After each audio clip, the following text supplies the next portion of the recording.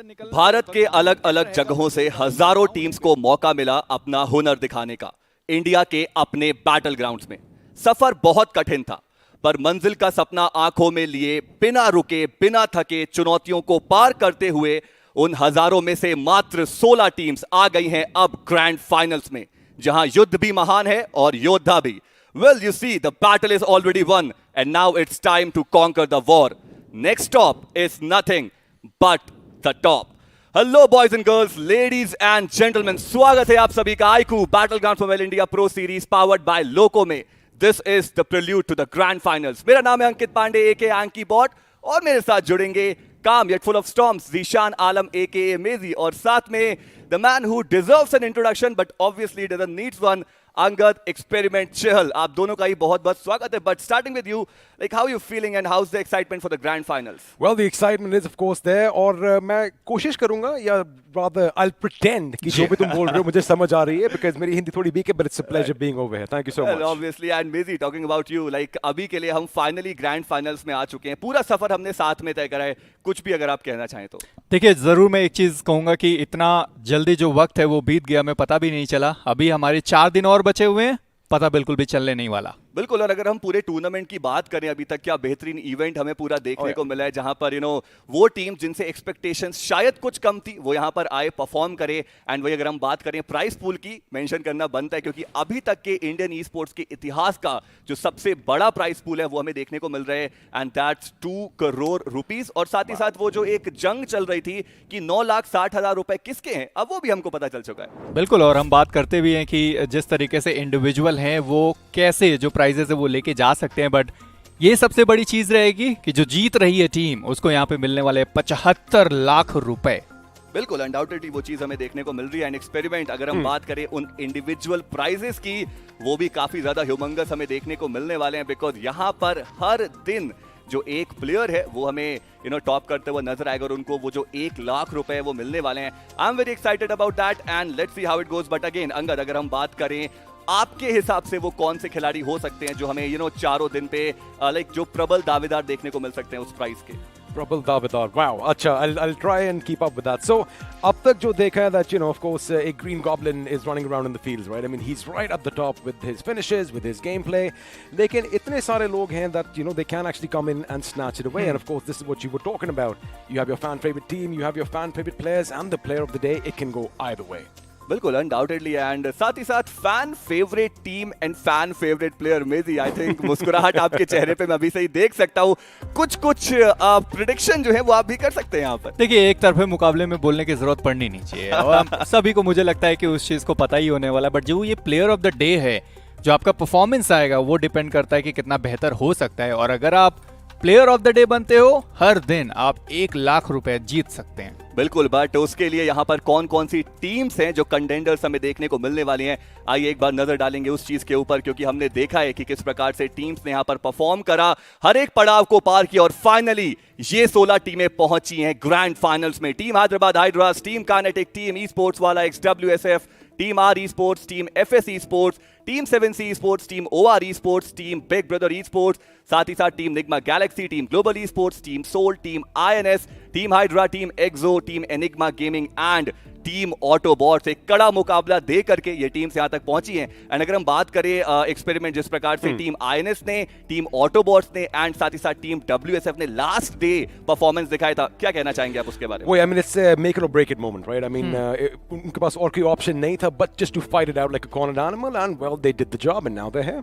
Undoubtedly वो चीज देखने को मिली. अभी के लिए चलेंगे सीधे स्केड्यूल की तरफ और देखेंगे कि आज के दिन का जो पूरा कार्यक्रम है वो किस प्रकार से आगे जाने वाला है. शुरुआत करेंगे मैच नंबर 1 से और अब कोई भी ग्रुप आपको देखने को नहीं मिलेगा because obviously we are having a top 16 teams over here. पहला मैच खेला जाएगा इरांगल के वर्चुअल वर्ल्ड में. दूसरे मैच में चलेंगे हम जो कि खेला जाएगा मीरामार के रेगिस्तान में. तीसरा मैच खेला जाएगा सैनहॉक के रेन फॉरेस्ट में. Then moving ahead with the map of ice, जैसा कि हम बोलते हैं वीकेंडी का मैप. उसके बाद वापस से हम 5वां मुकाबला खेलने वाले हैं हैं मीरामार के मैप पे, एंड साथ ही साथ जो आखिरी मुकाबला होगा वो खेला जाएगा इरांगल पे। मेजी, मैं आपसे जानना चाहूंगा कि सैनहॉक और विकेंडी अब ये दोनों ही आ चुके हैं, तो क्या एक्साइटमेंट रहने वाली है इसके अराउंड? देखिए, मैं सिंपल सी बात कहूंगा कि हमारे पास बहुत सारे ऐसे लोग हैं जो डॉक्टर खेलते हुए हमें दिखाई देते हैं। हमारे पास भी एक हैं, बट हम यहाँ पे बात करते हैं कि जिस तरीके से हमने हाइड्रा को खेलते हुए देखा है। पहला विकेंडी जब आया, उन्होंने चिकन डिनर निकाला हील बैटल करते हुए, जबकि उनके चारों प्लेयर वहां पे सर्वाइव कर रहे थे, 3 को आगे छोड़ दिया। एक जो प्लेयर वहां पे बचा हुआ था वो हील बैटल कर रहा था। उसके बाद वापस से उनका मैच आया, फिर वो बहुत बढ़िया खेल के गए। एक्सो, हमें पता है महारत उनको हासिल है हील बैटल करने पे, और हम सैनहॉक में तो देखते आए हैं उनको करते हुए। ऐसा वीकेंडी तो उसमें भी आपको वो करते हुए दिखाई देंगे। बिल्कुल। एंड एक्सपेरिमेंट में आपसे भी जानना चाहूंगा कि हील बैटल के लिए स्पेसिफिकली आपका क्या take, like while you are casting, और लाइक अगर हम बात करें अगर आप ऑडियंस की तरह देखते हैं तो हील बैटल को आप किस तरीके से देखते हैं? See, for me, it's like an insurance policy, right? It's a contingency plan. Basically, अगर आपको पता है कि भी आगे जाके थोड़ी मुश्किलें आ सकती हैं, if you know that there are going to be some blockades in the road ahead, it's a nice plan to have someone fall back. लेकिन इसका there's a alternate point also, right? There's a counter. अगर आप 3 बंदों के साथ आगे जा रहे हो, it's going to be problematic when you have full squad. So it is a gamble, but sometimes that gamble pays off. Well undoubtedly, but अभी के लिए चलेंगे सीधे हम ओवरऑल स्टैंडिंग्स की तरफ एंड देखेंगे कि वो कौन कौन सी टीम्स थी जिन्होंने यहाँ पर कितना बढ़िया फिनिश पॉइंट्स, कितने बढ़िया जो पोजीशन पॉइंट्स है वो निकाले हैं। वो जो 10 विनर चिकन डिनर का एक आंकड़ा था, थोड़ा दर्द जरूर से हुआ कि वो पूरा नहीं हो पाया, बट अगेन वो हमें टॉप ऑफ द टेबल देखने को मिल रहे हैं, 500 अंक। जी हाँ, हम बात करें OR Esports की, बट इसके अराउंड हमारे बहुत सारे डिस्कशन जरूर से बनने वाले हैं। बट सबसे पहले चलेंगे सीधे ओवरऑल स्टैंडिंग्स की तरफ। एंड मेजी, मैं खासकर आपसे ये चीज जरूर से जानना चाहूंगा कि OR Esports वो जो 10वां चिकन डिनर था, वो जो लास्ट वीक की परफॉर्मेंस थी, कहीं ना कहीं थोड़ी सी चोट जो है वो जरूर से उनको लगी है इस पूरे 3 वीक्स में। देखिए, मैं कहूंगा कि OR के जेली जब हमारे साथ जुड़े थे, जब हम उनसे बात भी कर रहे थे, इस चीज को उन्होंने सबसे पहले पॉइंट करा था कि जब आखिरी दिन आता है तो कहीं ना कहीं उनमें कुछ सोचने समझने की जो क्षमता है वो थोड़ी सी कम हो जाती है। और उस वजह से जो टीम का परफॉर्मेंस है कहीं ना कहीं वो डाउन हो जाता है, और वो चीज हमें फाइनल वीक में देखने को मिली। ऐसा भी नहीं था कि चलिए फाइनल वीक के फाइनल डे पे देखने को मिल रही हो, वो फाइनल वीक की जब शुरुआत हुई थी डे 1, वहीं से उनका वो कार्यक्रम चालू हुआ और आखिर तक हमने देखा कि वो जो 10वां चिकन डिनर था निकाल नहीं पाए। बिल्कुल। And talking about the rest of the team, specially team hydra official की अगर हम बात करें, एक्सपेरिमेंट हम देख रहे थे टॉप 4 में एक कंफर्टेबल पोजीशन पे थे, अच्छा पूरा मनोबल उनका चल रहा था, बट अगेन अभी के लिए वो 8वें पायदान तक खिसक चुके हैं। मैं आपसे जानना चाहूंगा कि ये जो पूरा कॉन्फिडेंस होता है जो हम लेकर के जाते हैं वीक स्टेज से अगले जो फाइनल्स है उसमें, उस पर कितना फर्क पड़ सकता है इस चीज का? See, I think the mental game is part and parcel of the entire game, right? I mean, you have to be strong up in the mind. और अगर आप अच्छे पोजीशन में हो when you're going into week 2, you a little bit more comfortable. You can try new things out. So that is what they did. They kind of did falter just a little bit. However, they have made it. But the whole question is, what are they going to do now? बिल्कुल। और साथ ही साथ अगर हम बात करें इन teams की, इन 8 टीम्स की, मैं कहूंगा थोड़ा लड़खड़ाते हुए पहुंचे हैं यहाँ तक, बट अंततः जो सफर है वो उन्होंने कंप्लीट करा है। अब जब हमारी पॉइंट स्टैंडिंग आएगी वो 0 से स्टार्ट होने वाली है। बट अगेन बात करें टीम काइनेटिक की, Esports वाला WSF team, INS team, Autobotz, जिस तरीके से आखिरी मैच तक उन्होंने हार नहीं मानी और वो जो एक स्पिरिट थी वो उनकी देखने को मिली। मेजी, मैं कहूंगा कि इंस्पायरिंग जरूर से रहने वाला है जो बाकी की टीम्स है, जो बाकी के प्लेयर्स हैं जो देख रहे हैं Esports में घुसने के लिए। देखिए, अगर एक्सपेरिमेंट हम आपस में बात करते हैं और जानते हैं इस चीज को, जैसे हम बहुत पहले भी इस चीज को डिस्कस कर रहे थे, हमने INS की बात करी थी, आखिर का जब दिन था तो सारे कास्टर्स एक साथ जुटे हुए थे और हम इस चीज की बात भी कर रहे थे कि क्या INS की जो स्क्वाड है वो इतना बढ़िया खेल पाएगी कि वो आगे पहुंच जाएगी। आप ये देखें, आखिरी के मोमेंट ही सही, एक अंक ही सही, बट कम से कम वो पहुंचे हैं। वही, I mean, जो उन्होंने लास्ट में वो स्ट्रगल दिखाया, that little determination, that grit that they had is the only reason they made it. And well, I guess Anki, these teams didn't. Well मैं कहूंगा कि टॉप 24 में थे, भारत की सर्वश्रेष्ठ 24 टीमें में वो आए हैं। यहाँ से वो कुछ लेके गए हो या ना लेके गए हो, बट जो एक्सपीरियंस है वो जरूर से लेके गए। हम हैप्पी कि यहाँ पर एक भी टीम ऐसी देखने को नहीं मिल रही है जिनको वो जो कहते हैं ना एक एंड प्लेजर, अगर हम बात करें वो जो चिकन डिनर है वो लेकर के गए हैं, जो कॉन्फिडेंस है वो राइज हुआ होगा। और अनडाउटेडली 48 मैचेस जब आप खेलते हैं वो भी भारत की सबसे ज्यादा धुरंधर टीमों के साथ, तो वो जो कॉन्फिडेंस है वो राइज होता है। बट आई जस्ट पूरा फोकस जो मैं लेकर के चलना चाहूंगा अभी के लिए एक ऐसी टीम के ऊपर जिन्होंने इरांगल के मैप पे स्पेशली हाहाकार मचा के रखा है। नो यू गाइस नो कि मैं किसके बारे में बात कर रहा हूं। It's going to be team Autobots. And specially मेजी, मैं आपसे जानना चाहूंगा कि जिस प्रकार से शुरुआत की थी उन्होंने, राउंड 4 की बात करें, वीक स्टेजेस की जो लीग स्टेज थी हमारी उसकी बात करें, और अब फाइनल्स में भी वो हमें देखने को मिल रहे हैं, तो क्या हम ये मान के चल सकते हैं कि शुरुआत जो पहला मैच है वो ऑटोबॉट्स के नाम जा सकता है? एक सबसे बड़ी चीज रहेगी जो मेरे साथ वो चीज घटित हुई, ऑटोबॉट्स का एक खिलाड़ी जिनका मेरे पास मैसेज आया था कि मेजी भाई थोड़ी बहुत चीजें जो हैं वो खराब चल रही हैं वीक 1 के बाद। वीक 1 का जब पहला दिन का उनका गेम गया बहुत बढ़िया था, बाकी के जो 3 दिन उन्होंने खेले वो बहुत ज्यादा खराब था। तब मैसेज आता है कि मेजी भाई जो चीजें हैं वो सही नहीं जा रही, जो प्लेयर्स हैं वो काफी डिमोटिवेट हो रहे हैं। डिमोटिवेट होने का रीजन भी था, टीम सोल इतना बढ़िया खेल रही थी, ओवार की स्क्वाड इतना बढ़िया खेल रही थी, उस वक्त हमने निग्मा गैलेक्सी को भी बहुत ज्यादा बढ़िया खेलते हुए देखा था। तो ये सारी चीजें कहीं ना कहीं ऑटोबॉट्स को थोड़ा सा परेशान कर रही थी कि अगर इसी तरीके से ये सारी टीम खेल गई तो हमारा क्या होगा, क्योंकि उनके जहन में वो चीज रही होगी आखिरी डे पे, आखिरी मैच पे वो क्वालिफाई करे थे पीएस के लिए। वेल मेजी, मैं कहूंगा कि अगर आपसे जानकारी लेने के बाद भी अगर टीम क्वालिफाई कर पा रही, I think it's a blessing, because हम सब जानते हैं ये मैं भूल गया था भाई, रेवनेंट का नाम यहाँ पर कोई भी नहीं लेगा, बिकॉज ऑब्वियसली जहां पर आप अपने विचार व्यक्त करते हैं थोड़ी सी लुटिया डूब जाती है। But coming on to the serious part, XP, like according to you, आपको टीम ऑटोबॉट्स का स्ट्रेंथ क्या लगता है कि where they are very strong? क्योंकि हम देखते हैं इरांगल पे तो स्ट्रॉन्ग है, बट क्या बाकी के मैप्स पे उतना अच्छा परफॉर्म ना कर पाना, वो भी ग्रैंड फाइनल्स में, उनको जरूर से दुख दे सकता है? See, जैसे मेजी ने कहा था, and I'm sure he's going to be सहमत with this. Did I use that right? Yeah, Achha. right. So in week 1 they had 137 points, right? Yep. Week 2 63. They had a little bit of decline. But this is what I love saying. It's all about doing your homework. Week 3 these boys came, they saw, they conquered. 147 points is what they had at the end, and well, of course, all their figures speak for themselves. Lekin now, जैसे आपने बोला कि it's a clean slate for everyone, and everyone is going to start at zero. Let's see if they put their best foot forward. Undoubtedly वो चीज हमें देखने को मिलने वाली है, एंड एक नया इंस्पिरेशन लेकर के, बिकॉज अभी के लिए वो एक चीज भी आती है ना कि कुछ टीम्स होती हैं जो बोलती हैं कि वो अपना बेस्ट फुट फॉरवर्ड नहीं रख रही हैं, बट पर्सनली अगर हम बात करें एक और टीम की जो इस फहरिस्त में आएगी, हालांकि वो टॉप 16 में हमें देखने को नहीं मिल रहे हैं, बट जब भी वो आए हैं, राउंड 1 की बात करें, राउंड 2 की बात करें, राउंड 3 की बात करें, हमेशा हम ये चीज बोलते थे कि it's going to be a day dominated by team Walkouts. जिस प्रकार का प्रदर्शन था specially in the map of Miramar, and मेरी हमारे भी बहुत बारी वाले डिस्कशन हुए हैं। What do you think went wrong for team Walkouts? एक मैच मुझे याद आता है, वो इरांगल का ही मैच था जिसमें मिस्टर स्प्रे ब्रेक के बाद वापस आए थे और 8 फिनिशेस के साथ वो टीम जीत के गई थी, वो चिकन उन्होंने निकाला था।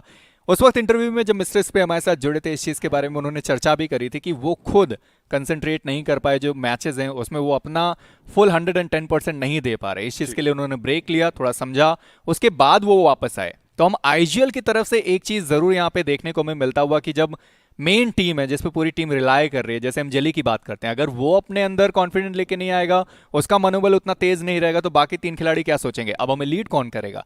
मुझे लगता है वॉकआउट के साथ एक ही चीज़ गलत हुई, मिस्टर स्प्रे जिस तरीके से उन्होंने ऑन स्ट्रीम वो चीज़ बोली, प्लेयर्स को भी कहीं ना कहीं पता था कि जो चीज़ें हैं वो टीम के अंदर ही सही नहीं चल रही, और वो लड़खड़ा गए, बाहर होते हुए दिखाई दिया। बिल्कुल, but experiment at the same time अगर हम बात करें यहाँ पे टीम वर्कआउट्स की ओवरऑल परफॉर्मेंस की, कहीं ना कहीं हमने देखा कि हाँ वो कॉन्फिडेंस उतना उनके अंदर था नहीं, जैसे कि आपने भी बोला कि जो प्लेयर्स थे वो थोड़े एग्जॉस्ट होते हुए नजर आए। तो ऐसे में वो जो 5वें और 6ठे खिलाड़ी का रोल है वो कितना क्रूशियल हो जाता है एक टीम में? See, वही the substitute का basically aim is to come in and replenish the team. That's what I believe, right, Maisie? So I mean, basically you want to have a guy who's going to come in and do the job, and he can be doing anything. ठीक है, just talking about the same team. 121 points is what they had in week 1. Week 2 and week 3, 90 and 87. So फिर भी अच्छा खेले वो, but it wasn't enough. That is when that pressure was setting in, and as you said, the exhaustion was also coming in. So I mean, that's where the substitute comes in as a little bit of a replenishment factor. Well, जो बीती सो बीत गई है, वो बातें क्यों दोहराते हैं? They walked out. Yeah, let it be. But अभी के लिए हम एक टीम की तरफ चलेंगे जो कि I'm very excited when I'm saying it because उन्होंने बिल्कुल माइंड बॉगलिंग परफॉर्मेंस दिखाया। वो लास्ट के 2 मैच, वो chicken dinners, 1 against team Soul, and दूसरे में जो इरांगल का मैप था, yes we are talking about WSX team esports वाला जो परफॉर्मेंस उन्होंने दिखाया। स्पेशली अगर हम इंडिविजुअल प्लेयर्स की बात करें, बाजवा बहुत पहले से ही हमको वो उनका जो परफॉर्मेंस था उसमें वो दमखम दिख रहा था। वो कहते हैं ना कि पूत के पैर पालने में दिख जाते हैं, वो चीज़ हमें दिख रही थी, बट आखिरी दिन के आखिरी मैच तक क्यों टाला गया उस चीज़ को? मुझे लगता है उनका सोशल जो मीडिया है वो बहुत अच्छे तरीके से इस चीज़ को बता पाएगा, क्योंकि एक दिन पहले ही उन्होंने अनाउंस करा था उस चीज़ को कि देखिए हमारे पास अब कुछ नहीं बचा है खोने को, अब हमारे पास जो भी चीज़ है वो हम पा के जाएंगे और अपने आप को आगे रखेंगे। और एक्चुअली में वो चीज़ उन्होंने की। मेरा मार में बिल्कुल भी मुझे संदेह नहीं हुआ कि उन्होंने चिकन निकाला कैसे, क्योंकि बार बार वो बहुत बढ़िया खेल रहे थे। हम ओवार से जब उनकी मुलाकात हुई थी मेरा मार के मैच पे, तब भी हम उस चीज़ की बात कर ही रहे थे कि वो चिकन निकाल सकते थे, बट वो निकाल नहीं पाए। जा सकते थे वो आगे, थोड़ी बहुत गलतियां हुई जरूर थी, बट फाइनली फाइनल डे मेरा मार आखिरकार वो चिकन निकाल के गए और साथ में रैंगल पे भी।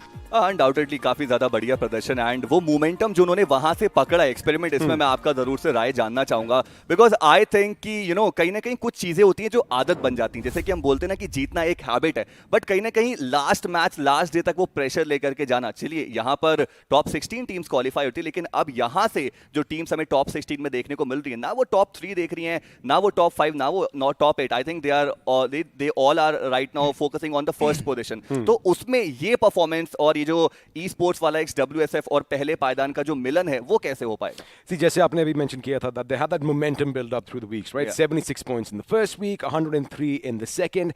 Third week was brilliant. Right. आखिरी जो the games खेली थी, I mean, they just came in and finished everything in their wake. 149 points. Now, normally what happens is when you have pressure, right? Either banda thoda thak jata hai or they just, fall back a little bit. But these guys, they're basically a lump of coal that became a diamond. That's what pressure does. And it shows that, they have that fighting spirit, because you got to keep one thing in mind. They were picked up by Esports wala just before this.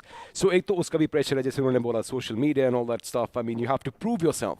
Right. So again, I think they do have what it takes to, still make it to the top. And this is what the next 4 days are going to be all about. Well, undoubtedly, and साथ ही साथ वो जो never give up attitude उन्होंने दिखाया है, I think इससे काफी ज्यादा इंस्पिरेशन उनको खुद को भी मिली होगी एज अ टीम, क्योंकि जहां पर लग रहा था कि सारी चीजें अब शायद धराशाही हो जाएंगी, वहां से वो उठे और वो हार के जीतने वाले को बाजीगर कहते हैं। बट अभी के लिए well, experiments going to learn a lot of Hindi words from here. अगर वो इंग्लिश बोलने लगे तो हमारे सर के ऊपर से जाएगी। True that. इसीलिए हमारी तादाद ज्यादा यहाँ पे रखी गई ताकि हम थोड़ा सा जी कंट्रोल रखें। बट अभी के लिए हम चलेंगे सीधे जो हमारे टॉप प्लेयर्स हैं जिन्होंने अभी तक काफी ज्यादा बेहतरीन परफॉर्मेंस दिखाया, उनकी तरफ चलेंगे, देखेंगे कि उनके स्टैट्स अभी के लिए क्या कह रहे हैं। एंड अनडाउटेडली इस लिस्ट में हमको गॉब्लिन जरूर से देखने को मिलने वाले हैं। मेरी कितनी बड़ी रिस्पॉन्सिबिलिटी अभी कंधों पर होगी गॉब्लिन के? देखिए, गॉब्लिन नो डाउट बहुत बढ़िया इस वक्त खेल के गए। जिस तरीके से हमने उनका प्रदर्शन देखा, 125 टोटल फिनिशर्स 48 मैचेस में ये खिलाड़ी निकाल के जा रहा है। वीक 2 उतना बढ़िया इस टीम के लिए नहीं गया, इस प्लेयर के लिए नहीं गया। अगर वीक 2 भी उतना ही बढ़िया जाता, ये आंकड़ा हमें और ज्यादा आगे जाता हुआ दिखाई दे सकता था। बट इसमें कहीं ना कहीं आप एक चीज और समझेंगे और जानेंगे कि अक्षत, उनका भी रोल इस पूरे टीम में कहीं ना कहीं बहुत ज्यादा बड़ा। गॉब्लिन अक्षत साथ में जब खेलते हैं तब आप देखें उनकी टीम कितना बढ़िया करके जाती है। हमने अक्षत को वो सैनहॉक के मैच में 1v2 करते हुए देखा है, ओआर को क्या बढ़िया प्रदर्शन उनका था। But Goblin no doubt MVP की रेस में फिलहाल के लिए सबसे टॉप पे हमें दिखाई जरूर दे रहे हैं, बट हाँ बाकी सारे प्लेयर्स का भरपूर support. Well definitely Akshat is the unsung hero right now, और हम सब अभी फिलहाल उनकी जिस तरीके से चर्चाएं कर रहे हैं, obviously he deserves it. But at the same time XP अगर हम बात करें टीम 7C के प्लेयर्स की, चाहे हम बात करें सारंग की, बात करें स्प्रे गॉड की, इंडिविजुअल परफॉर्मेंसेस सिर्फ लास्ट वीक में आया। तो क्या लगता है आपको एज एन एनालिस्ट की क्या उन्होंने सच में अपनी सारी स्ट्रैटेजीज छुपा के रखी और आखिरी दिन दे जस्ट एक्सप्लोडेड, या फिर फाइनली उनको वो जो कॉन्फिडेंस था और सिनर्जी थी वो मिली जो वो वीक 3 में आके परफॉर्म कर पाए? I think synergy and confidence तो था ही इनमें, because again they're old boys, they're veterans of the game, और उन्होंने बहुत कुछ हमको दिखाया in the past. लेकिन ऐसा लग रहा था in week 3 someone lit a fire under their belly, right? That guys go and get the job done, and that is what they did. Sarang went on a little bit of a rampage. Spray God went on a little bit of a rampage, and what I feel is it wasn't tactics. They were just taking the fights. They were taking the fight straight to the enemy's gates, and if you want to get something in the BMPS, that is what you need to do. Exactly. I just want to know your views as well. For like overall, अगर हम 7C की बात करें, कुछ अगर आपके views हो उनके ऊपर तो। 7C का पहले से ही हम प्रदर्शन बहुत ज्यादा अच्छा देखते हुए आ रहे हैं, बट वो आप कहते हैं ना कि आखिरी दिन पे ही वो सारी चीजें अगर हमेशा रिपीट हो रही हैं तो बाकी सारे दिन पे आने वाले जो मैचेस हैं उस पर भी चांसेस ज्यादा हैं कि जो आपका प्रदर्शन है वो कुछ उसी तरीके से हो जैसे हमने 7C को पहले भी खेलते हुए देखा है। लास्ट डे पे वो आते हैं, कमबैक करते हैं और बहुत अच्छी पोजीशन लेके जाते हैं। बट आपको बहुत अच्छी पोजीशनिंग की जरूरत नहीं है, आपको वो पहला पायदान चाहिए। उसके लिए आपको चारों दिन कंसिस्टेंट रहना पड़ेगा। मोस्ट प्रोबेबली 7C वो सीख चुकी होगी और अब ये PS का जो फाइनल चल रहा है most probably चारों दिन consistent रहेंगे. Well, undoubtedly, I think consistency is the key. Yes, XP. Oh, absolutely. Just to add to Maisie's point, I mean, 7C Esports, 8th position, 8th position, 7th position. This is what they were at the end of week 3. And even the points were pretty similar, 133, 125, 132. So they have the consistency. Lekin pehle, in my opinion, what I thought was they were playing a little bit safer. ठीक है, and में जाके जब उन्होंने fights लेना शुरू करी, when they started finishing everything, तब I think that little confidence that you talked about came in. So again, what Maisie said, these next 4 days, they have to be firing on all cylinders right from the beginning. Well ये वाली चीज हमें बिल्कुल देखने को मिली। और साथ ही साथ अगर हम बात करें, थोड़ा पहले चलते हैं, इतिहास में चलते हैं, अगर हम बात करें BGIS की, हमें कुछ नाम दिखे, हमें कुछ चेहरे दिखे जो आज जाकर के उन्होंने और बड़ा नाम बनाया, बड़ी बड़ी और के साथ वो जुड़ते हुए नजर आ रहे हैं। लेकिन इस टूर्नामेंट के अंदर भी हमें कुछ ऐसे नाम, कुछ ऐसे चेहरे जरूर से दिखो जिन्होंने बहुत ज्यादा प्रभावित किया हमको। अगर हम बात करें स्क्रीम की, बात करें टैंगो की, like these are those players जिन्होंने यहाँ पर आकर के ये प्रूव किया कि yes they have it in them. And जिस प्रकार से उन्होंने परफॉर्म किया, specially if you are talking about Scream from Brick Brothers, जिस प्रकार का उनका गेम प्ले रहा है, जेन ओपी की बात करें, 1v4 जिस तरीके से उन्होंने ग्लोबली स्पोर्ट्स को करा था, वो हम बिल्कुल भी नहीं भूल पाएंगे। चलेंगे हम स्पॉटलाइट की तरफ इन सारी प्लेयर्स की। बट अगेन मैं आप दोनों से जरूर से जानना चाहूंगा, स्टार्टिंग विद यू मेजी, कि कितना जरूरी और कितना इंपॉर्टेंट यहां पर परफॉर्म करना और ये इस प्लेयर को कितना आगे तक लेके जा सकता है। मैं कहूंगा स्क्रीम का 73 फिनिशेस उन्होंने निकाले जरूर है, बट मैं बिल्कुल भी ये चीज से सहमत नहीं रहूंगा कि ये इनके अकेले के हैं। जिस तरीके से हमने इनके साथ साथ को हेलगॉड को खेलते हुए देखा है, क्या बढ़िया सपोर्ट रहता है स्क्रीम के साथ साथ वो जो 4 खिलाड़ी और रहते हैं। बट एक और चीज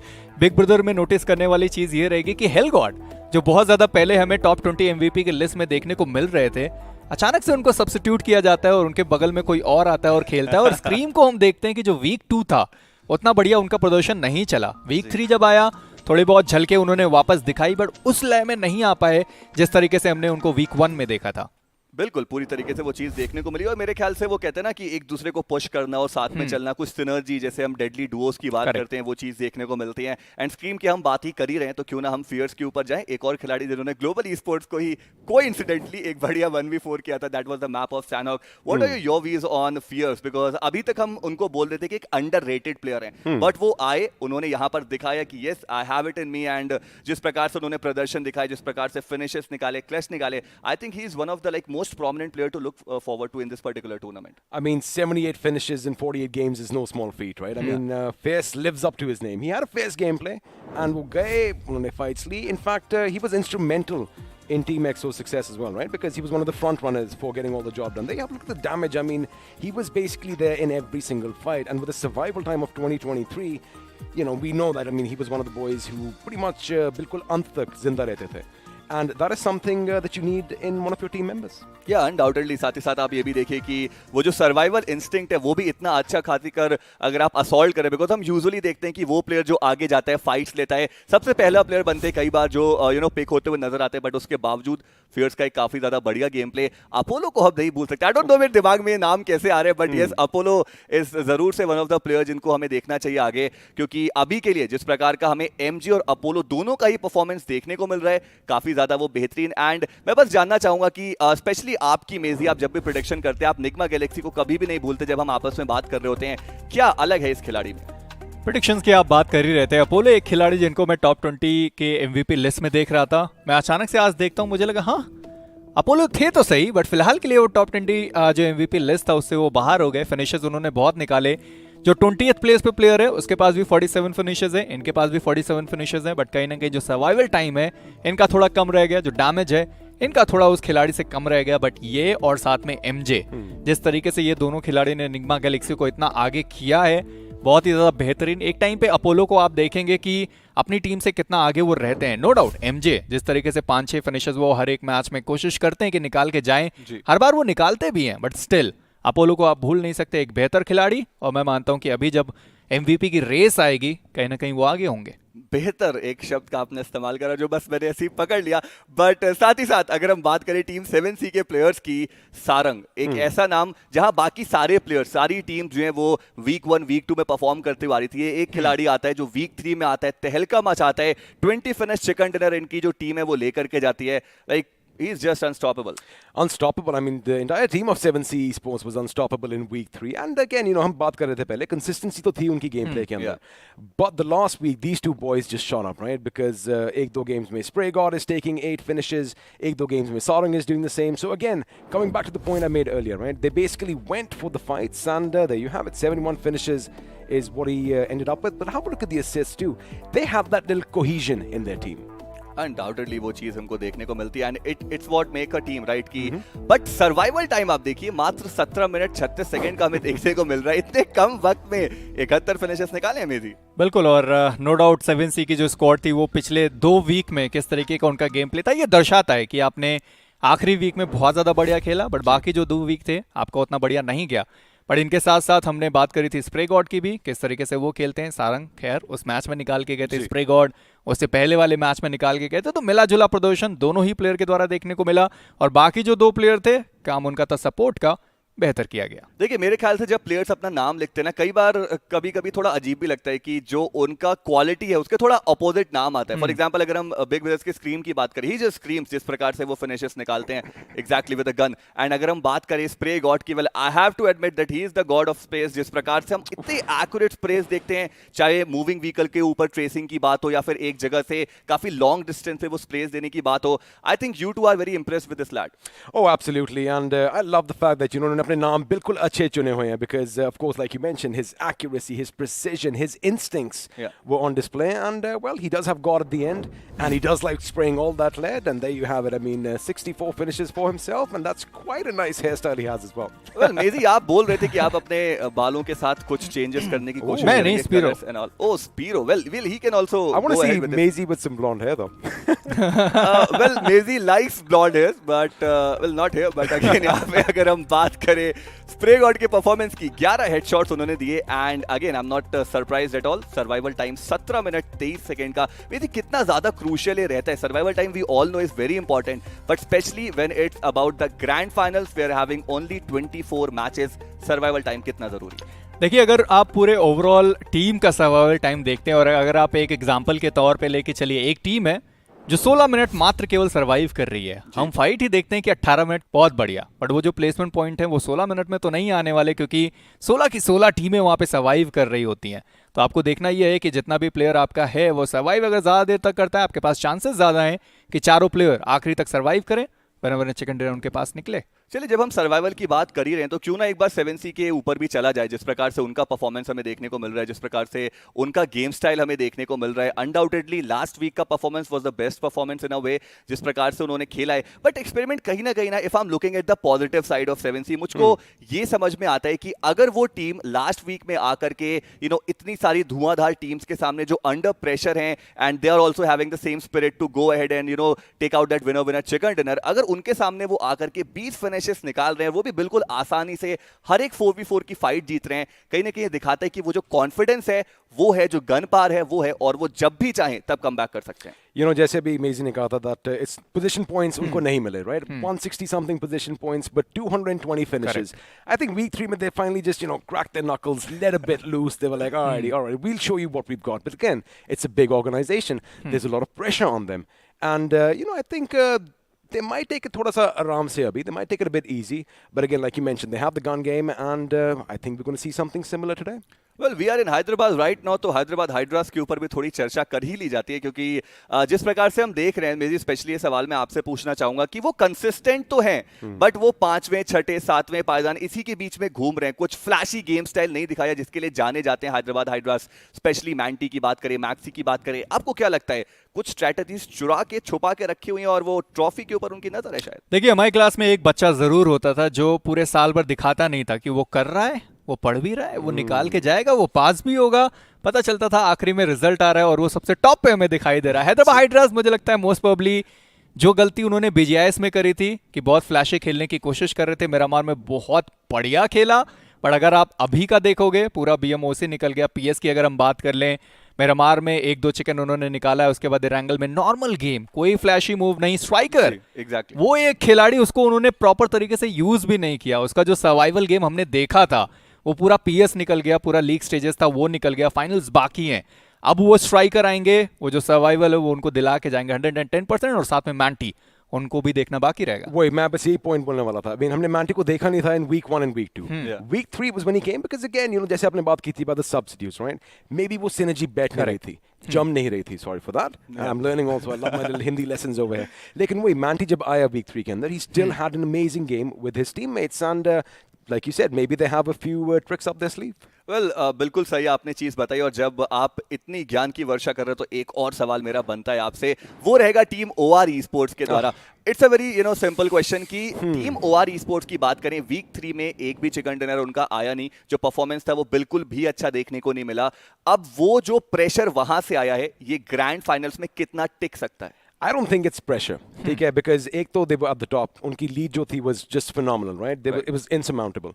लेकिन I think they were just taking it easy because they have a lot of plays in their playbook which they might just come up with. And if you think about it, उनको कुछ करने की ज़रूरत भी नहीं थी. लेकिन बस हाँ, वो एक chicken dinner अगर और होता, double digits में अगर वो उनके पास होते, that would have been something else. But again, they're still at the top. And oh boy, let's see if they are going to do something like they did in the past. And because you know, when they come to the main stage, to the grand stage, that's when the pressure actually builds up. Well, that's true. And साथ ही साथ OR के अगर number of chickens की बात करें, मुझे मेरे केमिस्ट्री के मार्क्स याद आ जाते हैं. खैर वो सब तो पुरानी बातें, उसको छोड़ते हैं. But talking to you Mezzy, global esports versus Hydra एक काफी तड़कता भड़कता जो टॉपिक है वो चल रहा है अभी के लिए, specially when it comes to drop clash.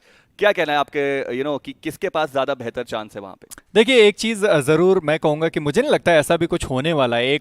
एक वर्ड होता है बहुत हम ज्यादा यूज करते हैं, प्रचार और प्रसार करने का एक तरीका. मुझे लगता है फिलहाल के लिए हाइड्रा और जी के बीच में बस यही चीज है, प्रचार और प्रसार अपनी टीम का किया जा रहा है. ऑडियंस है कम से कम जाने कि हाँ ये टीम है जो खेल रही है, और मोस्ट प्रोबेबली मुझे लगता है कि सब जो सुलह सपाटा है वो हो चुका होगा और आराम से अपने अपने ड्रॉप पे वो चले जाएंगे जहां पे भी उनका जाने का मन करे. अगर वो यासनाया भी जा रहे हैं, आधा यासनाया आप ले लो, आधा पे हम खुश हैं, और उसके बाद जो रोटेशन है वो हम आराम से करेंगे. बिल्कुल. और मैं बस ऐसे ही बताना चाहूंगा कि एक और बात ऐसी निकल के आई थी कि Global Sports were trying to change their drop location to जॉर्जो, तो फिर लोग बोल रहे थे कि हाइड्रा नाम जो है उससे थोड़ी दिक्कत जरूर थे. बट अगेन अगर हम बात करें जो फाइनल्स है वो आ चुके हैं, I have to set like ऐसे, क्योंकि I am very excited for this. Grand finals यहाँ पर आ चुका है. हम देख रहे हैं टीम्स काफी बढ़िया परफॉर्म करने वाली है. मोमेंटम, कॉन्फिडेंस, सब चीज की बात कर ली. 2 crore rupees are at stake, the biggest prize pool ever in the history of Indian esports. Prediction आपकी, कौन रह सकती है टॉप 4 टीम्स अगर हम बात करें जो विजेता सेकंड, थर्ड और फोर्थ पे देखने को मिल सकते हैं इस पूरे इवेंट के एंड में? You're going to put me on the spot right now, huh? चलिए आप फिर मुझे एक टीम का नाम बता दीजिए. एक टीम. वेल अगर हम अपने स्टैट्स, फैक्ट्स एंड फिगर्स देखें तो ऑब्वियसली नाम तो ओआर ई-स्पोर्ट्स आएगा, लेकिन जैसे हमने बात की थी हैदराबाद हाइड्रास में कुछ तो खास है. Let's see if they can actually you know put the pedal to the metal and get the job done. Again, like you said, no flashy gameplays is what they need, so I'm probably going to go for Hyderabad Hydras. Hyderabad Hydras. What about you? Nigma Galaxy. Well, straight and clear, I am very sorry to the owners of Nigma Galaxy because we all know that मेजी का prediction काफी ज्यादा खूबसूरत था. But अभी मैं आप लोग से थोड़ा खफा भी हूं क्योंकि आपने मेरा प्रोडिक्शन नहीं पूछा. आपका बता ही दीजिए, वैसे जरूरत हो नहीं, कोई सुन भी नहीं रहा. बता दीजिए. अब तो आंकी आप अपना प्रोडिक्शन बताइए हमें. Please my boy, thank you so much XP मुझे ये जगह देने के लिए. But what I feel like is again I feel like कि team OR Esports have got a very fair chance to be at the top of the table and I'll give my views as well because Jelly का जो आइजलिंग है वो बहुत ही ज्यादा बढ़िया. But क्या वो जो मोमेंटम है वो आगे लेकर के जा पाएंगे, ये एक बड़ा सवाल रहने वाला है. मेरे ख्याल से जो जनता है वो पूरी तरीके से पम्प्ड अप है. जो ट्रॉफी रिवील है वो भी हमें यहाँ पर देखने को मिलने वाला है. Thank you so much experiment and साथ ही में मेजी हमारे साथ जुड़ने के लिए, इस पूरी कन्वर्सेशन में हमारा साथ देने के लिए. एंड अगेन काफी सारी चीजें जो है उसका खुलासा भी हमें देखने को मिला, काफी सारी चीजें जो है वो क्लियर भी करी गई. But I am pretty sure की जो जनता है, जो आप लोग हैं, वो भी पूरी तरीके से तैयार हैं इस ग्रैंड फाइनल्स का लुफ्त उठाने के लिए. तो फिर देर किस बात की, चलेंगे सीधे हम यहां से अभी के लिए प्री मैच सेगमेंट्स की तरफ और देखेंगे उस चमचमाती हुई ट्रॉफी को. बट एक छोटा सा सवाल, क्या आप लोगों ने वो ट्रॉफी अभी तक देखी है? देखी तो सही, बट बताने के इस वक्त मूड में नहीं. जैसे ही आएगा तुरंत देखेंगे और इन्होंने तुरंत ही बता दिया कि कैसा है वो ट्रॉफी. बिल्कुल, काफी ज्यादा भारी भरकम और चमचमाती हुई ट्रॉफी. चलेंगे सीधे उसकी तरफ और उसके बाद आज के दिन का पहला मुकाबला इरांगल के वर्चुअल वर्ल्ड में.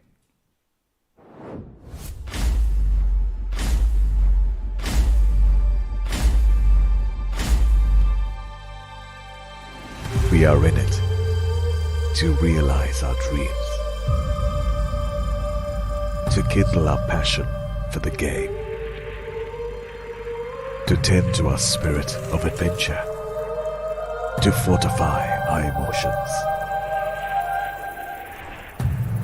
to prove that we are the best through our actions.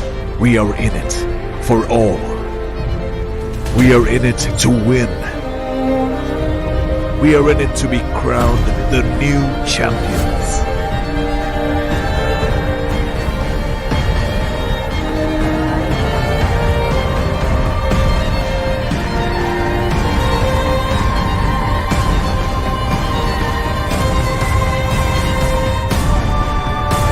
And our next stop is the top.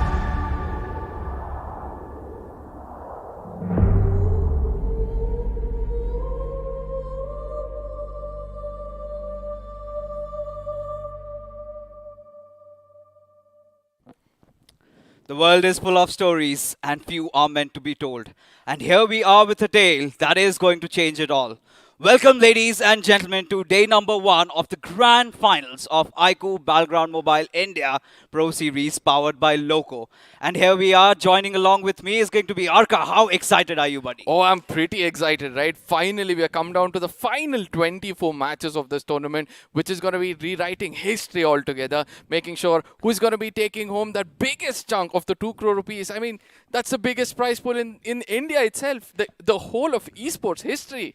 Of course, we are talking about the whooping 2 crores on the line, right? And new champions are going to be etched in forever. Last time we did have in the iQOO BGIS, it was Highlights Gaming.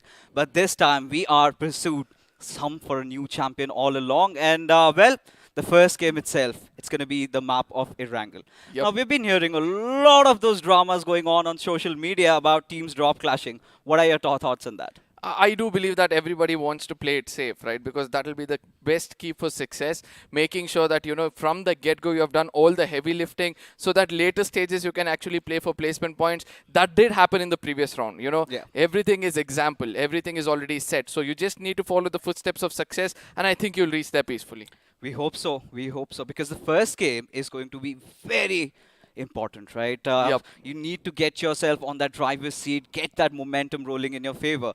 And we have few teams that are already contending for the top spot in the league stages. We, of course, did have OR Esports with a huge lead, followed by Seoul, EXO. We all know that. Yeah. But now I'm going to ask you about the teams that did scrape their way through into the grand finals. What is your thought on teams like that? Let's talk about Team Kinetic. Let's talk about Esports Wala WSF and INS. Yeah, exactly. That's a very good point, actually. You know, if I want to, the first team which I want to speak about is WSF, right? Esports Wala WSF.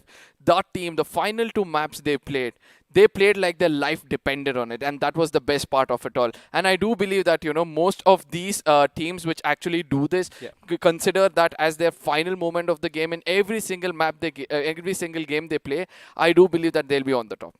We do. The first game, of course, we've been talking about. I think I have a hunch, right? It's going to be a little slow paced, right? Teams are going to be playing seriously. A lot of teams have been talking about the strategies, right?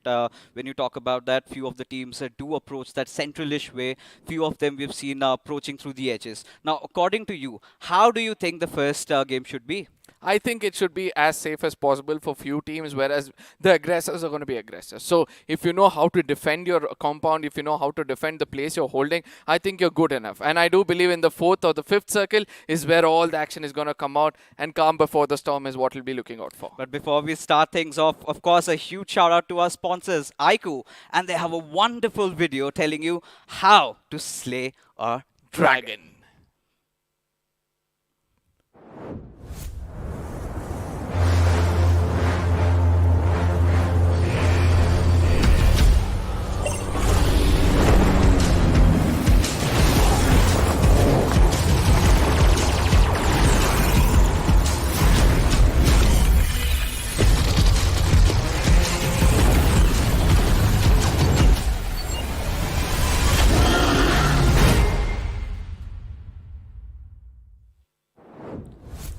The iQOO Neo 6, the device that we've all been talking about, all been hyping it along so long. And well, this is for you, ladies and gentlemen. The entire grand finals, all the players are going to be playing from this bad beauty. So you might want to check yourself out if you want to also get into the bandwagon of esports. But now, coming back to discussion that we are having, it is, of course, the first game, right? Erangel. We did discuss about the teams that did, you know, manage to scratch their way through the top 16. And there are few teams around the mids, right? This is where I have to ask you about teams like FS Esports, R Esports, who have been playing primarily on the behalf of their position points that they have attained. But do you think the same strategy is going to work in the grand finals as well? No, I don't think so. It's going to work out. And that's my personal opinion, because when they had to make their way from the fourth week to into the BMPS. I'm specifically speaking about BMOC, where they had just 4 days. It's the same scenario coming in again. And if you're only playing for placement points and not getting those finish points, somewhere in the bottom you're going to be affected. And let's not forget, there were teams like Blind who got eliminated because of this very reason, where they didn't dare to go and to get one finish for themselves, and due to which they couldn't cross the line. Well, let bygones be bygones. But something for you guys we do have is, of course, the merch giveaway, ladies and gentlemen. We're talking about those cool T-shirts and those sippers that come along with it. And we're talking about 50 of them being given away. Along with that, the iQOO Neo 6. 10 of them are up for the grabs. You might want to check the pinned chat and click on the link, fill it up. And if you're lucky, 10 lucky winners by the end of the evening will have one of these in the pockets. Now, since you were telling about the teams, right, there are 2 teams which is still in my mind. It's lingering around. One is going to be the side of Team INS, and the other one is going to be the side of FS Esports, Okay. Because I really want to know what is your take on these 2 teams, because they have a very different play style altogether. Do you think they're going to stick on to the same play style in the finals itself?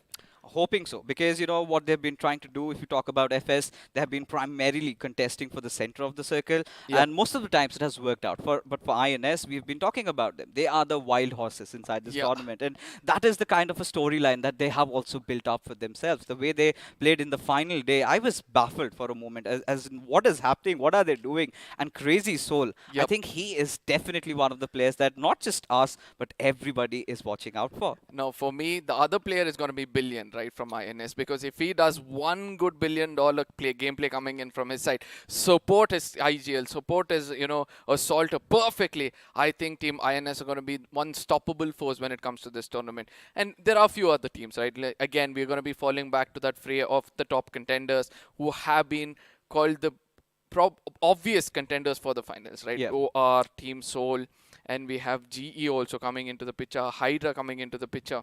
What is one thing you feel is going to be something which they have to look out for? For example, is it the aggression coming in from the bottom teams, or is it just that, the gameplay is already an open book? I mean, it primarily comes down to how the circle is forming, right? There are certain circles that favor certain teams, right? If we do have an OR circle somewhere around the centers, let's say, I think they are going to be the prime competitors to win that one. But if you're talking about the edges, this is where we also have teams like Nigma Galaxy also coming into the fray. And talking about teams like Global Esports and Hydra, we do know that something is cooking, right? We have heard all the banters happening over social media, everybody wanting to get the better hold of Yasnaya Poliana, but it could all be thrown out of the window, right? It just could be, for building up the hype, get some social media engagement, or else, when it comes down to getting the trophy, I'm pretty sure they would want to take things a little slow. Now, in case they go in for the same publicity stunt, I strongly feel they're going to pay a very, very hefty price, because ultimately it's all 4 men standing in the final circle. That has been the highest rate of success until now. Yes, in the map of Erangel, your expectations on the first map itself? I mean, the time has come. It's arrived and it's here upon us, ladies and gentlemen. I think we need to get into the map of Erangel, and which is going to be, filled with the pastured green grasses, but in a few moments, it's going to be turning red with blood, with all the despair out of all these teams around. And here we have a glimpse of the buggy. I believe this is somewhere around the fields of Katka that we do have. But I'm really excited about how the first circle is going to be. Is it going to be something quite similar to what we have witnessed during the league stages of the iQOO BMPS, or is it going to be something entirely different? Because that really does come up with the grand finals. We have a slight change. Now, we've witnessed a lot of circles around, let's say, the Katka areas and towards the eastern side as well, around the snake compounds. But I would love to start things off with a southern one. What about you? Even me, right? I really want a military base where the circle is going to go to the dead corner of the military base, where a little bit of a water and a land, kind of skirmish takes place, and the final moments are going to be so exciting. I also would want a completely water circle as well, where it's not going to, obviously, to start off the grand final with something like a water circle, I think would be perfect for this tournament. Sinister thoughts there, sinister thoughts there coming out from the Sanang incarnate, ladies and gentlemen. But yes, this is cool. We do have a lot of teams competing around these areas, right? We do have FS, we've got Kinetic, we've got OR, or maybe possibly Global Esports. We do not know. Anything can possibly happen. There have also been a few rumors that they might head away towards even the Western Georgia Pole cities, right? Everything comes down to the flight path trajectory, and by all means, let's get it started, ladies and gentlemen, as the flight path trajectory is all the way from the southern side towards Georgia Pole, a little bit inclined towards the western side. Oh boy, I'm excited. Oh yes, and look at what's happening on the bottom of the screen. Every single player is going to be playing with that beauty in hand. That's iQOO Neo 6, one of the best of the beasts you need to play in the finals itself. So coming back, completely Western Circle, least expected from these players for sure. So teams going towards the side of Yasnaya, Stolba, Milta Power or Novo will have a long journey up ahead and waiting for the circle to be favoring them. Oh yeah, me too. I really hope the circle goes a little bit towards the eastern side, not a southern side. I've already changed my mind, Zarka. But talking about the teams in front of us, well, we've got a keen eye on Global Esports because they are the ones who are going to be causing all that ruckus throughout the lobby. So Hyderabad, the Hydras, no doubts whatsoever. They are heading towards the Western Georgios. We might have a few teams heading towards Pachinki, considering it's up for grabs since Team Blind is not going to be playing with us. Autobotz heading towards Primorsk. Nothing changed. Even the same can be said for Team Seoul.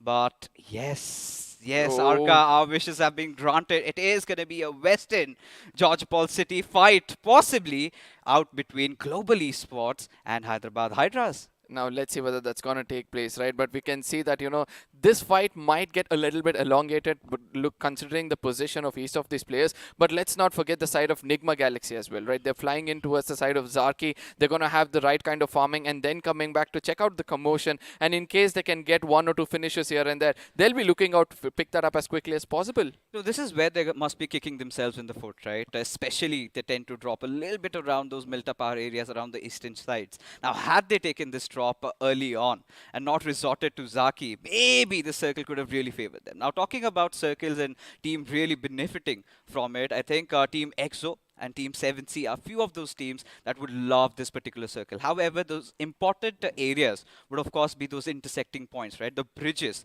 that we're talking about where Team RE are up to a really wild split. Now, this is one thing you would want to do, right? When you're jumping and you look out for parachutes around you, you understand that nobody's coming into the military base. That is where you tend to take such kinds of, I wouldn't say as a risky moves, but moves which are actually required for the game. But ultimately, I was expecting a little bit of a fight between Team EXO as well as BB because they landed almost next to one another to go towards the side of farm. But let's not forget to see on the screens right now, it's going to be Team OR, considered as one of the strongest contenders in this game.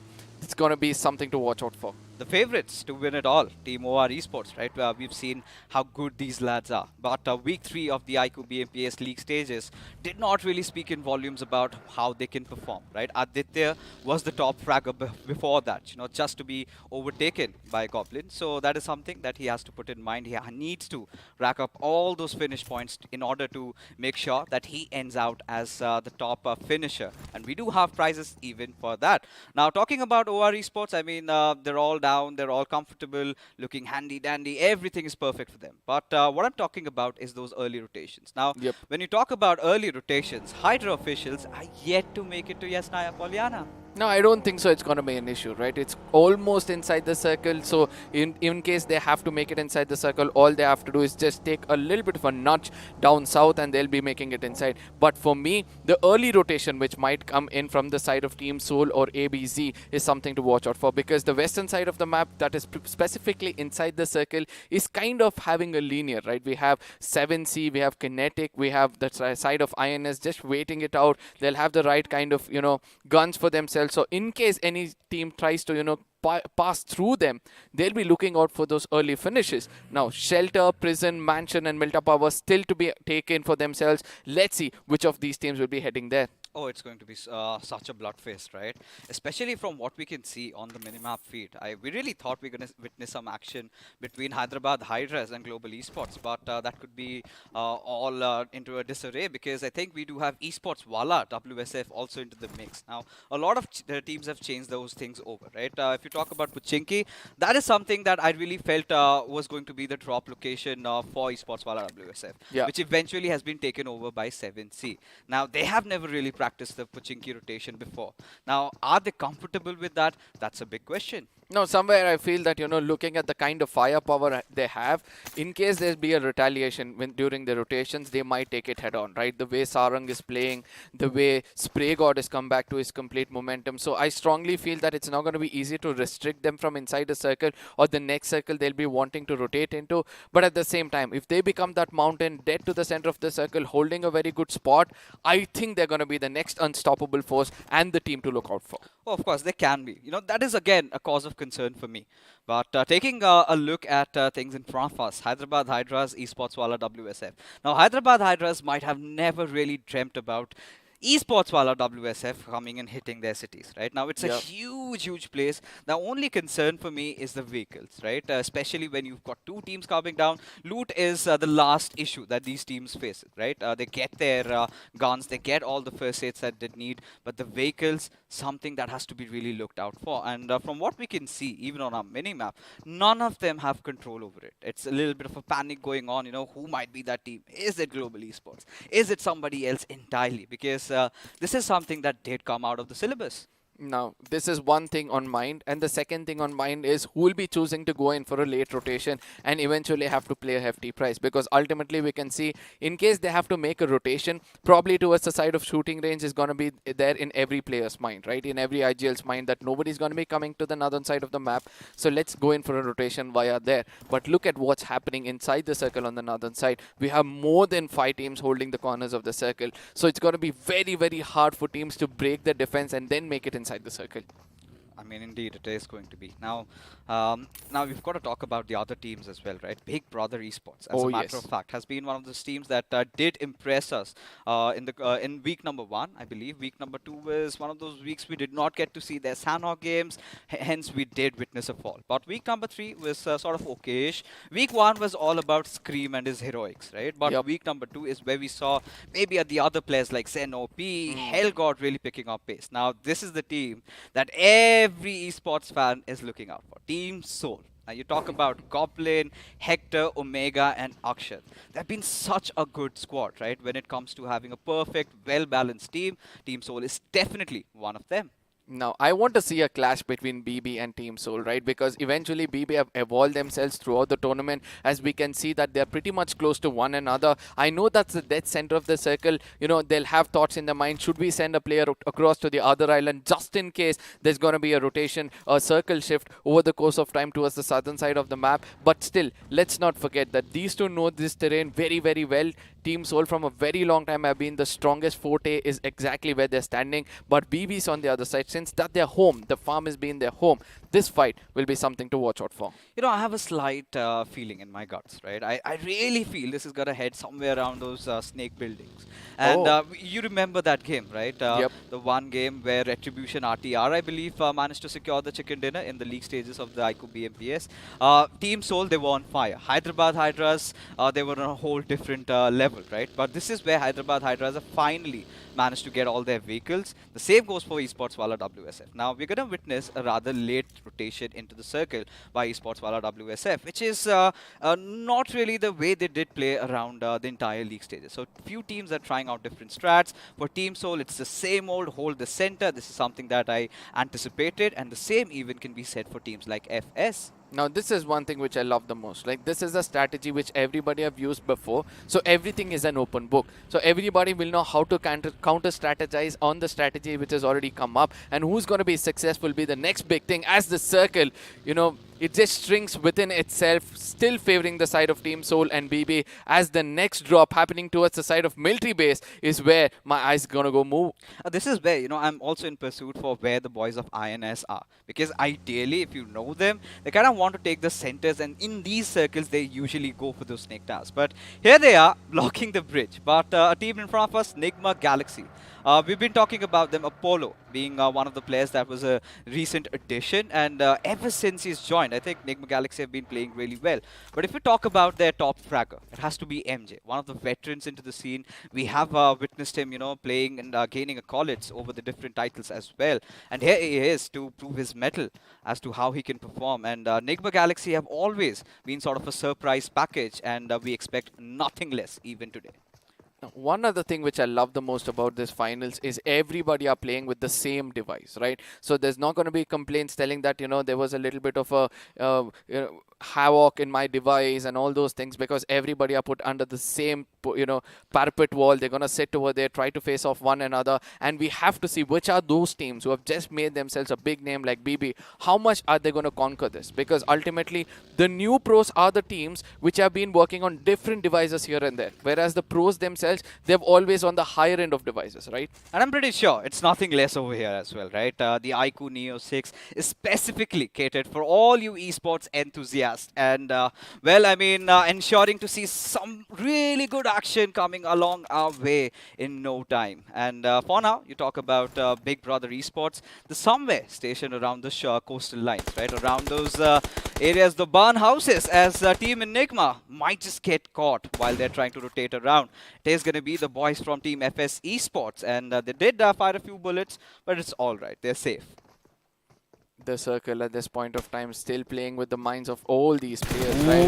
Look at that. Enigma still going in for the same kind of rotation. Probably they've thought that, the circle might form into the specific buildings which you already told before, the snake buildings, and that is where they're heading towards to. And I also feel that, Team Soul and everybody will also be heading over there. Look at that. Team Soul already present in that very building which we were speaking about. This is one of those fights to watch out for. Enigma versus Team Soul. But will that take place? I mean, we don't know, because Goblin is already taking his strides, right? All coiled up, just ready to strike once the moment hits. But look at Omega. Now, now, look at his position, right? He's way far from his back. Now, I'm starting to wonder if that's a contingency plan, but hold on. Akshat does have the players of Team EXO spotted out. Now, whenever we've seen circles like this, it has really not panned out the way Team EXO wanted to be. Now, Hector, he's moving around the map. I think Team Soul is still, in two minds about where they really want to station themselves, and could be a cause for concern. Now, Avi on the other side starts to get tagged, and the information is going to be relayed telling that there's another team close by. So, guys, just better watch out in all different directions, as now Nigma Galaxy coming in from a late rotation, as we can see that they're going to be going off that blue marker on the name list itself. But let's see how much that is going to favor them, because immediately, with few seconds to come, there's going to be the next circle forming up, which will be predicting most of the fate of these teams, and that is going to be to the death center yet again. It's going to be two teams having the best spot in the house. One is going to be Team Soul, and the other one is going to be Enigma. The circle again imploding on itself, and now we've been talking about this. This is where Team Soul, they need to recuperate, right? They need to reorient themselves, get themselves back together. And Evo was getting a little bit of shots from the backlines, I believe was from Team Soul, but it's all right. It's all safe and sound. But now is the moment where the other teams also might come and strike in. You have the boys from 7 Seeds playing around the Potato Hills. Now they're also starting to rotate in, and we might get to see a little bit of those shots being fired with another team that's right beside them. But as we speak, Hyderabad, Hydras trying to get into a certain place, maybe a compound for themselves, and FS Esports thwart them off from their territory. Now, this is the first time ever we'll be seeing a circle in which all 16 teams are still alive with 64 men standing. And just imagine what's going to be the finish feed as one another starts to take off. But at the same time, let's not forget FS Esports is still trying to hold that high ground for themselves, thinking that, just in case the circle comes this way, we'll know exactly what to do. But also, somewhere I feel this one position which they're holding can be a little vulnerable for them. Oh yeah, because of Global Esports just coming from the northern side. They could spot them over, and we know how notorious Global Esports is at this point, right? Searching for blood, trying to get a few finishes to their name. As ladies and gentlemen, it is already 14 minutes inside the game, and not even a single knock has taken place yet. But anything can change. It all comes down, I believe, to the next circle shift. That's where we get to see that first curveball. And we have a slight idea of where the circle is going to head out. And that is where teams will be contesting for the center.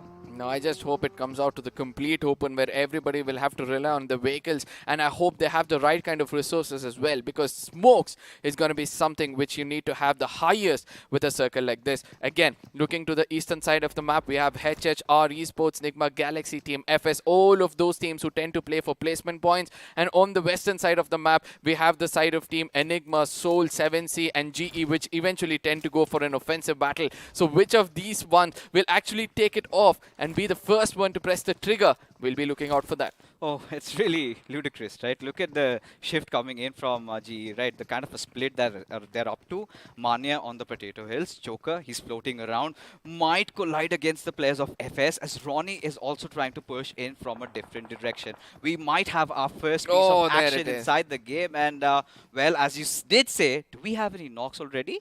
Yes, we had the first one coming in from the side of Hydra, where we said that, you know, the eastern side of the map have the silent assassins. Eventually have started off to take it to the enemy's face as our Esports Fern person gets taken down. And I do believe this is the right time to press your triggers, because eventually you're going to keep your enemies at bay and have that, you know, confidence for yourself as the circle shifts away, favoring 3 different teams at this point of time. 4 to be specific. One is going to be 7C's Team Kinetic, Enigma, as well as the side of Team Soul, as Autobotz also have a hard compound for themselves. This is where OR Esports, they're going to be on the move. 7C, they do have the dead center to themselves, and they have to defend the spot with all their might and life. As INS, somewhere scurrying around the edges, they might want to close in. Kinetic is going to be their next target, as Parv has also managed to knock out Manti from Hyderabad Hydras. Now, one of the players that did come in as late in week number 3, and he has been brilliant ever since. But what are we witnessing, Arka?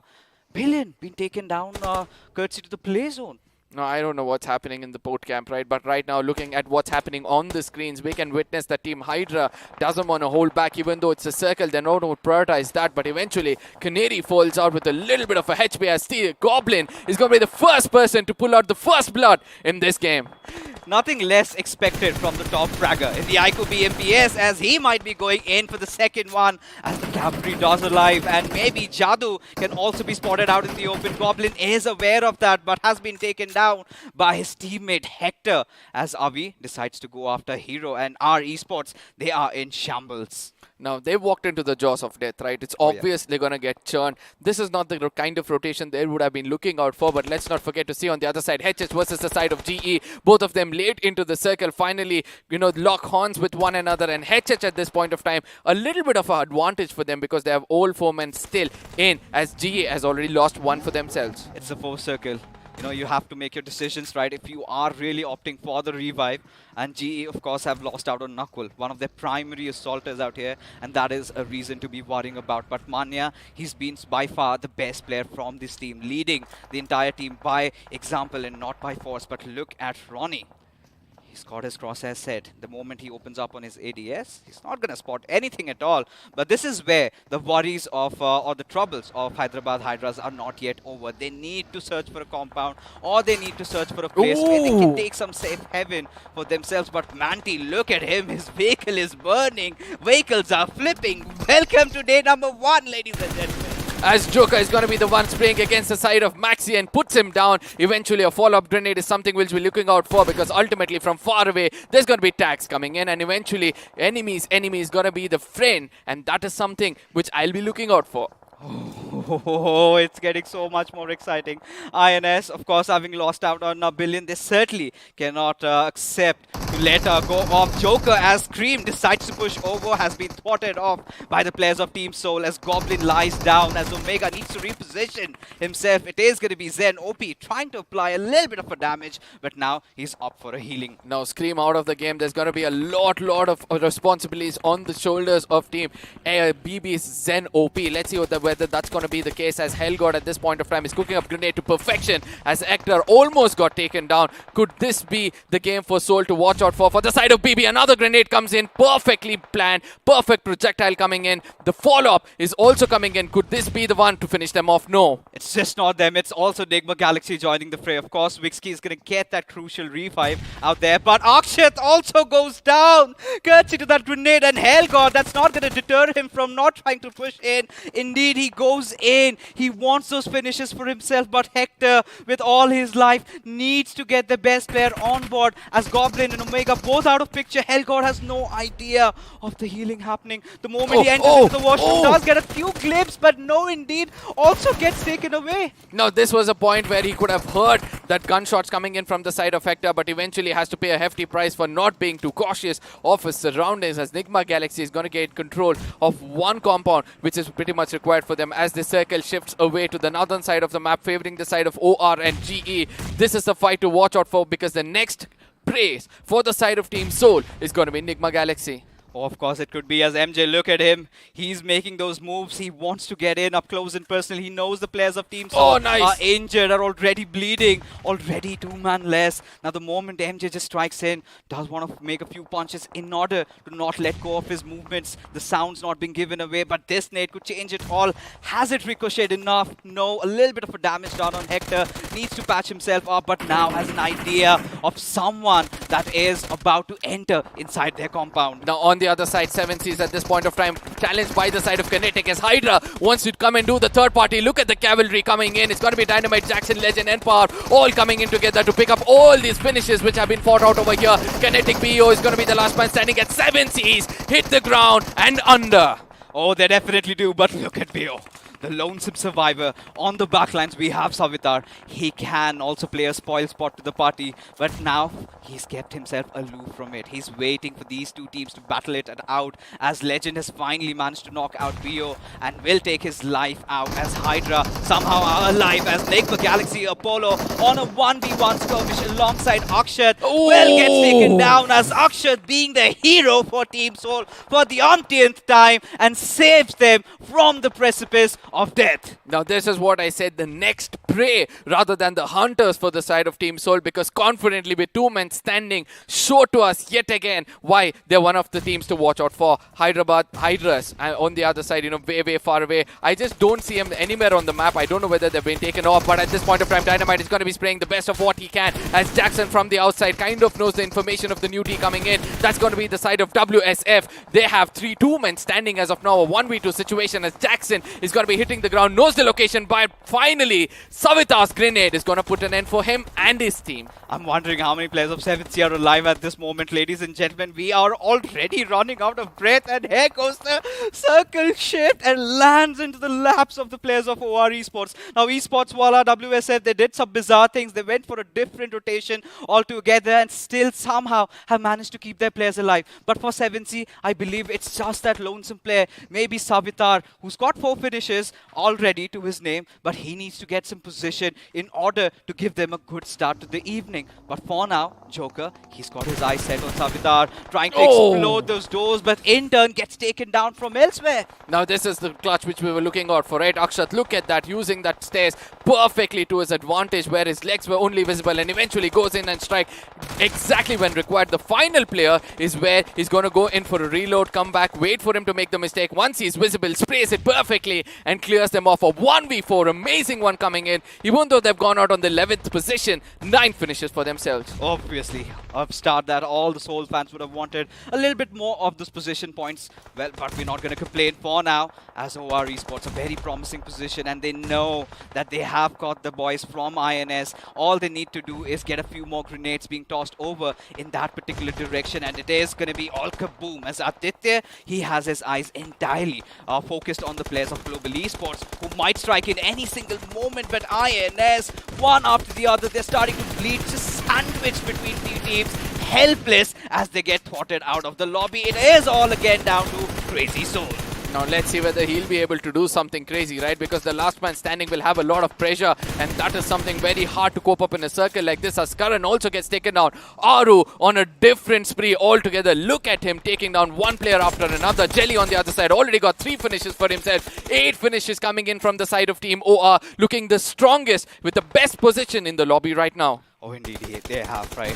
The only competitors I really feel are going to be the boys from Global Esports. They've got a little bit of a room and space to work around with, but not this lad, ladies and gentlemen. Crazy Soul, he's out in the open. It's the smokes that is saving him till now, but for how long is the big question, because any given moment, the other players can also strike in. Any given moment, OR can overstep just a little bit and ensure that finish to his name. Or maybe it could be the boys from Global Esports, but they're on a whole different spree altogether. Now deciding to enter in from the southern side as Invader with a sliver of HP is still alive. Now Manya on the other side starts off with the grenade as Aditya is still not stopping. The next target for them is going to be the side of WSF as they're taking players down one after another. The teamwork, the composure, the best of the IGL which we thought would be for the tournament is all proving themselves as Invader is going to be the next man with the projectile of the grenade. Pretty far away, but we're going to be coming into the process, getting taken down from the hands of Aditya as Atanki will be pushing forward. No, it's going to be Aditya yet again pushing forward because eventually they want all these finish points inside the lobby. Or certainly they do. Karan needs to get that rest back up, but look at OR Esports. They're playing with fire. They need to get inside the circle, have a really good spread, and this is where Global Esports find that perfect opportunity and enter inside the zone at the right nick of time. But for OR Esports, it is going to be a monumental task. The big question is, can they do it, Arka? I just hope they can, right? Because that's the most important thing for them at this point of time. After so much of hard work, after placing themselves perfectly, the least thing they would want is an error against the side of Team GE. They're weakest at this point of time with just 3 men standing. So they have the man advantage as well. All they have to do is hold their ground as one last player from the side of WSF. Again, this team is proving as to why they crawl their way inside the circle, inside the finale itself, as the last man, Karan, will be looking out for some more finishes in his name. Manya switching to the first person perspective. They try to lob a grenade, but that goes stray. As Jelly, he's got to watch out for these 3 dogs out there, right? The moment they step in, he's going to be done for. But he's going to be relentless. He's going to keep on trying, as Aru does have the better of that compound. But Karan, he is going to be a little bit sneaky. He's not going to make all those movements for now. As Atanki doing the right thing, entering inside a vehicle, does have a smoke, give him cover, wants to get a better vision at where the players of Global Esports are, and still it has no clue of their exact location. Now Jelly on the other side, right? This is where resources come into play as well, as if they can loft in proper grenades towards the side of smokes, they might find 1 or 2 knocks for themselves, as Aditya at this point of time is going to be regrouping towards the side of Team OR. Karan having a very good off angle, a blind spot against the side of Team OR. If he can register just 1 finish for himself, which is not going to happen, as GES put an end for him, giving an opportunity for the side of Team OR to take this home completely, as all 4 men are inside the circle and spread around in this real estate, which is required for them, as Aditya will be the first person to get taken down. A small mistake might have to be a hefty price that OR Esports might pay, but for Global Esports now it's even Stevens. It is a 3v3 situation, ladies and gentlemen, as Ronnie, he is cooking up that grenade. Is it into perfection? We're just gonna find out, and no is gonna be the answer, but hoping that Jelly has enough meds to patch himself up. As Atanki, he's gotta make the difference. He's gotta be lobbing those few grenades and has to ensure a knock for the players of OR Esports to still stand. Now this is where the split of G is going to be coming into picture, right? In the minimap we can see Manya will be the person lurking around from the eastern side of the map, trying to play as safe as possible, as Ronnie strike against the Jelly. It's going to be a 3v3 situation again against the side of Team OR, as Atanki will be the next man in the crosshairs of all these players, as Manya still far away, looking out for the perfect time, and when he strikes, that could be the end of Team OR. OR Esports are already cornered. Global Esports have taken the driver's seat in the game. All they need to do is find Atanki and end his misery, as there you go, get the final finish, get the first chicken dinner. Global Esports are off to a blistering start, ladies and gentlemen, as we head into the post-match segment powered by Loco. And what a game it has been, right? Changing your drop location, going somewhere entirely you've never been, and despite all odds, still coming out on top. I mean, I just love the way the final moments of the game was, right? The person who was more composed, but also strategizing, having to move around in that final circle, actually got that winner chicken dinner. Whereas OR, they became even more composed. Like, that was not necessary for them, right? With the man advantage, they could have just moved around. They had vehicles for themselves. They had resources. Smokes were also there. I think they wasted a little bit of a time inside the hard cover, thinking that, you know, a little bit of a high ground will give them information, but ultimately had to pay a very hefty price. surprise. Of course, it all started with Aditya making that move, right? Now, Yep. we did talk about it even during the cast, right? OR Esports were little late into getting inside the circle where Global Esports had already positioned Yep. themselves pretty well. Now, this is where Aditya wanted to take the flank, right? This is where he wanted to ensure he got a little bit of a better view. The moment he did that, and he got shot from Ronnie, I believe. And that is the point where, had the players of OR Esports, the others, gotten for a trade-off, could be a different story altogether. Now, the entire attention of OR Esports was to get that revive on towards their player, and that is where Jelly also opened up Yep. a little bit of an angle, right? That is where Global Esports did thread the needle and managed to secure yet another knock. 2 knocks done already. You've got 3 players well spread out. They just went in and got that final finish, and Atanki was pretty much helpless. But regardless, Yeah. OR and GE are off to such a wonderful start. Now, one other thing which I want to put shed light on Yes. is going to be the side of Team OR not having the right kind of throwables in the final circle itself. In case Jelly had a grenade with him or a molly, the way he could have restricted that, firepower coming in from the opposite side and also got a knock and struck fear in the hearts of GE would have been much, much more better. Probably Aditya would have been the right person to be leading the fight coming up front, right? Oh, yeah. And somewhere I feel that restricting Manya would have been one other thing which they wanted to do. Oh, they should have. But nobody really anticipated this. We really thought that Global Esports, they will be out for shenanigans, but here Yeah. they are coming in like wild horses, managed to absolutely cause rampage throughout the entire lobby with decent amount of finishes, have gotten that chicken dinner. That puts them at the first spot. OR Esports, nothing, too shabby, nothing to worry about. Still a second position finish with at least around 9 to 10 finishes to Yeah. their name. That is also acceptable, right? It's something like not for what happened with teams like Team EXO, another team we were really thinking that could be off to a really good start, but clearly wasn't the case. And again, these circles really do not help them. Now, 3 teams which are coming in my head right now. One is going to be the side of 7C, one is going to be Team Soul, and the other one is going to be the side of Enigma, because all these 3 teams had a hard cover for themselves inside the circle as it was shifting towards them. But the way they were challenged over there by every other team Right. and got taken down not only because of the zone but also because of the opponents.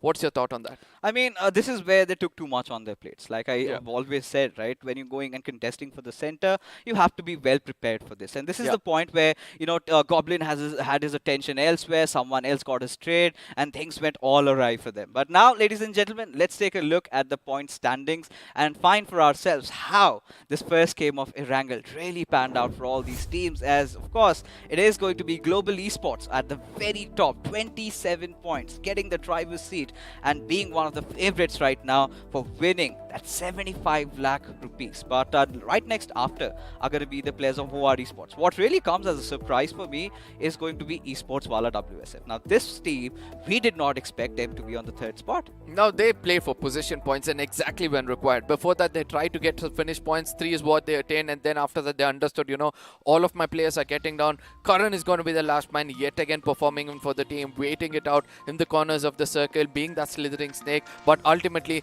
few other things to watch out for is the kind of finish points which, other peoples have raked up. For example, side of Team Soul, 9 finish points, and this is what happens when you have the right kind of finish points for yourself.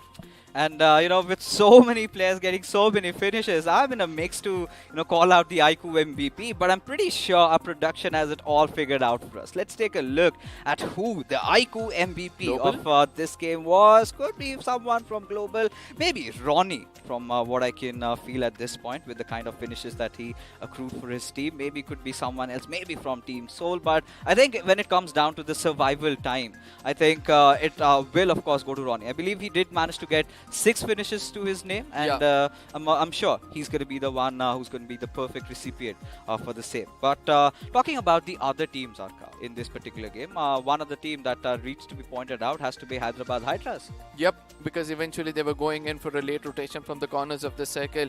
They really didn't know exactly when to make it inside the circle after the 5th shift towards the side of Team OR, and that is when they got into skirmishes. No, it's going to be the side of GE Joker who did the a little bit of a damage here and there, but eventually 4 finishes is what he got with 728 with the highest survival time of 25.52. Obviously the last man standing, and with him is going to be Ronnie with 400 damage. Clinical as it could be. Of course, I mean, it did come down to the damage numbers, right? Joker doing all the heavy lifting, but Ronnie gets a few points off from the finish.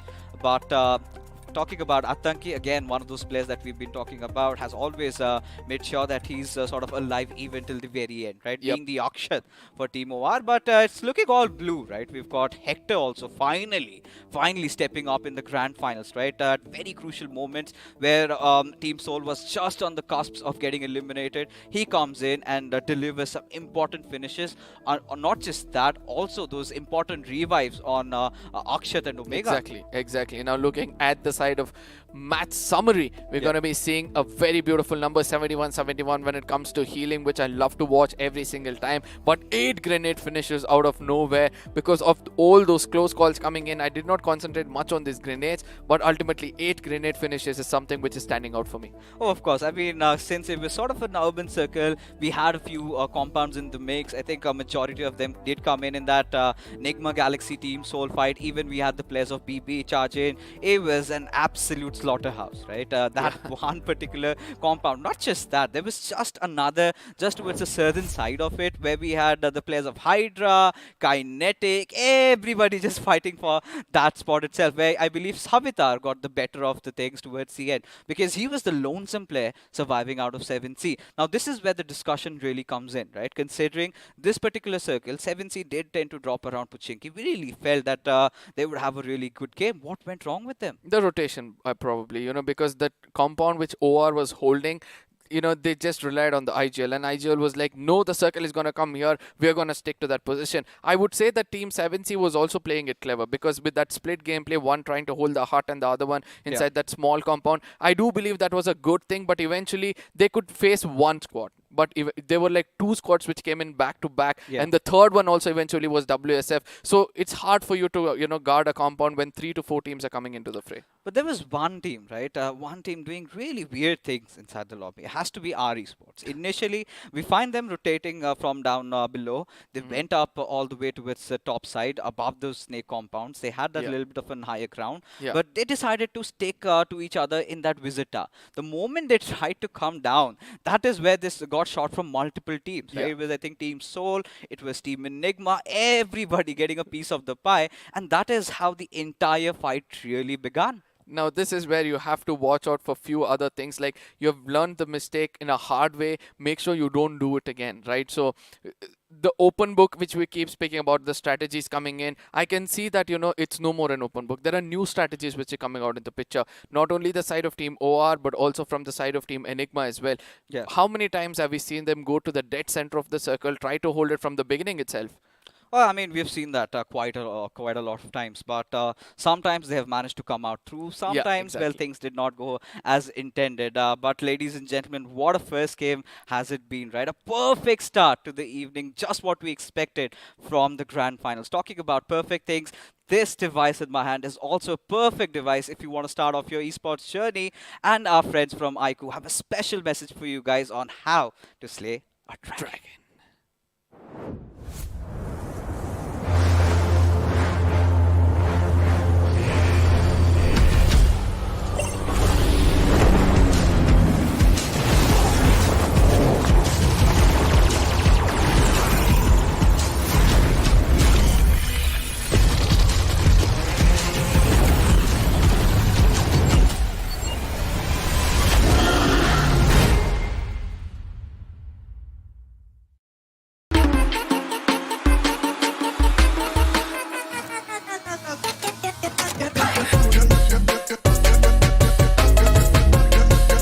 Watch it, earn it.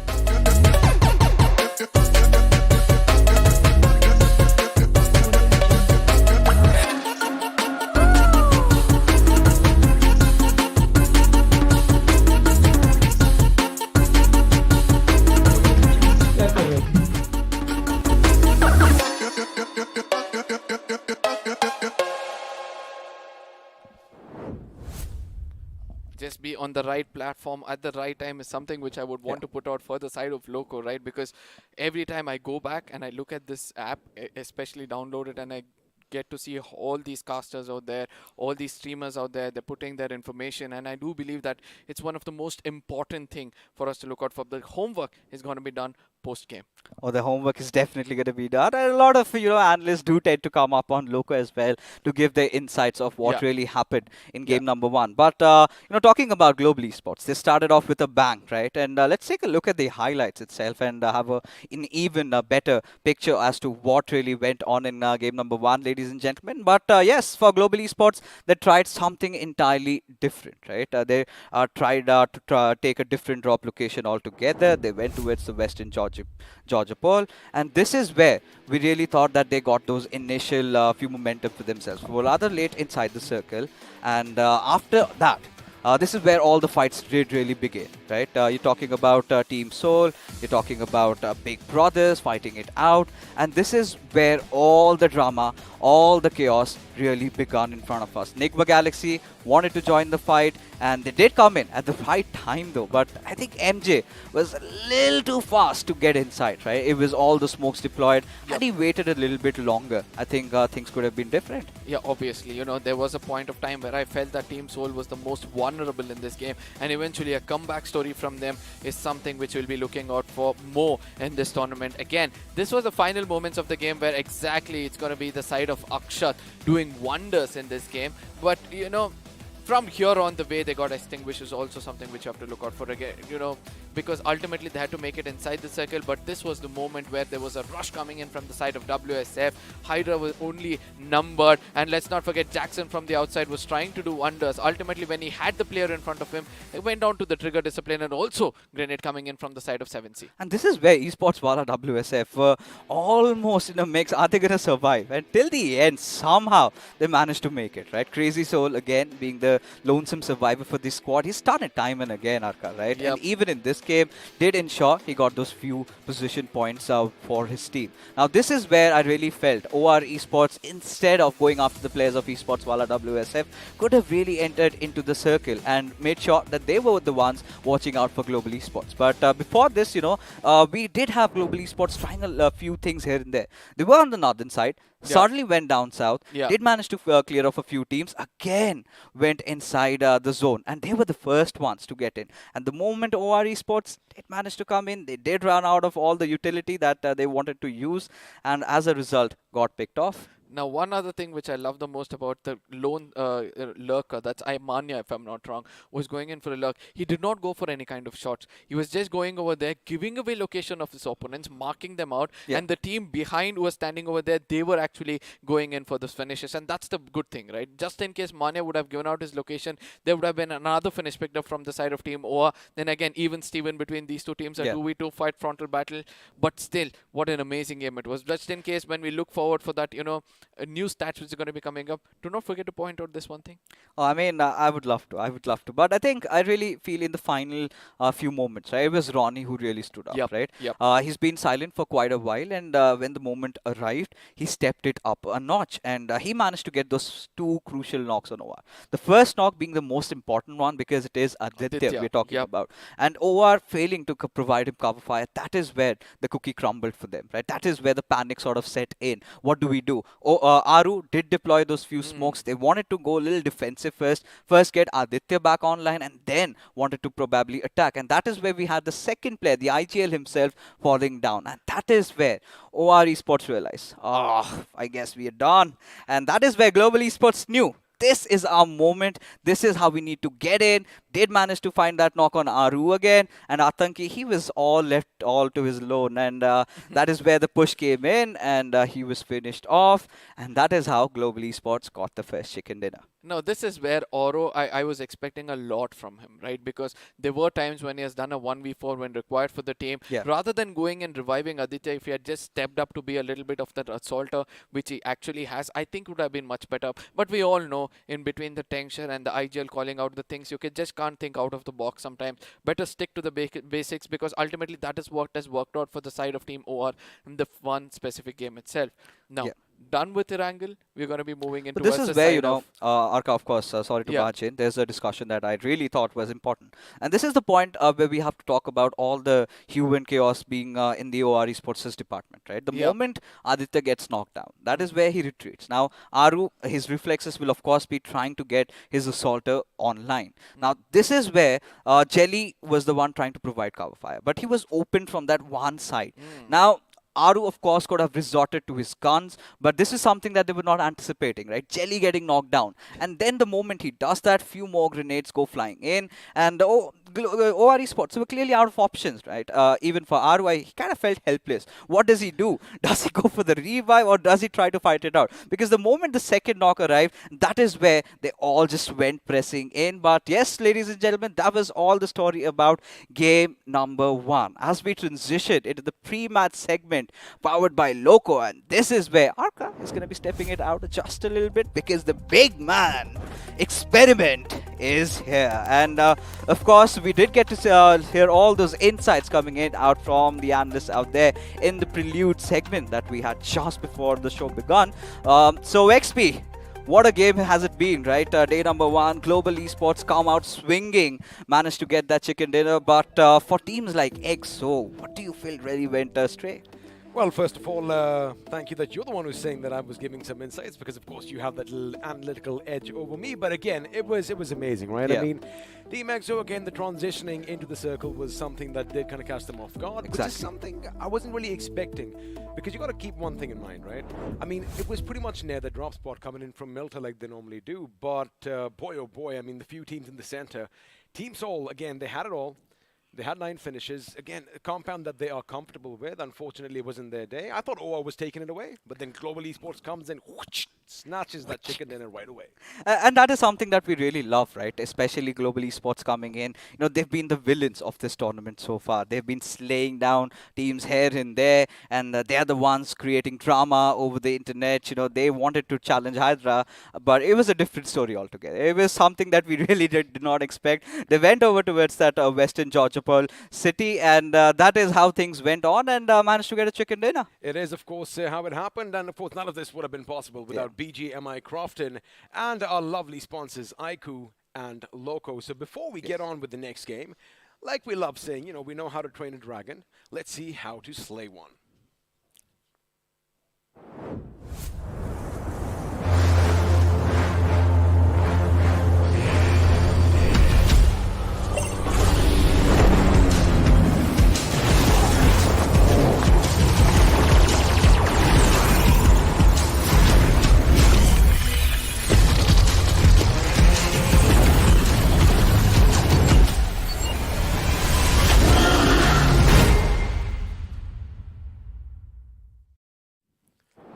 Well, of course, you know, we have the biggest gaming platform right here in front of us for India. It's, of course, Loco. And, well, before you start your journey over there, you better get yourself one of these bad boys, the iQOO Neo 6. And speaking of bad boys, man, I mean, this game was phenomenal. Again, we kind of anticipated that, you know, we aren't going to see any action up until the 14.5 minute was when the first shots were fired and, you know, the first body did hit the floor. Yeah. But again, all that chaos, like someone let slip the dogs of war at the end. And, you know, in all that chaos, some teams crumbled. And some teams, well, they emerged victorious. Yeah, I mean, this is where we have to talk about Global Esports like we did, right?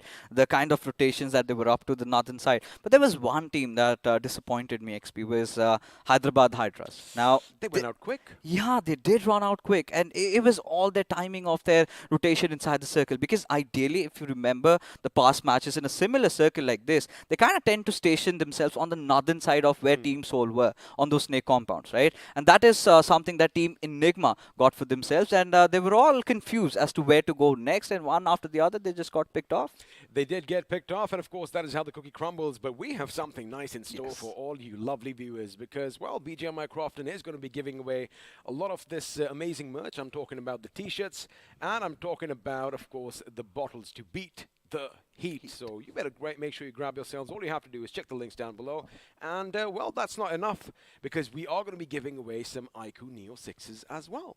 Of course, and it is all on the comment section, right? On the chats, you have a pinned comment out there. All you've got to do is press on the link. And the moment you do that, it's pretty easy, right? You've got to fill up the details. And once you're done, there you have it. If you're lucky also, 10 winners can get one of these.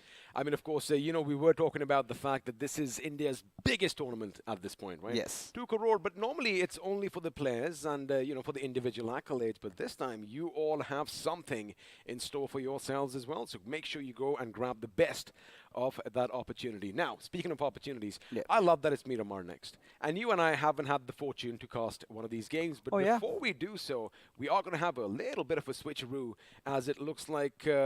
INX's Evert is going to be coming in, and well, Crazy Soul is going to go on, which again, I see that little confused look on your face, because he was the last man standing, and Crazy Soul has been that crazy player who's, been instrumental for Team INS. Maybe something's not working out. Maybe they want to try something new.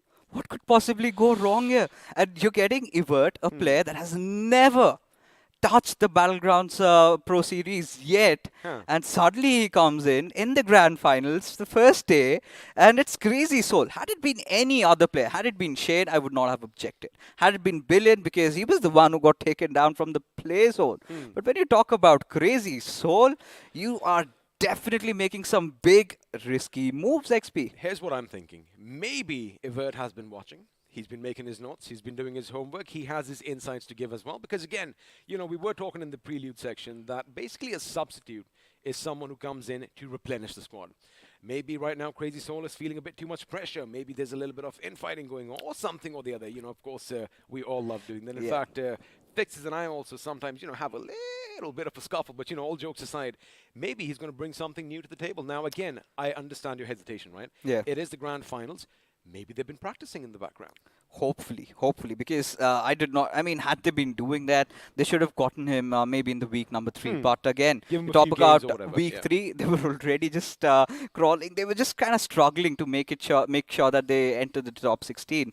And something of which they did manage eventually. And Crazy Soul had such an instrumental role to play, right? He's the one who gets that oomph to the squad. He's the one who does all the damage, gets those finishes to the name, does have his name in the top 20 fragger board that we have, and missing him out, I do not know if this can turn out to be the right decision, but hey, we're open. 68 finishes is what Crazy Soul had all through the last 3 weeks. And again, I'm not going to say he's probably burnt out, because again, in the last game, he did have a good performance. Yes. He was the last man surviving, but INS were just in that position once again.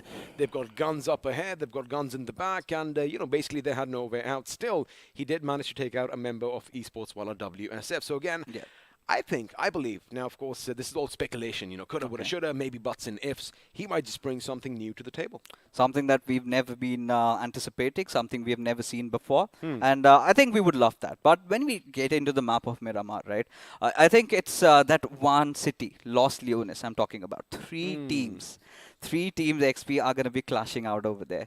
Team EXO, Autobotz, and Big Brothers. Now, what is your take on that? Now, the thing is, they pretty much map the city out, right? I mean, they're comfortable with dropping on either side of the city and, making sure that they don't really collide at an earlier stage. But it all depends on where that circle is going to form, because for now, we're going to be saying bye-bye from the studio as before we take off over the deserts of Miramar.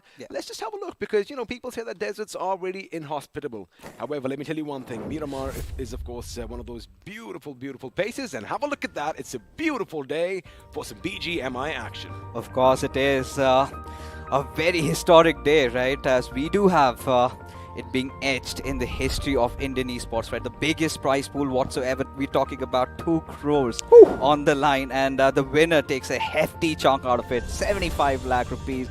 And global esports, boy oh boy, are off to a flying start. Now, this is where it again comes down to this particular map. Now, they've not got any clashes over here. It was just, they were picking fights knowingly with the players of Team Hydra. We hopefully think that they do not resort to such measures right now. But I think our attention is going to be entirely around that Los Leones city, because it has never happened before, right? 3 teams in one city. Are they going to be fighting it out? Are they going to be resorting to some different measures?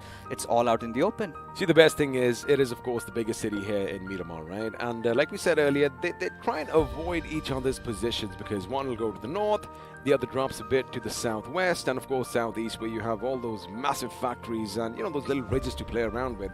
That is where the third leg's going. But again, it all comes down to where that first circle is going to form, because what we've seen in the past fixes is that even if the circle is not with Los Leones, if it's not even in contention, they still try and make it to the circle, but they avoid each other's little paths as well. So it's something that they've done for a long time. It's all that homework. They know exactly what the other team's going to do, and again, that is where teams have a little bit of edge. But for now, this is going to be the final time we have a look at the dunes, as the big bird is going to take to the skies, and well, looks like we're going to be flying a little to the southeastern direction over Landriera, and of course ending at Puerto Paraiso. And oh, I love this. The match, of course, is being played on your iQOO Neo 6s. No better device out there at this moment. Of course, there certainly isn't in the market right now. But for Team INS, well, it was a good start for them. I'm really curious as to what Evert has to offer. Which position are they going to make him play? Such a big day for this young lad to be making his debut. But for Los Leones, this is what I've been talking about. I'm going to be sounding like a broken record, but this has never happened before, right? It was always the groups, right? Group A and B, Group B and C. It was always two teams. Now, when you've got three in the mix, someone needs to back off. Now, this is where INS, they're going to be heading all the way up north, maybe towards El Pozo or towards those ruins area. We will have a few teams stationing down at El Pozo, a few at Monte Nuevo. Chuma Serra is up for grabs. I think that is what Global Esports have done for, because walkouts, well, they've already walked out of this tournament. They aren't here anymore, and again, you see a lot of colors right around Los Leones. But again, the question is, where is the circle going to form? There you have it. It is going to be a bit up to the north, with San Martin pretty much near the epicenter of all the action to come. Now here's again the thing, fixes. Everyone knows where everyone is dropping, right? Yeah. It is pretty much common knowledge. So teams are going to be just, taking a little bit of time, and they are going to space themselves out. But speaking of Global Esports, looks like they're going to be landing on the eastern aspect of Chumacera, and a few early clashes might just be what we see. Now, if we're here, that's the weapon that I want for early clashes. You have your Mini 14 for some distance, and if things get up close and personal, well, boom, boom is what's going to happen. And Savitar with the Winchester, lovely gun, is taking a few pop shots at a few birds in the sky. And hasn't really landed yet. But what is out of the ordinary is Nigma Galaxy have decided to drop on at Chumacera, something that they ideally kind of resort to towards the Hacienda del Patron. And this time around, Global Esports, they were not anticipating this. But 7C, nothing to be really concerned about. Now, they've always been one of those teams that tends to kind of split around a little bit, get some of those loot done, and head over to the high grounds, right? Especially just beside the advertisement building in San Martin. So they're going to resort to such measures, and what I'm excited for is what Team Seoul are up to. Let me just ask you a quick question about 7C Esports. Now, throughout the weeks, right, they've been super consistent as far as points go. However, they kind of gave precedence to the position points earlier, and then later they just let their weapons do all the talking. What do you think is going to happen in these next 4 days? In their playing 4, they've not made any changes, right? Now, the moment they get Prince instead of Spray God, that is where we see I like him, though. I do personally, because the moment he comes in, that is where we see a little bit of consistency, a little bit of more stable behavior. But otherwise, these are the wild dogs, right? The wild hounds, whatever you might call them, because they tend to itch in for every single fight that they want to engage in for. Now, for 7C, this is where they know that, you just have 23 games remaining. The first one did not go the way you wanted. This is where they need to play a little bit more stable.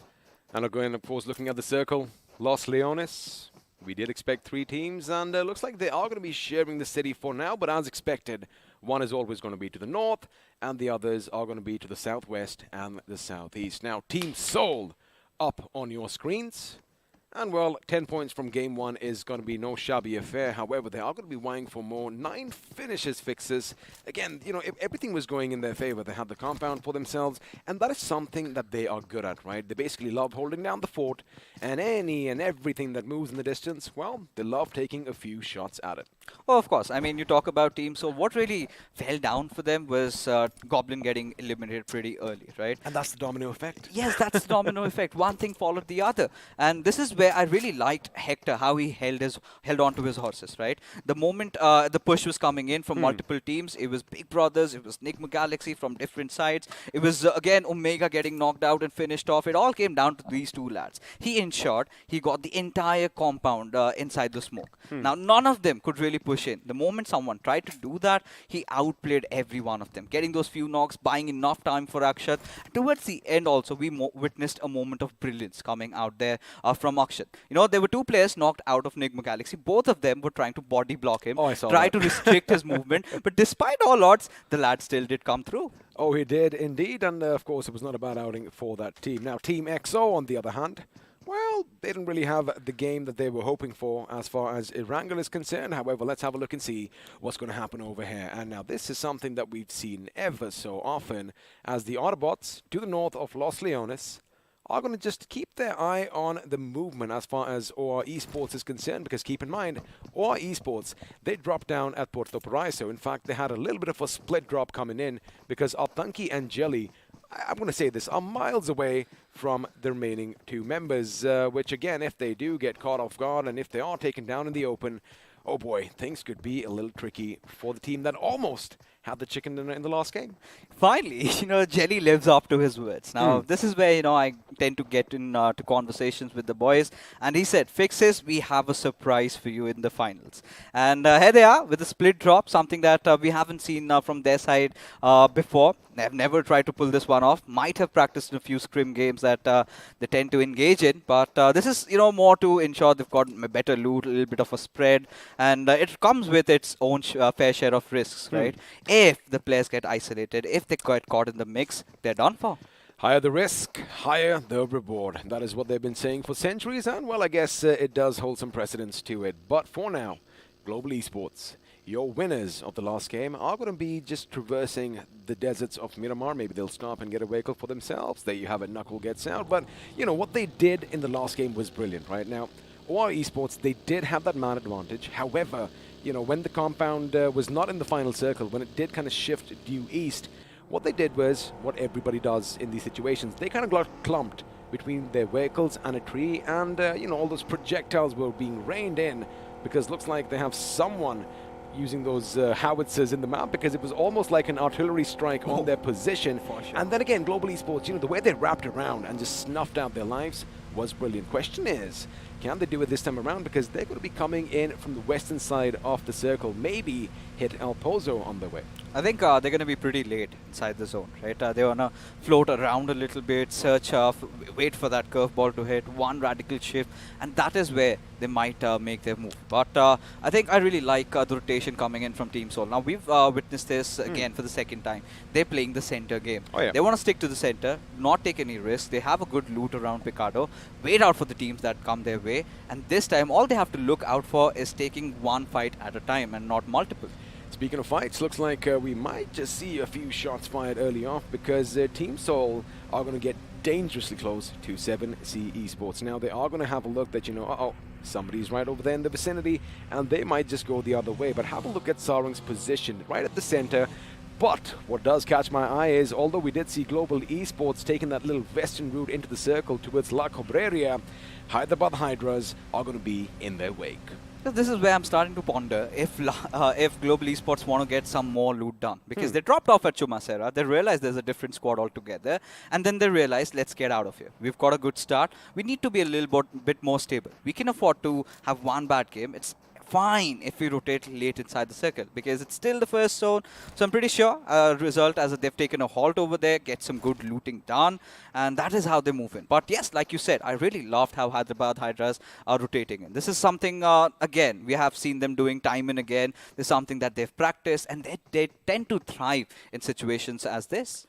Oh, they do indeed, and although they do thrive in the map of Miramar, 7C Esports, just by the name, are way out of their element, because, well, there's hardly any water, but there is going to be gunfire, as Sensei from Team EXO is going to be letting loose a few shots in OR Esports' direction. As again, you keep in mind, you know, these boys are split up, but the circle is going to have a little bit of a shift to the north, and, well, the house of the boss, Hacienda del Patron, is going to be where we might see some action later on. Now, Team EXO is moving in, OR Esports is moving in. big brothers are going to be close in the vicinity as well. And coming up behind them, it is going to be a bit problematic because the Autobotz are going to be assembling to the south. Oh, this is looking so scary, XP. But look at Global Esports. They've got it all planned out again. The eastern area is way up for the grabs. They can take that entire water treatment area, take over the hills. They can try to rotate around from that area altogether. But even the same can be said for our Esports and Esports WSF. They're going to be sticking it around the edges a little bit. Might go for the center. I do not know if they are going to resort to such measures. But whatever it is, the southern side is what I'm really concerned about. And of course, when you are in the maps such as Miramar, you want to have those 4x4s with them. And Egid has a nice combination of weapons as well. The M4 and the Car 98. And it looks like Hector did take a few bullets to his body. Of course, nothing to worry about at this moment. But come on, Eggy. We do see you have the 4 times. He does see a vehicle in the distance. He hits the deck because, of course, you want to have that little bit of control over your recoil. But for now, he's going to hold on and see if he can blow someone's head clean off the shoulders. And speaking of blowing something off, looks like a few shots were fired in the distance. And there you have it. The body is going to take a little damage. Oh, yeah. And I love that about Eggy, right? He's one of those players that is really stuck on to the good old bolt action. Does believe in it. We've seen some... My kind of guy. Yeah, your kind of a guy, 100%. Now, this is something that Team Enigma have also done time and again. But at the same time, in trying to do something like this, hasn't really come out in a better manner for them, right? Because they've never really managed to get a chicken dinner. This split really hurts them because this is the moment where multiple teams kind of tend to stack in on Enigma, and one by one, they get isolated and then they get finished off. You know, speaking of Enigma, I know that you can't really make out anything on your screens just yet, but they are going to be pretty much in the center, just west of Hacienda del Patron, and they are spread out pretty far and wide. Now, that is, again, the thing that you brought up, right? Yeah. Now, if they basically can fend for themselves. However, speaking of fending for themselves, I'm going to hold on to my point because it looks like shots are going to be fired. Well, I guess I can still continue. As Apollo, the Greek god himself, as bright and powerful as the sun, they're making a late rotation in. And in fact, we did see them in the south fixes. The blue zone is still where they are, but they're taking that same route that Global Esports did, as well as Hyderabad Hydras. Of course. I think they want to play it out. Now, the one thing that they have really not taken into account is Global Esports' presence at La Cubrilla, right? Now, they're anticipating that city is going to be vacant. We're going to take that eastern highway also. We could maybe enter in through that water treatment. That is what these teams are up to. Now, once they go in there, they're going to be in for a surprise. They are going to be in for a surprise because they will suddenly realize, oh, we already have some neighbors, and they aren't going to be the friendly types. In fact, it's going to be bad neighbors, part 3 all over here again. But for now, Team Kinetic, I mean, these guys, they really did scrape through. I mean, the 16th position finished 328 points, sharing with a couple of others, just making sure they edged past, teams like Team Blind, just because they had a few more chicken dinners is something that they want to make sure they capitalize on as well. And again, we do talk about Bajwa from Esports Wala WSF. Boy, oh boy, the games that they played, the last couple of games, in fact, at the end of week 3 were phenomenal. But you got to keep one thing in mind. His teammates Tango and Karan were pretty instrumental as well. Oh, yeah. I mean, Tango being one of those players who did make his mark on the top 20 frag boards has been delivering. When we've always talked about Bajwa and Karan to be the stars of this entire team, he's really made his presence felt, and I'm going to expect nothing less. But few shots already connecting. Tango instead needs to just step down a little bit. Will kind of get himself back into cover, into safety. But which was that team? Was it FS? I do believe it was one of the teams just, driving past and just laying was down our a few Esports. shots. It was our Esports, and he did align from his vehicle and, lay down some lead in his direction. However, again, the distance is going to be a bit too much, and now the two Hydras are going to try and collide with one another, as Hyderabad Hydras, well known for their prowess and their dominance in the map of Miramar, they're going to be taking on Hydra officials at the other end. However, from behind, trouble could be coming in, because there you have it, Global Esports are coming in hot. Now, do the boys from Hyderabad Hydras have that information, right? They've been scouring around the land. They might hear the vehicle sounds. Now, if they do, if they get caught in the mix, because if the players of Hydras decide to push in at Hyderabad Hydras, and Global Esports is one of those teams that never really tends to back out. They don't indeed, and looks like all the teams are kind of backing away from one another, because once again, buddy, 14 minutes on the clock in Miramar, not a single body has hit the ground, and no one, was put 6 feet under. But looks like Global Esports is Ronnie. He definitely has some commotion in the distance. And you got to keep in mind you don't get too close to the enemy in a vehicle because, well, you are going to be giving those sound cues away. But Ronnie, one of the top 5 players in the last game, trying to do what he does best, just scout out and have a look if he can see any enemies. And speaking of enemies, looks like 7C Esports might set up an ambush, but it's going to be Aditya and Eggy from Enigma who are going to be fighting it out. But as Spray God is not going to be using his weapons, he does lob a grenade because, again, he needs to get in a little bit of cover. This is where he needs support from his teammates, right? You've got one of his teammates on the eastern side, but Spray God, he's going to be relentless. He's going to be pursuing that one knock, which he might get. Has done some hefty amount of damage, though, but still not a single knock. Again, you know, that sound of the minivan, the mini bus over there, the Scooby-Doo vehicle, as I like calling it, did kind of give it away for him. But now this is what you were talking about. His team, they do have those, you know, bird's nest. They have that little vision from high above. And that is where people like Sauron could come in hefty. And looks like Fierce is going to be living up to his name as Hellgod from BB is going to be taken down. Spraygod with one at the grenade does, in fact, connect with a couple of the members of the opposite team. He's got to back away because, well, they have a similar idea in mind. I really like the setup now from 7C. They've got their angles covered. Nigma Galaxy, they need to retreat. They're making a run for it. A perfect time for them to strike. Now here they go with the buggy. Now this is where the sprays really come in. And there you have it, Spray God living up to his name. He's going to let loose a few shots from that M4. Unfortunately, it's not going to connect as he had anticipated. And now he knows that he might be out in the open as well, which is, again, the presence of mind on himself. And looks like Kinetic God did not have that idea as Savathar. He's going to wait for everything to be lined up. He lets a few shots, but 7C Esports, well, they just let their prey slip through the fingers. However, looks like Dream is once again living a nightmare as Legend from Hydra official just wiped him out. And the first blood finally pops up around the 16-minute mark. So unfortunate, right? Every single time we talk about Nigma Galaxy, but we do have another fight. It is going to be between 3 teams, our Esports, Hyderabad Hydras, and of course GE. Now, Hyderabad Hydras could be in a world of trouble because although they have dealt with one of the members from RE who was pretty much in their buildings, they could come up from that little mountain behind them. And of course, Global Esports, well, they're going to be pummeling them with bullets, but looks like our Esports are making a little bit of an oopsie. They do have a Guardian Angel up top on that little mound. However, it's not going to work out in their favor as Hyderabad Hydras, despite having 2 members knocked out, well, are still a 4-man squad. Oh my goodness, was that coming in from the enemy? Because if it was him, it could have been promising, but looks like it's Ronnie from the other side who's going to burn him to a crisp. Global Esports are not going to let them leave. Now, this is the moment that they have been waiting for, right? Hyderabad Hydras are in a very dire circumstance over here. Few more grenades and even Maxi could also fall down as well. Now, Mania, he's cooking it up. Carry and Manti have no idea what they're up to, but Kinetic really passing by. Global Esports will stop indeed.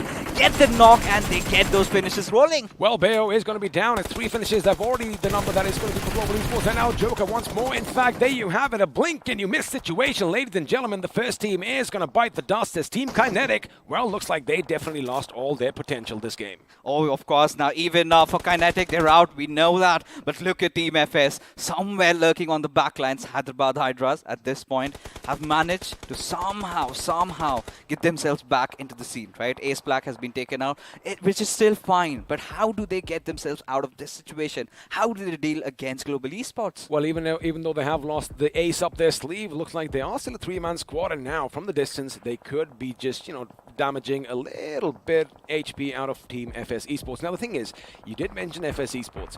They're going to be in a little fight of their own because, keep in mind, our Esports is going to be at one end, and that's what I was going to bring up. INS are going to be the ones who, from the distance, are going to lay down a few shots as K47 is brought down on his bloodied knees. Elsewhere, looks like Maxi is going to get the better of Global Esports' Joker, as this is going to be interesting. Hydra officials' position is now contested by 7C Esports. Hydra, they're in a prime position. Few good grenades, they can get the better of the players, but Pav not resorting to provide cover fires to his teammates as those grenades keep coming over. And it's going to be Rex from the backlines who gets the knock. Enigma, of course, these are opportunistic parasites of the like, saying they're going to come in from behind and, of course, lay down all the hurt on them as Spraygod is going to be coming in the crosshairs of Parv. Now he knows his position. In fact, a grenade is going to be flung in his direction. Speaking of grenades, looks like EXO is going to bring down one of the members from Team Soul. But for now, we're going to concentrate on what's happening here. Jackson, does he know where the enemy enemies are. Not yet, but as soon as he does just come over this little horizon, he's got to face off against Aladdin. Oh, he indeed has to. Now, Spray God's position has been compromised. He was up for a flank. Jackson has all that information he needs, but the grenade being flung over at his direction has caused some heavy damage. And 7C, somehow they're still holding off. They are still holding off, but the problem is the circle has shifted away from all these teams who are still wanting to get the better of each other, as numbers are going to be dwindling. However, you know, they are still a four-man squad now. Parv, they've got to make a decision. They have a circle in mind. They do have the advantage to, you know, make sure they get back first and kind of gatekeep the enemy. And, well, speaking of gatekeeping the enemies, they're still going to be focusing on gatekeeping Enigma Galaxy. Oh, yeah. They've got a lot on their plate at this particular moment. Now, Jackson, he needs to make some decision, because you've also got the players of Team INS nearing by, and if Team Hydra are oblivious of that information, they could really pay a hefty price. They could, because looks like 7C Esports are going to be coming under the fire from different directions, and it looks like one of their teammates was almost brought down to the ground. However, the question is, again, Enigma, they look good, but speaking of people looking good, Carry is not going to be looking so good, as he has been taken down once again by a member from our Esports. Again, we did anticipate this fight still to be a little bit of a stalemate. Now, Global Esports, they still have some time, but this is where Enigma could be a little bit of a thorn in their side later on. Hyderabad Hydras really need to pull out a rabbit out of their magic hat right at this point. They're kind of stuck in a checkmate situation, as Enigma gaming are being potted over. They're being pushed over by the boys from INS. Look at Avi retreating. Can he do that at the right nick of time? Yes, he does. They still have 4 of their players alive, but right now they need to get into a good spot. That's what they're doing right now. The retreat is going to be the right call, because again, you got to keep in mind they had a little bit of a split, and well, you are going to be stronger if you have all 4 members alive. And looks like the god Apollo has fallen down, and now Jadu has lost his magic as he just went boom, as Or Aditya is going to get the better of Esports Walla WSF. But for now, EXO up against AB. Smokes are going to be deployed, making sure they have enough vision obscured from the enemy, because Autobotz, well, they have to move in just a little bit. One good grenade thrown to perfection could be problematic, as shots are going to be fired. There you have it. The enemy is right outside the gate. Immortal is going to take a little bit of shelter behind that little shelf over there. But again, I like the fact that AB's not pushing in. They are taking their time over here. And speaking of taking their time, finally, one of them is going to be brought down on his knees. 2 players down already for the Autobots. At the same time, EXO, they have lost out on their IGL. That is going to be Sensei, as the smokes have been already deployed. The revives are going to come in through, but Team EXO, they need to make some movement right from the backlines. We also do have Esports Walla WSF, who could play as spoiled party. He could play a little bit of spoiled sport, but now Eggy, he knows exactly where Rockstar is. That grenade is going to go boom, and with that, is Rockstar going to be taken out? No, he's not for now. He does lose a little bit of his HP, though. However, Enigma Eggy, he's going to make sure he just, you know, fixes the trajectory, throws another one, as elsewhere, his teammate is going to get the better of Global Esports, and one by one, ladies and gentlemen, teams are going to be falling left, right, and center, as our Esports are going to be finally lost to all that shrapnel. And once again, looks like Autobots, they did pick up all their members. You got to keep one thing in mind. WSF is coming in from behind as well, and that is where it could be problematic for them. Indeed, it could be. As the nades go flying in, Immortal does connect, as now Team EXO, they really want to make a move. But how do they, considering Esports Walla WSF are watching the backlines as it is? The floor has turned into lava. Team EXO just scouring throughout all the floors, making sure they have all the angles checked. And there you go, Fierce in a 1v1 collision. Does come out on top, takes down Fox. He does, almost taken down in the process itself, and now they still have a few more Autobots to deal with. The question is, do they know that they are lurking in their building at this moment? Now, they're going to give precedence to the next circle. Smokes are going to be deployed because, well, they do have to cross that little dreaded road, and now Autobots, against all hope, they had 2 members down once again. Wait a second, that grenade from Mr. IGL was a little bit not right, but lying over is going to go straight to the enemy, and Fierce was lucky that he wasn't taken down, but he goes in, he gets 1, he gets 2, in fact, after he is finally taken down. The question is, his team is going to come in and do something, because Punk, well, the blue zone is going to take you out for now. Oh yeah, it's the only lonesome player, Immortal. Now he's out of options, clearly has to resort for the healing battle, and this is something Team EXO never really anticipated. OR Esports, they're not letting anybody pass, but right now they're also in the mix, because it is Team Soul right in front of them. Well, there you have it. Soul with 1 massive grenade is going to get the better of a member from Team OR, because they do have to go through this team to make it to the circle. Hector with that grenade, now Hector with another. Is it going to be good? In fact, looks like shots are going to be coming in from behind,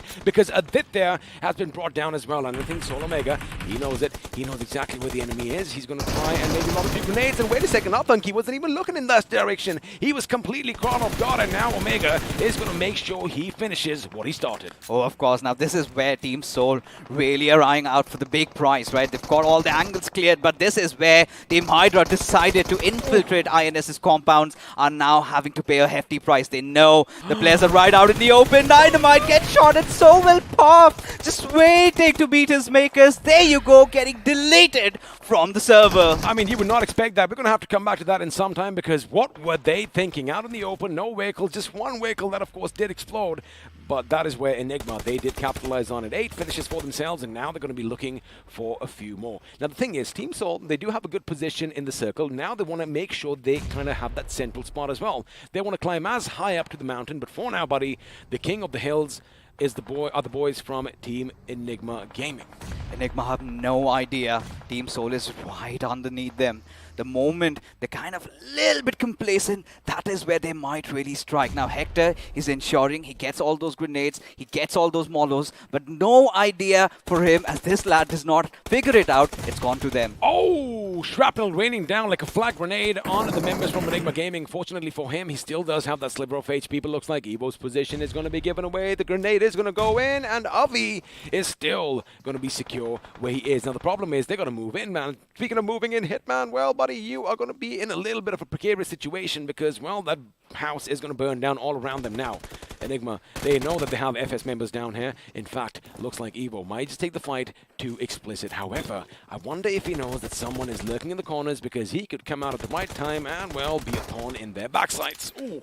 Still alive, but right now one great grenade could spoil it all, as Jelly falls down and OR Esports get eliminated at the 5th spot. And this is where Team INS, they're getting the better out of the players of Team Soul. Omega has been taken down, but look at the coverage over the map. It's explicit, just goes in, but Evo gets that beautiful trade at the right nick of time, as Team Enigma still survive. They do still survive, and it looks like the blue zone is going to kind of force them a little bit out of their comfort zone. But now Team Soul, they do have their work cut out again. They are pretty much in the center, but Team INS, they have the high ground. However, they have a little mad disadvantage. Eva, let's see what this boy is going to bring to the table, because a lot of pressure is going to be on him. He spots out Akshat. He shoots first. Akshat is going to go down, because the AKM, well, isn't going to be shooting that many bullets as his weapon over here. And now he's going to make sure that Shane goes in and finishes what he started. Team Soul now are going to be survived by 3 members in a precarious situation, because Enigma Gaming, well, they've got to come down to the circle as well.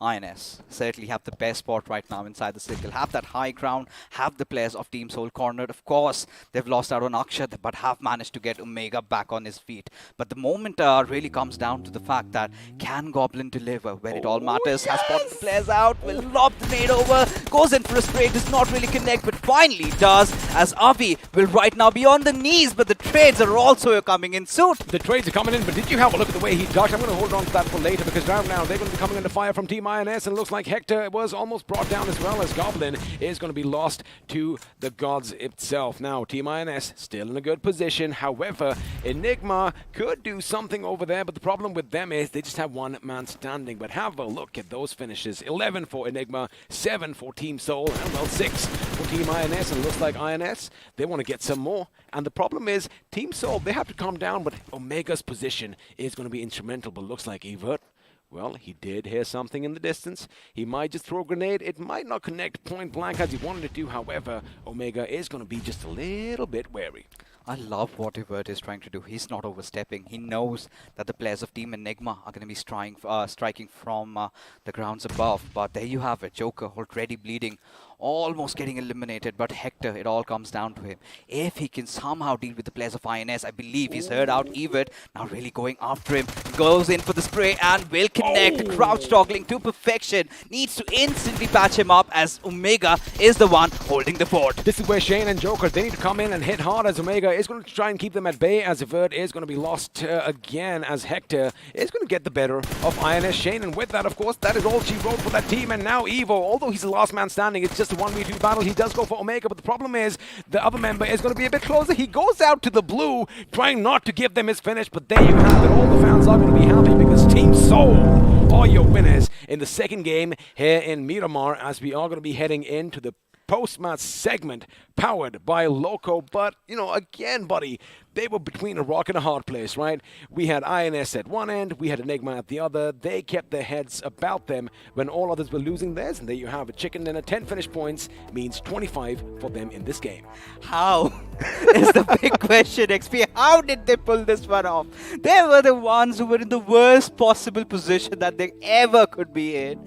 INS, they had such a nice spot to themselves, but Enigma, INS, both of them sort of playing spoil spot. Despite that, Team Soul did manage to hold on to their calm, right? It was Hector who really comes out on top, makes sure, gets the right plays done at the right nick of time, brings enough time for Omega to get himself back up, goes in for those 1v1 fights with Evert, takes down Shane as well, and also they managed to deal with the players of Team Enigma Gaming, as a result of which these top 2-3 teams have really fought it out. But for the others, again, Team EXO, what is going on? Well, for now, we are going to have a look and see who's the iQOO MVP, and there you have it. It's going to be Evo from Enigma Gaming. 6 finishes for himself, 1,074 points of damage, and boy, oh boy, could he have got a couple more. But again, you know, that is how the story did unfold. I liked how he did not want to give his finish to the last few members of Soul, you know, just advancing at his position, and he'd rather let the blue take his life out. But he is going to be joined by his teammate Eggy. Massive amounts of damage coming in from both these lads. Oh, of course. Now, Team Enigma, we did talk about them having the prime position, right? Around the center, going for really weird splits, but somehow it all did work out, right? The circle kind of did not go for a hard shift. It all came down on them. But Team Soul, I was kind of surprised as to how did they really pull that one off. Now, Shane, being one of those players, always been on that support role, finally lives up, gets himself to the top 5 players over here. But Evert, he was not disappointing at all. Oh, he wasn't. In fact, he almost got the better of Akshat, as we are going to have a look at a few more facts and a few more figures, because the match summary is popping up on our screens, and have a look at that healing. 10,254. Again, you kind of do expect that because, you know, most of the engagements are going to happen at distance, right? You have those medium and long distance engagements, which means that you have plenty of time to A, get those high assist numbers as well, and patch yourselves up in the time being. Now, again, I like what Goblin did, right? He basically kind of just clipped the wings of Enigma Gaming when he did kind of rush up on their position, throwing that grenade, damaging them, and bringing one of them down before he was finally taken out by INS. Now, had he not done that, again, it's a team game. And, of course, individual performances do matter, but I liked how Team Soul, they just kept everyone at bay, and, well, that's how they got the chicken dinner. I mean, they did so much inside this game, right? Oh, yeah. Dealt with OR coming in, got the better out of them as the FT craft. Look at it, all those skyscrapers out there. Team Soul, Team Enigma, of course, Team Enigma having the highest amount of damage. Even the finishes also working out in their favor. But Team Soul, I mean, I was kind of taken aback a little bit, because this was one of those games where they were doing good, but they were not supposed to be getting the chicken dinner. And somehow, making those right plays, making those right moves, they did it. I'm going to disagree with you over there, because keep one thing in mind. When they kicked things off in week 1 during the league stages, boy, oh boy, were they unstoppable.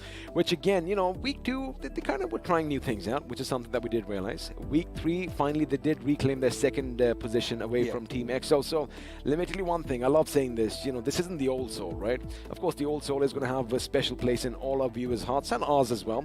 But this new breed, they are hungry. They want to make sure they cement their position in history, because again, imagine the pressure to perform that is going to be on them. But now, they have had a chicken dinner. We do know they have 10 points from behind. We are going to be heading into the overall standings. And well, I know it's still early days, but we are going to have a little bit of a switcheroo at the top. Oh, we certainly will have. But as we take a look, this is going to be Team Soul. I mean, the first game, they come out swinging, 9 finishes to their name. Everything is Steven, buddy. Wow. And even for global esports, they start off with the chicken dinner, have a decent one in Miramar, if not the best, because they got caught in such a bad spot. But for OR esports, they've been maintaining that consistency of 5th position finish this time, not too shabby either, as Team Enigma also do climb up. And the same can be said for Team INS as well. Imagine if these grand finals end the way we have the points right now. Do we have to flip a coin and see who gets what, because they have the equal number of chicken dinners, or they might just go in and share that first position? However, this is what it's going to look like after 2 games. Or Esports are going to be in the third. But again, this is way early. Team INS this time around off to a good start. Oh, of course. I mean, 2 back-to-back games, they've been getting those fourth, those second spots. I think it's those finish points that they really need to work upon. And I think eventually all they're trying to do is start settling in. Now, this is where we head off to the bottom half of the table. And cause for concern, Hyderabad Hydras, 2 games played, just 2 points earned out of it. Another thing is running in my mind because, of course, you were watching the prelude earlier, and well, Maisie, Ankibot, and I all predicted something at the end of the stage, and it looks like our teams, well, they're going to be languishing at the bottom. Nigma Galaxy in 16th with 1. Hyderabad Hydras, again, they haven't really come into the groove right now. Now, we did see them make a few mistakes. We did kind of see that they were sandwiched between Global Esports at one end or Esports at the other. And again, they pretty much built their own coffins over there and finally were put in the ground. But do you feel it's a little bit of hesitancy? It's not, let me rephrase, not hesitancy, right? The pressure, because all throughout the league stages, again, they had a shaky start, but they've been consistent. So when do you think they'll finally showcase what they're made of? I think they will have to find that one good game first, right? If you talk about the rotations, of course, we've been feeling, right? They've been trying to do the same thing. Enigma Galaxy, a little bit different this time, clearly did not work out. But Hyderabad Hydras, they've been sticking to their same old rotation, the same way they kind of tend to play around those edges, the northwest areas, areas that they have been in the past. But this time around, they really did not anticipate to be caught in the mix, right? It was our Esports, it was them, and it was again the boys from Global Esports who were just waiting for them. Now, that is something that was out of the equation for them, and that is how things got really awry for them. They did run a little awry for the team of Global Esports and Hyderabad Hydras, of course, as well. But, you know, GE, they still had an option to kind of back off a little bit. That is where FS Esports, never do that. They came in. They don't back out. That's the problem. They never back out. If they are in the fight, it's either them or us. Otherwise, they're not going to be content with just leaving. But again, that is the beauty of the iQOO BMPS powered by Loco. And I love the fact that, you know, we have this pedestal and all the sunlight, all the spotlight is going to be shining on them. So once again, a massive thank you to BGMI Crofton for giving us this amazing game and our lovely sponsors, iQOO, the beast itself, and Loco. So once again, let's see how to slay your dragon.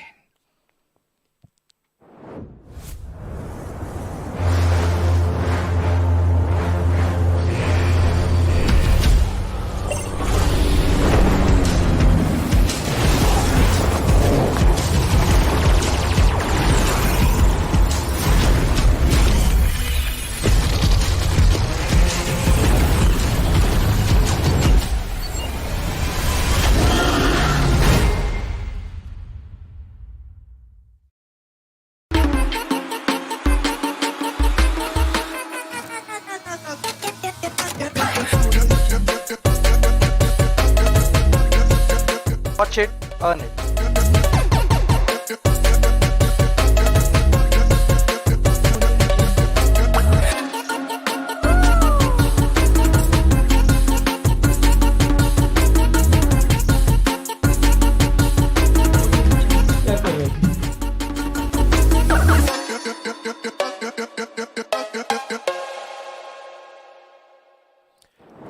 Watch, stream, play, repeat. What are you waiting for? Wait a second, I think I know. I think it's probably this bad boy, the iQOO Neo 6, isn't it? I think so. I mean, if you haven't really checked it out, we even have all the grand finalists playing on this device, and it is catered for all the esports enthusiasts out there, and it is available on Amazon as an Amazon special, so you've got the best offers out there. Go get it for yourself, and we also do have a few giveaways. You can also participate in that. But now coming back into what really happened in Miramar, right? Like I said, you know, I was taken aback. That was never supposed to be Team Soul's game, and it really stick by my words, because Enigma Gaming, of course, had they not lost out on Eggy and Avi out there, well, they could have done things. But still, despite that, they had one of their players up top. And with INS kind of messing it up down there, 2 of those players falling down to Hector, I think that is where Team Soul found that ray of light that they were looking out for. You know, Fix, just a random thought came across my mind. We obviously have a lot of conversations with ourselves, but sometimes it feels like I hear too many extra voices in my head. Does that ever happen to you? Because at this moment, that is exactly what I'm feeling, and looks like everything just cleared out. I love the way way that, whatever we say does happen. But, coming to that, Yeah. Enigma, again, it was Goblin, right? The fact that he went up, the fact that he took out two of their key members, and he did get taken out by INS from the distance, was something that did help them, because although Enigma had the high ground, they still had to come down. Oh, yeah. Now, INS, on the other hand, well, we are going to see exactly what happened when the highlights do pop up on our screens in a short bit. But as you mentioned, I do agree with you a little bit. Team Soul should not have, on paper, won this game. But again, that's the prowess coming in from Hector and Akshat. Oh, of course. Now, towards the end, it all did come down because I think it was Omega who was the one surviving. Akshat sort of got taken down. But this is what I'm talking about, XP, right? Global Esports had the players of Kinetic. I have no clue what they were doing, right? Even the same goes for Team EXO. I really felt it was so chaotic towards this entire situation that they did not know how to respond, right? They were the ones who got two of the players knocked out. But they lost out on Sensei and could not follow it up. And despite even Fierce getting the knock, this is where they knew. They know that their fates have been sealed. They cannot really get inside because OR was on a lookout for them. Well, they were, and OR really didn't have an option but to actually go through Team Soul. But it looks like it didn't work out for them in this case, as Omega does get the better of Donkey, who was oblivious to the fact that his right flank was exposed, and this was something out of the ordinary. Now, Hydra Esports caught out in the open with their pants down, quite literally and figuratively, paid a heavy price and, well, had an early exit. Oh yeah, and this is what we've been talking about, right? Team Enigma has done this time and again.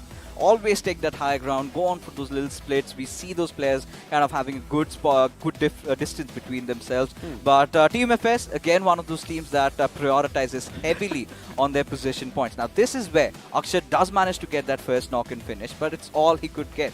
Because after that, you had Evert coming in, and we were witnessing a lot of those crouch toggling also happening. Now, considering how broken this weapon is, this is where I believe Goblin made all the difference. I love that move. The way he basically ducked and all the bullets just whizzed past over his head. Of course, Shane did get the better of him at this moment, and if Hector had chipped away his HP, had he lost a bit more, it could have been problematic. But the grenades coming in from Evo. Now, again, look at this move over here. Now, Hector bobbing and weaving, ducking every single second, was making sure that he gets the job done, and that is exactly what he did. But this lost push, have a look at that. Evo knows, it's a lost cause.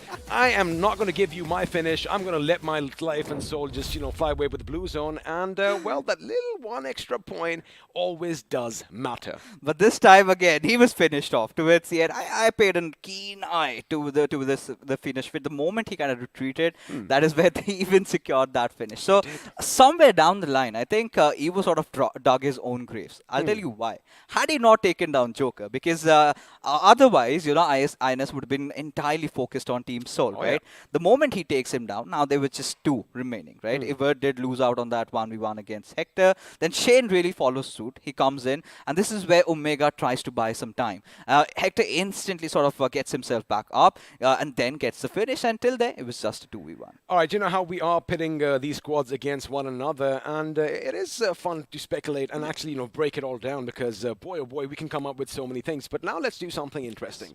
In fact, speaking of a few squads, let's pit one against the other, because we are going to have a squad face-off popping up on our screens, and, well, one of them, I kind of have an idea who it's going to be. They all might share the exact same points. It is, of course, going to be Team Soul going up against Global Esports. How are we going to break this down, XP? I mean, of course, Team Soul, they've been one of those teams that have been prioritizing heavily on the central game, and they've been getting themselves into the mix of fights. This time, they were very calculative. They had engaged in fights that they knew they're going to win. No hasty decisions, nothing out of the ordinary. They made sure they had a leash on Goblin. And for Global Esports, it's been all about the edges, right? Play around the edges.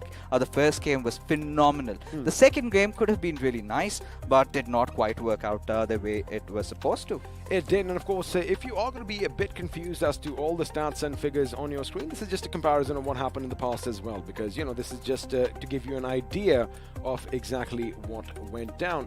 But boy, again, I mean, I know we're going to be, like you said, you're a broken record. I love beating around the bush all the time. Team Soul, again, we have talked about it. We did see in the highlights as well. They were kind of sandwiched in a position. However, as you mentioned, Evo did kind of dig his own grave, right? I mean, basically, the moment he threw that grenade, he took a spade out from his back and was already digging, making sure that this is where I am going to be put in the ground. But let's see what happens next, because as you mentioned, maybe Joker could have been a little thorn in the side of Team Soul, and one of them could have been the winners. He was really at a good spot, right? He knew where the players were, and obviously having extra numbers towards the end does really help. For Evo, it should have all been about the waiting game, right? It's just let these two boys fight it out. Would you have waited? Oh, I definitely would have, because again, I know going up against the likes of Team Soul, this Team Soul is not a good idea head on. So wait for them to be at their most vulnerable position, and that is when I would have really stuck in with my hammer. But regardless, I do not believe you right now. If you see someone in front of you and you have your weapon ready and that person is oblivious and you have some grenades, you are going to try and get those extra finish points. But again, you know, not a bad outing for Enigma Gaming as well. A nice amount of finishes. I do believe they had 12, the highest in the game. So they're going to be happy with their performance. However, Body Fixes, one last question for you right now before, you know, we head into anything else. That elusive chicken dinner, is it going to come to them at the end, or do you think they might just get it today? You know, for Enigma Gaming, I mean, Sanhok has not pretty much been their game to win, right? When you talk about Sanhok, this is where you bring in, teams like OR Esports. This is where you bring in teams like Big Brothers, because this team hasn't really been making any noise. Not so far. Again, a lot of teams haven't really shown us that little spark, that little drive. But, you know, speaking of those kind of teams, I'm just going to quickly bring up two again. We'll just do a little head-to-head amongst ourselves. Okay. Hyderabad Hydras and Enigma Galaxy. They have two. They have one. And we know that they hit hard in the wrangle. And, of course, Hyderabad Hydras, you know, they once said that we rule Miramar. Right? Question is, what went wrong? It's the hesitancy. Were they being a bit, not complacent, but it's not even like, you know, the teams were doing their homework. They knew they were going to come in from that side. They just put themselves in a really precarious situation. It was all about the variables changing, right? Hyderabad Hydras never really anticipated global esports to be where they were. They really never anticipated our esports to be at that particular point. And the big question really arises. Now, one thing really bugs me a lot. Now, Hyderabad Hydras is not one of those teams that tends to take the lower grounds in Miramar. They always have that high grounds. And for them to resort, I think one of the major reasons would have been so many of those teams were on their backlines. They did not want to be a punching bag, did not want to take some damage. Hence, they went down there. Little did they know that they were already team station, just waiting for them to come. You know, speaking of homework, that's what I kind of did feel like, because a lot of the teams did assume, when you were in fact talking about global esports at La Cabrera, you said that, you know, they have the north and the northeast still for the taking, because nobody really drops there. Now, this is where teams are trying to pull, like you say, that rabbit out of their hat. They want to do something different. And once again, you'd probably expect, like, all right, maybe just a team or two would kind of reposition themselves. But we had like 3-4 teams all in the north. And when the Hyderabad Hydras, when they came in, they would have been like, oh, man, oh my goodness, we just made a little bit of an oopsie, and one by one they did pay that price. More than an oopsie, right? It's all about teams thinking alike, right? Everyone wants to enter in from that northern side. Everyone wanted that little bit of an eastern area to themselves. But the moment the circle kind of shifted there, because there was just that one hardship we witnessed where we really thought this was a San Martin circle. It was indeed a San Martin circle towards the end. But what we did not really account for was the circle going to a little bit towards those hilly areas, towards that western side, where Team Enigma were already well positioned, right? They had a beautiful split. We did talk about it being a double-edged sword, right? Sometimes it kind of pays you off. Sometimes you just get picked off one after the other. And this is, again, a position where we have to bring in the other teams, right? Teams like 7C Esports, as a matter of fact, because they're also one of those teams that had the center of the circle for quite some time, but really did not make the best work out of it. They didn't really do that because, again, you know, I kind of saw a little bit of a hesitancy, a little bit of tremors in their hands, and not just from the adrenaline coursing through their veins. Savitar, especially him, because, you know, we did see that little fight up against Hyderabad Hydras. Now, Hydra official, I beg your pardon. And what would happen in that moment is that, you know, they'd go in for the fight. But again, that's a talk for another day, because now we're going to be heading in the pre-match segment powered by Loco, which means, well, Fixes, I'm going to see you in some time, because the studio, ladies and gentlemen, is going to get a whole lot brighter as Arca is stepping in. And of course, before he does get a bit comfortable, he loves taking his time. Let me just tell you that one thing right now. Normally by this time, you know, Fixes and I, we'd be sitting. But this gentleman, he likes taking life a little easy. He likes taking it slow. And finally, I think he's ready to say something. Arca, how are you doing, my friend? Slow and steady wins the race, so I really want to be that on the winning side. But yes, what a game of Miramar, right? So many thoughts are running in my head. from the beginning itself, you know, it was Team Enigma picking up those finishes. Least did we see that in the finish feed, you know, where it was the fight between G and Hydra, they're picking up from far away. And then every single time until the last moment, I really wanted Evo in the final moments to just be a little more daring. The fight between Global and INS is taking place just in case he had come a little forward, peeked through that horizon and taken down 2 players. It would have been much more easier for them. But ultimately, yes, it was all about placement points, which they needed the most. Coulda, woulda, shoulda. So I was expecting at the end, you know, when Evo did kind of just go into the blue zone, I kind of expected maybe that little shark he's going to come up with the might because he heard someone coming up closer. He heard Hector, right? Maybe he's going to take the fight, but you know, it is what it is, and that is the beauty of this contest, right? You're going to see something different every single time. And speaking of contests, none of them would have been possible without BGMI Crofton and of course our lovely sponsors iQOO and Loco. And you know what time it is? We have to watch that beautiful video once more.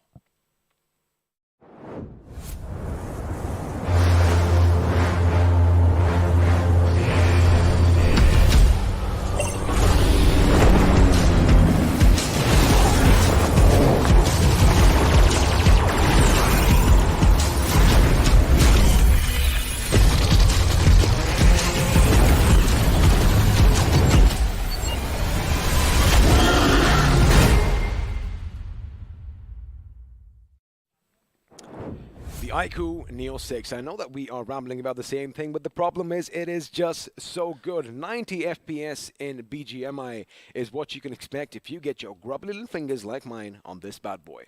Now that is where, you know, pricing also comes into picture. I was speaking about this in the map of Erangel, where I told Fixes that, you know, there are a few teams who tend to play with high-end devices and all those, and suddenly they have to adapt to a new device. They're not understanding with a lesser price, they're getting something equivalent to that high-end devices. And being one of the best, you have to put your hands on this Neo 6. Now, coming back in the map of, you know, Miramar. What do you have to say about 7C? You know, I know that you guys already spoke about, you know, 7Cs, but yeah, what could have been much better for them? Before I talk about 7C Esports, I'm going to talk about our lovely viewers because all of you stand a chance to get some amazing BGMI merch heading in your direction. And you know the drill. All you have to do is check your links down below, predict who's going to be the top point taker from this day, and you might just get some goodies. A nice little t-shirt and that bottle to beat the heat because things are heating up in our country. But we are not done there. Because although we have these iQOO Neo 6s in our hands, again, you know, we've been talking about it. 10 lucky winners stand a chance. But how do we go about that, Arca? Now, you guys have to head on to the pinned comment in the comment section. Make sure you click on that link. From there on, you'll be, you know, it's an easy thing, right? You get into a link where you will be going in from there to subscribe and follow a specific page on Instagram. And once you're done with that, just your name and address will be more than enough for us to send this beauty towards you. But remember, you need to have the lady luck by your side as well. Kind of matches my trousers today. And again, you know, I'm not that old. I just have a couple of years on you. But gone are the days when, you know, right now technology has made everything so easy. You click a link, it'll take you whatever.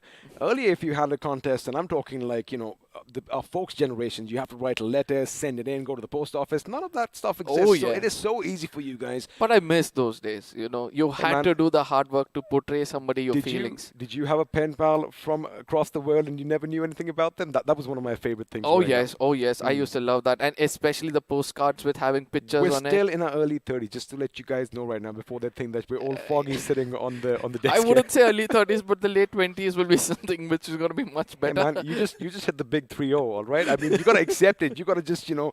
this is where we become a man. That is for sure. There you go. But, you know, speaking of men, all these boys that have participated through all these stages are men in their own right as well, because this is where, you know, champions and, well, the rest of the crowd are differentiated. These next 4 days are going to be awesome. I mean, 24 games is what they had, if I'm not wrong, amongst which most of them have played 2 of it. Those re-strategizing on the left few games is going to be very important, right? The teams on the bottom like our Esports, who always want to go forward and get those finish points, not able to attain it, is also something let's not forget. Now, of course, if you want to be featured on the BMPS stream where lakhs of people are watching, well, all you have to do is go and tweet your questions using the hashtag Let's Ask Loco, and of course tag at GetLocoNow to get your questions answered live. Now, I wouldn't say it with the experts, but hey, we have a little bit of a knack for this, and of course you're going to get a massive shout out on stream as well, which I'm kind of excited for, because this is something that, you know, keeps the viewers and us engaged, because all of us, we have a million questions, but only a few lucky users will have the name and question splashed on the screen. Yeah, it's easy, right? When you know the way, it's just that you have to go do it and eventually you're going to be answered. But coming back to the game itself and the map of Miramar, did you expect the side of Team Soul to get that winner chicken dinner? Because ultimately the first match they played, it was all about finish points. The kind of position they were holding, the way it got compromised with a lot of teams pushing in, but still that valor effort coming in. In the map of Miramar, did you expect them to be the You know, winners? to be honest with you, Team Soul, they thrive when the circle kind of favors them. They were Yeah. in the center, I get it. Now, on paper, again, it kind of looked like, you know, they were sandwiched from two positions. Yeah. However, they had the slope to work with. They had a few boulders just, you know, kind of edging out Yep. from the mountain to work with. And you saw when Akshat went in for the finish, as far as Evert from INS is concerned, man, he was bobbing and weaving even before the action began, just, you know, keeping the enemy guessing. And he probably ducked at least like 100 times in that little engagement, and Evert was just kept guessing, although he was so close to knocking him down on his bloody knees. But looks like, as you love saying, the Lady Fortune, she did definitely kiss the foreheads of Team Soul and got the job done, and that is what it's all about. But now the best thing is, it's the same 16 teams. Yeah. Can they do it again? Now, in the map of Sanhok, always we have been speaking about the game changer, right? That is where everybody will be coming in. Those teams who are not having a good time will eventually go in for the heal battles if necessary. But also, they're going to be a frontal battle, right? All until in the map of Miramar, no matter how close you are, you get far away. But in the map of Sanhok, no matter how far away, you get very, very close to one another. And all these reptiles which are going to be forming up will be something to watch out for. Now, this little substitution popping up on your screens as far as Nigma Galaxy is concerned is something that's going to excite me, because although Apollo has been instrumental in the you know, prowess so far, Max really came in and showcased what he got, and it looks like Crazy Soul is going to be coming back in, because maybe what I feel like is he's not as comfortable with the map of Miramar. That is where all these substitutes help, because Evert is going on, although he did have a decent debut in the grand finals. Now, this is most important thing for us to see, right? All these hidden strategies of bringing in substitution, whichever map they fail the most, allowing the substitution to only play that map and come into the main grand finals and then to perform. I think Team INS are thinking the right things and also pulling the right cards. But coming back, will Crazy Soul be the crazy man who's always been, as we head on to look at the beautiful views of the Sanhok, the tropical island itself? Have a look at the definition. Crystal clear water. You can see the sand down below just gently shifting with the waves. And, well, if you look carefully, you might just see a few fish here and there as well. But what we're going to expect are seeing bigger fish out in the sea, because that is where, you know, teams are going to maybe try and take those little watery routes around the tropical island. But for now, as we are going to be just having a look at the calm before the storm, Sanhok really is a beautiful island. Oh yes, very much, you know. Whenever you have the higher grounds, you'll be able to see through the horizons, beautiful visuals of different islands. But when you go down again, you're going to have so much of greenery around I you. will ask you a question, because I just want to gauge you right now. So if you do look in the distance, if you do look at the horizon, will you see the Earth's curvature? Oh yes, I believe the Earth is round, so don't worry about that.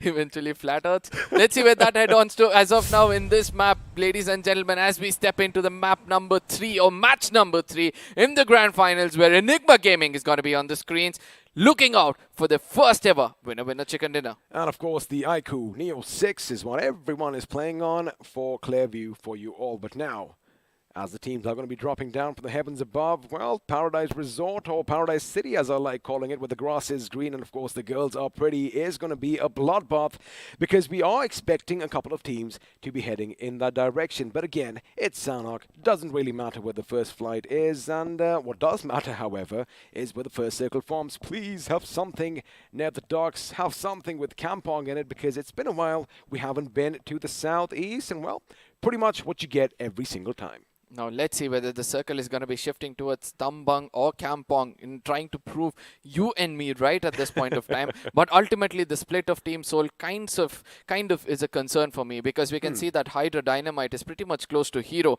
In case Hero gets taken down, it's going to be an end of a story for him. And Goblin and Hector close towards the side of Nigma Galaxy as well. So this split, will it work out for the side of Team Soul? Well, we're going to have to wait and find out, because as you mentioned, a few teams are dropping close to one another, and Savitar, oh baby, looks like he did have a lot of his HP just depleted in a matter of seconds, and I do believe it was Rockstar. There you have it. 89 points of damage is what he dished out on 7C Esports' player over there. But again, you know, they're going to be happy. Have a look at that. In fact, he is going to whip out that M249. Brrr, goes the gun. And, well, Savitar is still lucky to be on his feet. Ooh, the That was nice, wasn't persistency it? coming in from the side of Rockstar could have been the beginning of the end for one of the players of the side of 7Cs. But coming back into the circle, we'll be able to see a lot of distance between these teams, right? So until the fourth circle, none of them will be going in for a frontal battle. The first two matches have been the same, right? Until the 14th or the 15th minute, we have not seen any kind of knob coming in. Did you expect something like this in the grand finals? Well, I did indeed, because, you know, all the teams, they know exactly where they're dropping. And even if, for example, in the last game of Miramar, right, we had 3 teams. Oh, that was close. We had 3 teams dropping in at Los Leones. We kind of anticipated that they're going to be keeping their distance. And, you know, like I said, they're going to map out the city and make sure they don't have those clashes early on. Everyone's got to take it just a little bit slow. And I think you spotted something. I mean, the side of Team EXO, right? The way they Oh, try to play interesting. split, as well as one person from the side of BB still in the air, trying to glide down. Slow and steady wins the race is what I said. But not this slow is what I believe, because ultimately you need to do the right kind of farming before making it inside the circle. And if you're so late, most of the land will be taken. It makes sense, because now, every now and then, you know, big brothers, they love heading to the Paradise City or resort themselves. Now, that is where Hyderabad Hydras love calling home as well. So I do believe that they realize that, wait a second, we're not going to be touching the ground first. And what HH did, which was kind of funny, oh, this is going to be problematic. A snake in the grass is something that we are going to see. Jelly is going to be shot at. There you have it. Manya is going to come in, and with that, a fight is going to break out elsewhere. Looks like First Blood is going to go to his name, but a member from Team EXO, Fierce, was brought down courtesy of Global Esports. And, well, in a matter of mere seconds, 2 lives have already been lost, and this is what Sandhawk is all about. Now, this is what we say, that no matter how far you are, you're still close to one another. As G at this point of time, taking a little bit of a split from one another, will find the side of Team EXO as well as the side of OR. Look at the map. You know, where is Atanki? Where is Aditya? Where is Aru? Compared to somewhere to the eastern side of the map towards the side of Camp Bravo. And again, from the side of Team EXO, one is in docks, one is way far away towards the side of Barn, and ultimately they had to pay that hefty price. They did, but again, you know, it just goes to show what the game plan is. They are going to try and make sure they get as many first aids as they can, probably give it to one person who's going to plonk himself out in the blue and slowly and steadily, just like you, buddy, start patching himself up. Yep.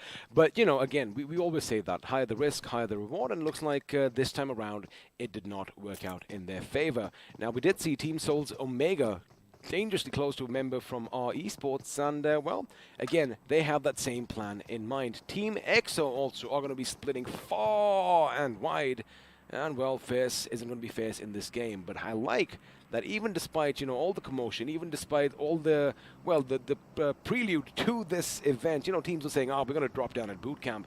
Esports Walla WSF, they definitely kept their word. Yep, they're gonna stick to this place. They all know that, you know, this early skirmish in the side of boot camp will obviously attract a lot of teams, right? Right to the dead center of the map is where this place is placed.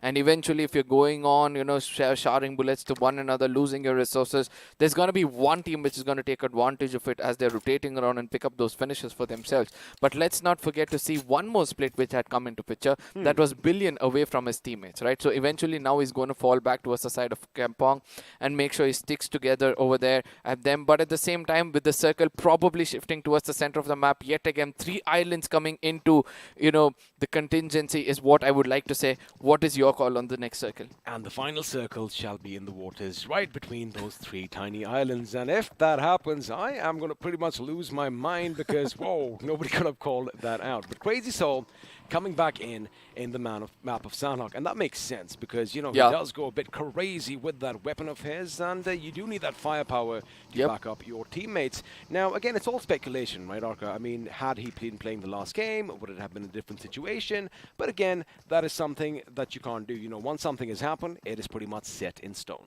Now, BB's rotation towards the side of Team OR is where my tension is going to come in, right? 3 men standing from the side of Team OR as well as 3 men standing from the side of BB. I know that it's 4 men standing, but still, let's not forget that, you know, the kind of rotation they're taking with 1 man leading, they might come into a collision course, as in the airdrops. This is the deadliest of them all. It's going to be the Groza, and I really want to see who's going to pick that up. Well, the gun goes really, really fast, really, really hard, and of course the highest DPS weapon in the game is something that all these members are going to try and get their hands on. And up close and personal, buddy, it's like, you know, cutting through butter with a hot knife. That is how quickly it can literally melt away the opposition. But now you kind of talked about 7C Esports in the beginning. Now, 7C last time around, again, what I felt was, again, I'm going to use that word hesitancy, but I'm just going to say maybe they were being a bit too careful, as Aladdin is going to try and make sure he gets up on the roof and, well, doesn't look like he needs a genie for help just yet. No, I can see the faces of Team 7C over here, right? In that small cam, you guys will also be able to witness it as audience at this point of time. I'll come back to it later as Hyderabad Hydras have a clue of where Kinetic is. And in case this flight takes place, as we can see God over there trying to peek over the stone, trying to check who's going to be coming in close. It's going to be Ace Black coming in. Will be the first man to get taken down. It looks like he might be, but ultimately gets saved because of the rock itself, as he's going to be pushing in a bit more closer. Backup is required as Maisie from far away is going to be cooking up a molly. Will it land perfectly? Give the backup for the side of Ace God. Well, looks like that is going to be the plan right now. Kinetic God did make a little bit of an oopsie. Maybe if he had a little bit more accuracy, it could have worked out. But now Ace Black is going to come under fire from KU from behind. Onyx is going to get up. He does shoot, but now Onyx is going to be taken down. The Rock Snake has been brought down as Ace Black is going to be the one who's going to be doing all the damage. He almost gets the better of God, but it looks like God is going to take him down. However, Maxi OP's Uzi is going to do all the talking from the other end. Team Hyderabad Hydras, they do have a little bit of an advantage right now. It is going to be a 3-on-2 situation. And their position, well, has been given away as KU, on the other hand, is going to go up against Manti. He hits the deck in the nick of time, and looks like on the other side his teammate did the same, as Hyderabad Hydras finally have a squad wipe to their name. And well, another one is going to bite the dust. Team Kinetic once again with an early exit. Now, this is what Team Kinetic did not want, right? They had to be very, very careful in every single move of theirs. They held on to that rock for a really long time. They had time to split around the terrain, try to come in from a different angle. Obviously, one man was grabbing attention of the complete squad of Team HH, but I really liked the way he was being aggressive. Trusting your teammate when you're leading the fight and just going in for a finish is something the Assaulters should always do. And of course, you know, that is what these boys do best. I like the fact that Manti OP is going to be kicking things off because, you know, Fixes and I were having this discussion. In fact, you were in the room as well, that why aren't they letting him play? But this is that little bit of a mistake that Kinetic God did. In fact, looks like the bike took most of the damage as compared to Ace Black. Now, Ace Black knows the enemy's there. He is going to try and aim at KU in the distance. God comes out just in the nick of time. Unfortunately for him, he was taken down as well, but this is where Maxi was on his mission, right? He's going to make sure he gets the better of Beu, while Manti made sure that KU was put 6 feet under.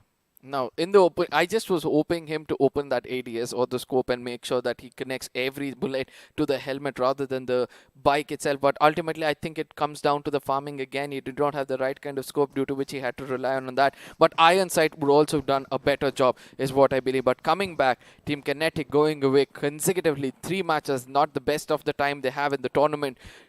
What are they going to do with the rest of the 3 matches will be something which we have to look out for. Well, of course, we are going to look out for that. And for now, we can have a look at the next circle. Pretty much imploding in on itself. A little bit of a shift to the west. However, all 3 islands are still going to be in play. Now, the problem is, have a look at Team Soul's position. They might just go up against Global Esports. And speaking of Soul, damn do I have that little golden tongue.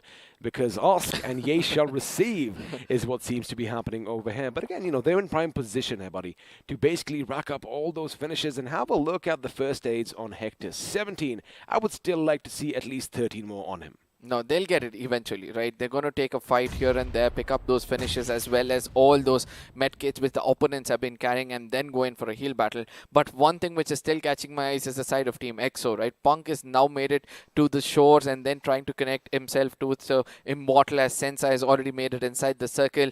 The team which is closest to them is obviously Enigma Galaxy, again playing in for a split. So Enigma Galaxy's success, will it be something which will be questioned in this game as well, right? Close range battle map. And you're going in for a split where you still have 57 men standing. Is the right call coming? Is it the right call coming in from the IGL? You're talking about Enigma Galaxy overhead. The thing is, the distance between them is going to close down in some time or the other, because I do believe what Wixie was doing is he was trying to make sure he scouts out the terrain ahead and, you know, finds a little bit of a safe spot for his teammates. And there you have it, Arco, on the map. We are going to see them as a whole squad once again. Now, the other thing is there's an Enigma out in the open. They're going to take a boat. That is a bit of a risky move. And the question is, are they going to go all the way around, probably hit somewhere around Tambong, or whether they're going to be a bit brave? Well, looks like my second part does not have to come up, because they are going to be traversing all the way to the west, and this is something that's happening on the top of your screens right now, boys and girls, because it is a risky game they are playing. And speaking about high risk, high reward, WSF in the crosshairs of FS Esports Explicit.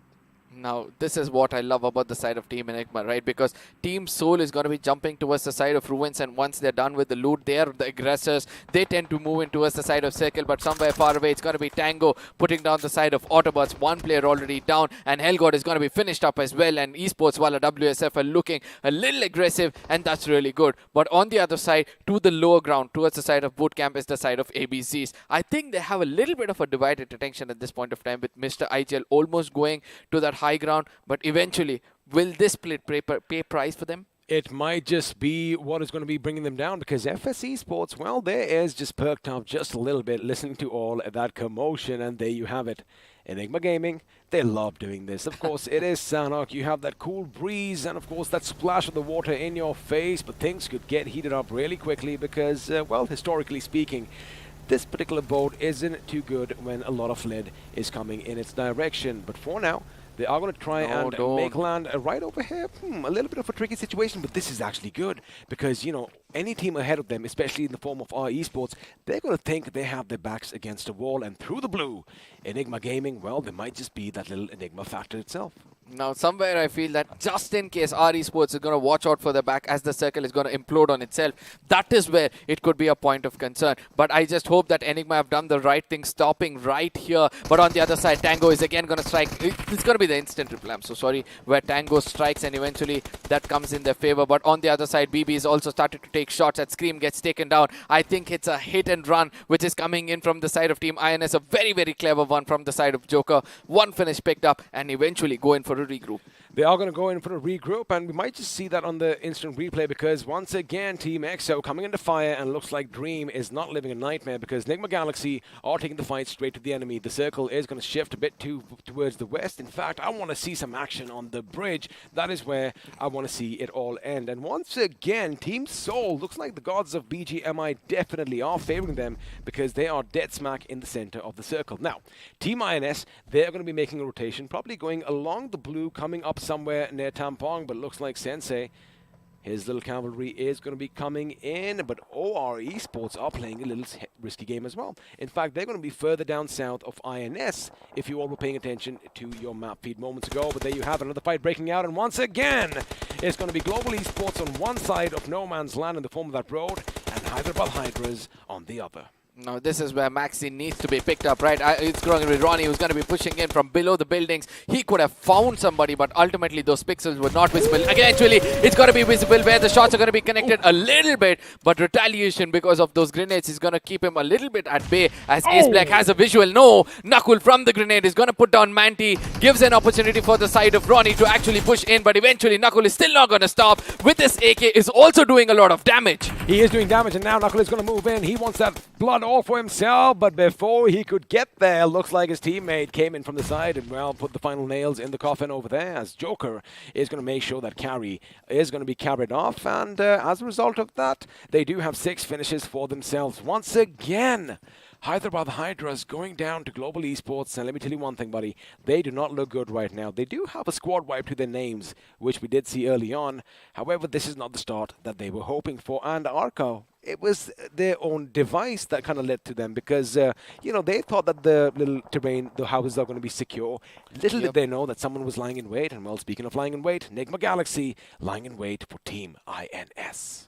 Now this fight is going to take a little bit of a time. By then we try to speak about something else, but no is the answer, as INS versus the side of Team EXO has taken place, as Joker will be going to take some shots, but eventually, in blessing in disguise from far away, is going to be someone else trying to shoot and take them down, as INS Shine has already hit the ground. It's going to be Joker down on his knees as well. Nigma Galaxy is going to be coming in and helping the side of Team EXO. Let's not forget that Crazy Soul in this game can do wonders, but Max is going to come in from the off angle, the best of the angles, as Dream wants to put an end for the side of Team INS, as Billion, the last man standing, will be coming into the process of Max as well, as MJ and Max persistent to take him down. Have a look at that. They're going to make sure that both the flanks are going to be cut off as far as Team INS is concerned, and now there's only going to be one man standing. Can he pull off a miracle? Because he is going to be pushed on. Max is going to be coming up on Billion's position. The blue is going to be chipping away. He does see his head, the little pixel from up top, and there you have it, the Grotzer. The weapon that we were hoping that someone does pick up is going to be in the hands of MJ, and, well, the IGL is going to be making the statement over here. Speaking of statements, teams are going to be moving in. Our Esports kind of avoided a massive fight with Enigma because we did tell you, right, that they were going to come in from the backside. And for now, they are going to be counting their lucky stars. But we are going to have a lot of teams heading in for Global Esports' position, WSF and BB, to name a couple. Now our Esports on the other side, always the team which play for placement points, finally coming back to the game senses, finally coming back to the gameplay, is going to be holding the spot for a long time, as Nigma Galaxy on the other side. It's going to be obvious because of the late rotation coming in. They're going to be challenged, as Ruins is going to be the place. And I have to say this, the Team EXO has a little bit of a ridge for themselves to work out with. If they conquer that place, it's going to be much more easier, as over here, it's going to be Tango trying to take down the side of Zenopi. But it's going to be Zenopi's grenade that's going to make sure the invasion is stopped and Invader is brought down. Tango is going to be brought down elsewhere because Knuckle from Global Esports is going to try and play a little bit of a spoil spot over here. Grenades are going to go off, and once again, it is going to be a give and take, and Zenopi, let me just tell you one thing, buddy, is on a little bit of a rampage as far as the grenades are going. We might just see him walk away, the Grenadier, in this team, but now Helgard's position is going to be perfect. He fighted this time, he gets out the nick of time. There you have it, Big Brother Esports making quick work of the boys from Esports, while our WSF, as one by one, they were pretty much obliterated.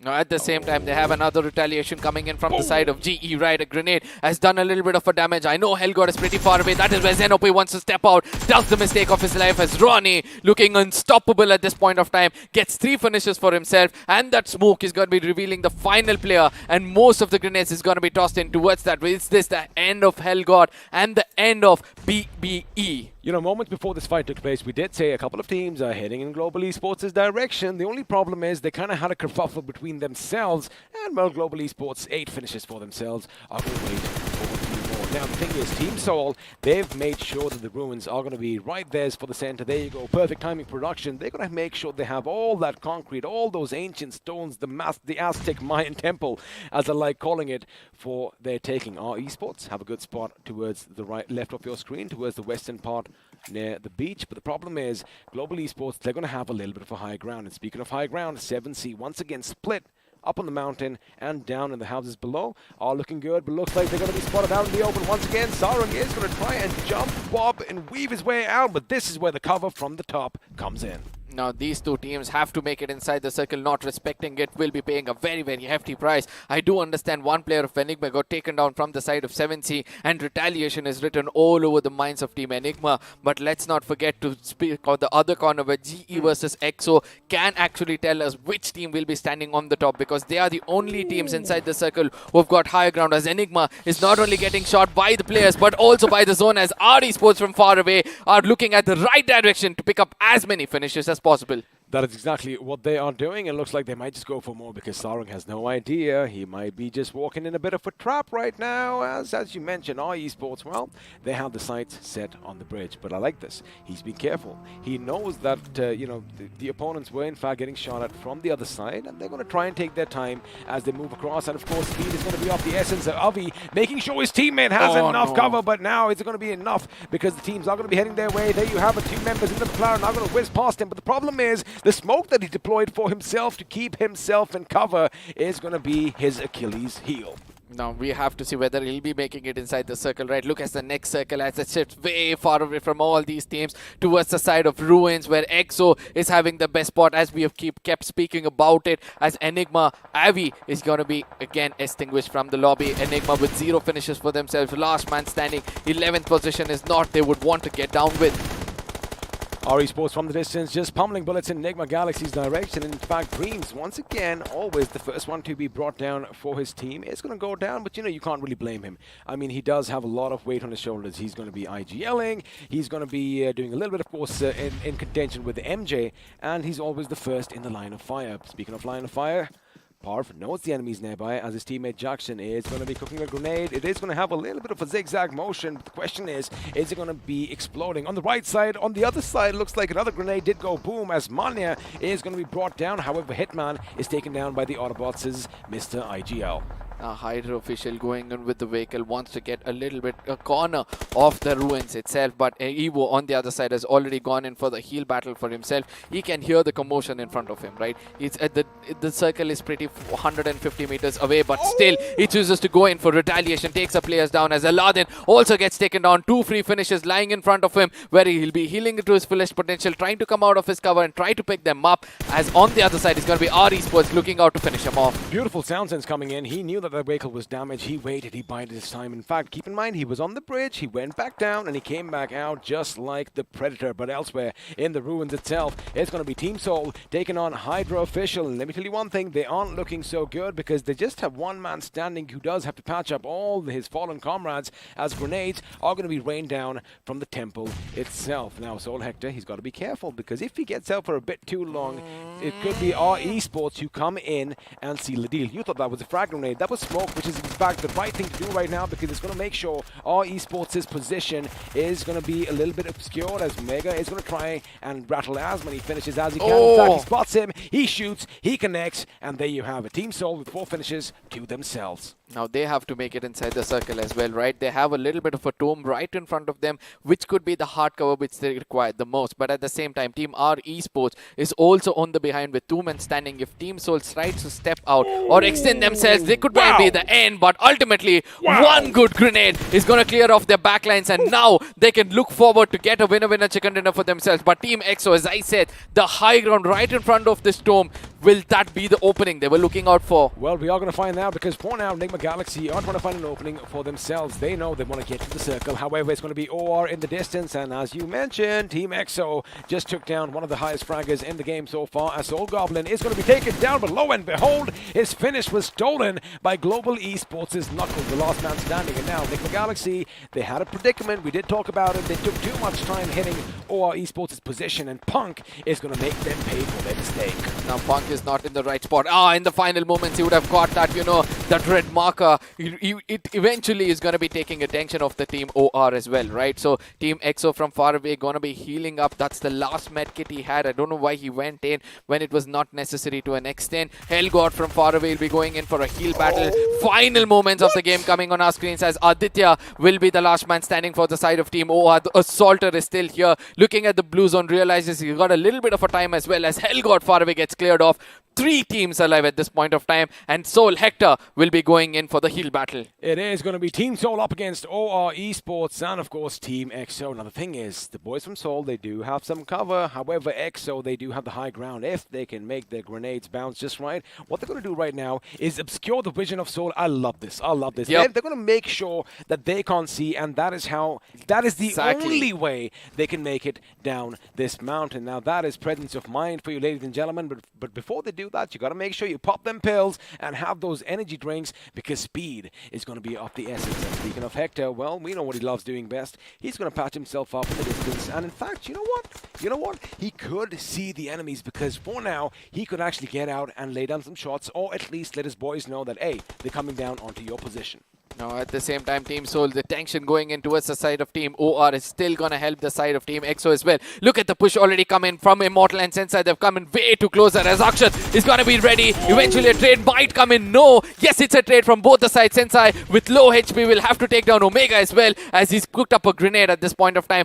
shooing away Sensei, but the location of his footsteps is being compromised. The splash radius is not going to be coming in as Omega's next grenade. Can this connect? Oh, it did indeed, and of course Immortal is going to be lost. His mortality was tested, but Punk from up top could be a little bit of a problem because it is going to be down to these last two members. But as expected, there you have it. Hector from behind knows that he can't use another first aid, but he is going to help his teammates make sure that revive comes in. And once again, it is going to be a one-on-one situation. Akshat has been picked up. Omega with the grenade. That's going to be beautiful. Sensei's going to be pushed back, and now all that water's going to splash as well as Sensei's position is going to be taken on by Omega with an info. He shoots. Nice. He goes down. However, Akshat was going to be on hand as Team Soul, ladies and gentlemen, have won their first back-to-back chicken dinners. One in Miramar, one in Sanhok. Now, when Fixes and I were talking, buddy, he thought it's going to come down to the heel battle. But again, I just had a little inkling that Hector is going to make sure that Punk's position is completely negated as we head into the post-match segment powered by Loco. And, well, once again, Soul, 50 points in 2 games. I mean, I love the way, and you saw the aggression in that way, cameras as well, right? He was like, yes, this is what we wanted. We are on fire. We're going to make sure we pick up every single winner chicken dinner, big name on our shoulders, and we're going to lift it way too high. A moment over here for everyone who had to face them, because again, this is the new breed of Soul that we were talking about. And of course, let's just have a look at the point standings before we do so. Team EXO, a much better game than the last two, as they do have those 12 position points. But Global Esports, once again, playing extra hard. I mean, they were pretty much blockading so many teams with the highest finishes in this game so far. Now, Team OR also as well, right? They've got very good position points for themselves, but will that be enough to outnumber the side of Team Soul? Oh my goodness, 2 games of 50 points. I mean, that shows the kind of hard work you're actually doing on day one itself, and all the heavy lifting is obviously going to pay off. But let's not forget the comeback kings. EXO waking up is something Team Soul will be looking out for. Omega is the man who hit the final nail in the coffin, and he's going to be coming up on our screens with 785 damage coming in for 4 finishes. There was a moment where Immortal made a small mistake trying to peek out a little more, and eventually Team EXO had to pay a price. I mean, that's what mistakes are all about, right? Either you learn from them, or, well, nothing is going to be coming out. But I liked what Hector did as well. Now, his one little finish that is going to be just that one little finish is going to be instrumental because of Punk's position up top. None of the boys, Omega or Akshat, could even step out from the cover. And he knew it was a lost cause. He still had 6 first aids, but he saw something slithering on those rocks up top. Took a few shots, and of course, as we have a look at the top 5 leaders, Akshat is going to be joining us with 4 finishes, as is Knuckle, and his teammate Ronnie has 3, and Sensei, not a high fragging affair for these lads, but 1 finish, but 642 points of damage. What a game it has been for all these 3 teams, right? The teams on the top of the table for the previous in the league stages seems to be the dominators again in the grand finals after the first 3 matches. So let's see whether this is going to be a continuous domination from the side of Team Soul, as we'll be looking out for just 27 assists, and I think that's the least I've seen in the tournament so far, 27. And that shows, right? Once you're getting knocked, it's almost next to getting finished. Absolutely, and well, the healing could have been 9,000 had Hector still continued, injecting himself with all that adrenaline, which of course only works in the game. Just a little PSA over here. But I like the fact that, again, I know that I'm going to be talking about this because for me, that was a crucial moment. That as soon as Punk, he wasn't paying attention, right? He knew maybe someone could be healing off in the distance, but the fact that Hector took away their bird's eye view, well, everything was lost for Team EXO. Now, this is where, placement of each and every position is going to matter a lot in the map of Sanhok. But ultimately, we'll be moving on, to see the FD graph and checking who did the maximum amount of damage. I do understand that, the contest is going to be between Team Soul and GE as well as the side of Team EXO. Yes, there it is. Because ultimately, 3 teams with 1,757, 1,714. I mean, that's the most clinical you can find in this map at least. And again, just to let you guys know, this guy loves when the numbers match up, right? Because let me just paint a picture for all of you. So each member, say, has 100 HP. Now, to take him down, you need 100 points of damage. So if you have 10, you would want it to be somewhere around 1,000 because that's clinical. You only pull that trigger when need be. But now, ladies and gentlemen, we did see a tie early on. Team Soul are going to have a 10-point lead over the lads from Global Esports. Oh, look at the finishes coming in over there from the side of Global, right? 30. That's an average of 10 finishes in every single game. Shows how aggressive they are in every single game. And OR Esports on the other side going in just for those finish position points, to be specific. That's an average of 10 every single game. And that is where Team Soul, they're going to be coming out proving us all wrong, that they're going to be balancing both the finish points and the position points on an average of 10. Oh my goodness. I mean, again, just go back to week 1. This is what Team Soul, I kind of did expect them to do. However, it's still a bit early. Let's see if the pressure is going to mount up, because for now, they are flying high. As we are going to move to the second page, and speaking of somebody flying high, well, others are going to go down. Nigma Galaxy pulling themselves out from the 16th position are going to be jumping to the 11th. However, Hyderabad Hydras still where we left them last. Oh, when you speak about Hyderabad Hydras, I mean, I really want to point out to the biggest mistake they done in this map, right? They did not understand. Yeah. No recon, but carry on. Yeah, no recon, one thing. But the second thing is that there was a person knocked out inside the hard cover, but rather they choose to come out and go behind the building, which was unnecessary. Nah, grenades were coming in. But grenades were coming in, but it did not do as much of a damage, because you'll have a view on the others. And eventually, because of that, I'll tell you exactly why my argument is going to be coming in over here. Because once you know the terrain, and you're going to be going behind a building, and there's going to be a small opening below where the teams can come in and shoot at you. That is, which one I would gamble with the grenades being tossed in inside the hard cover, or going behind and getting shot? I would have said that, they should have cut their losses at that moment, because, yes, the grenades were coming in, they went back, and as you mentioned, all these houses in Sanok, they're built on all those stilts. Yeah. It's a tropical island after all. And what I think should have happened, just to add to your point, is, again, cut your losses. That one man is down. They still had 3 members up and running. They let GE, again, be the aggressors. Yep. If you let someone else call up the shots, well, chances are you are going to be taken out. And I didn't see them even put up a fight. So I guess that is what you are going to try and say. Yep, exactly. And even if, suppose they go behind, right, you keep one man for the revive, right? You have no idea where the angles are. Why were there 2 of them over there, right, with him? So again, this is, like you mentioned now, it is correct. It was a little bit of a mistake that we feel came on their part. Go ahead. One other thing is that obscuring the vision of the opponent. They didn't do it. Yeah, exactly. Put up a smoke right inside the building or behind the building, then go in for a revival. All of this had happened wrong, and that's why they had to pay the hefty price. Well, they did pay the price, but again, all this action on your screens is thanks to BGMI Crofton and our lovely sponsors iQOO and Loco. So once again, you know what time it is. Let's have a look and see how to slay your dragon.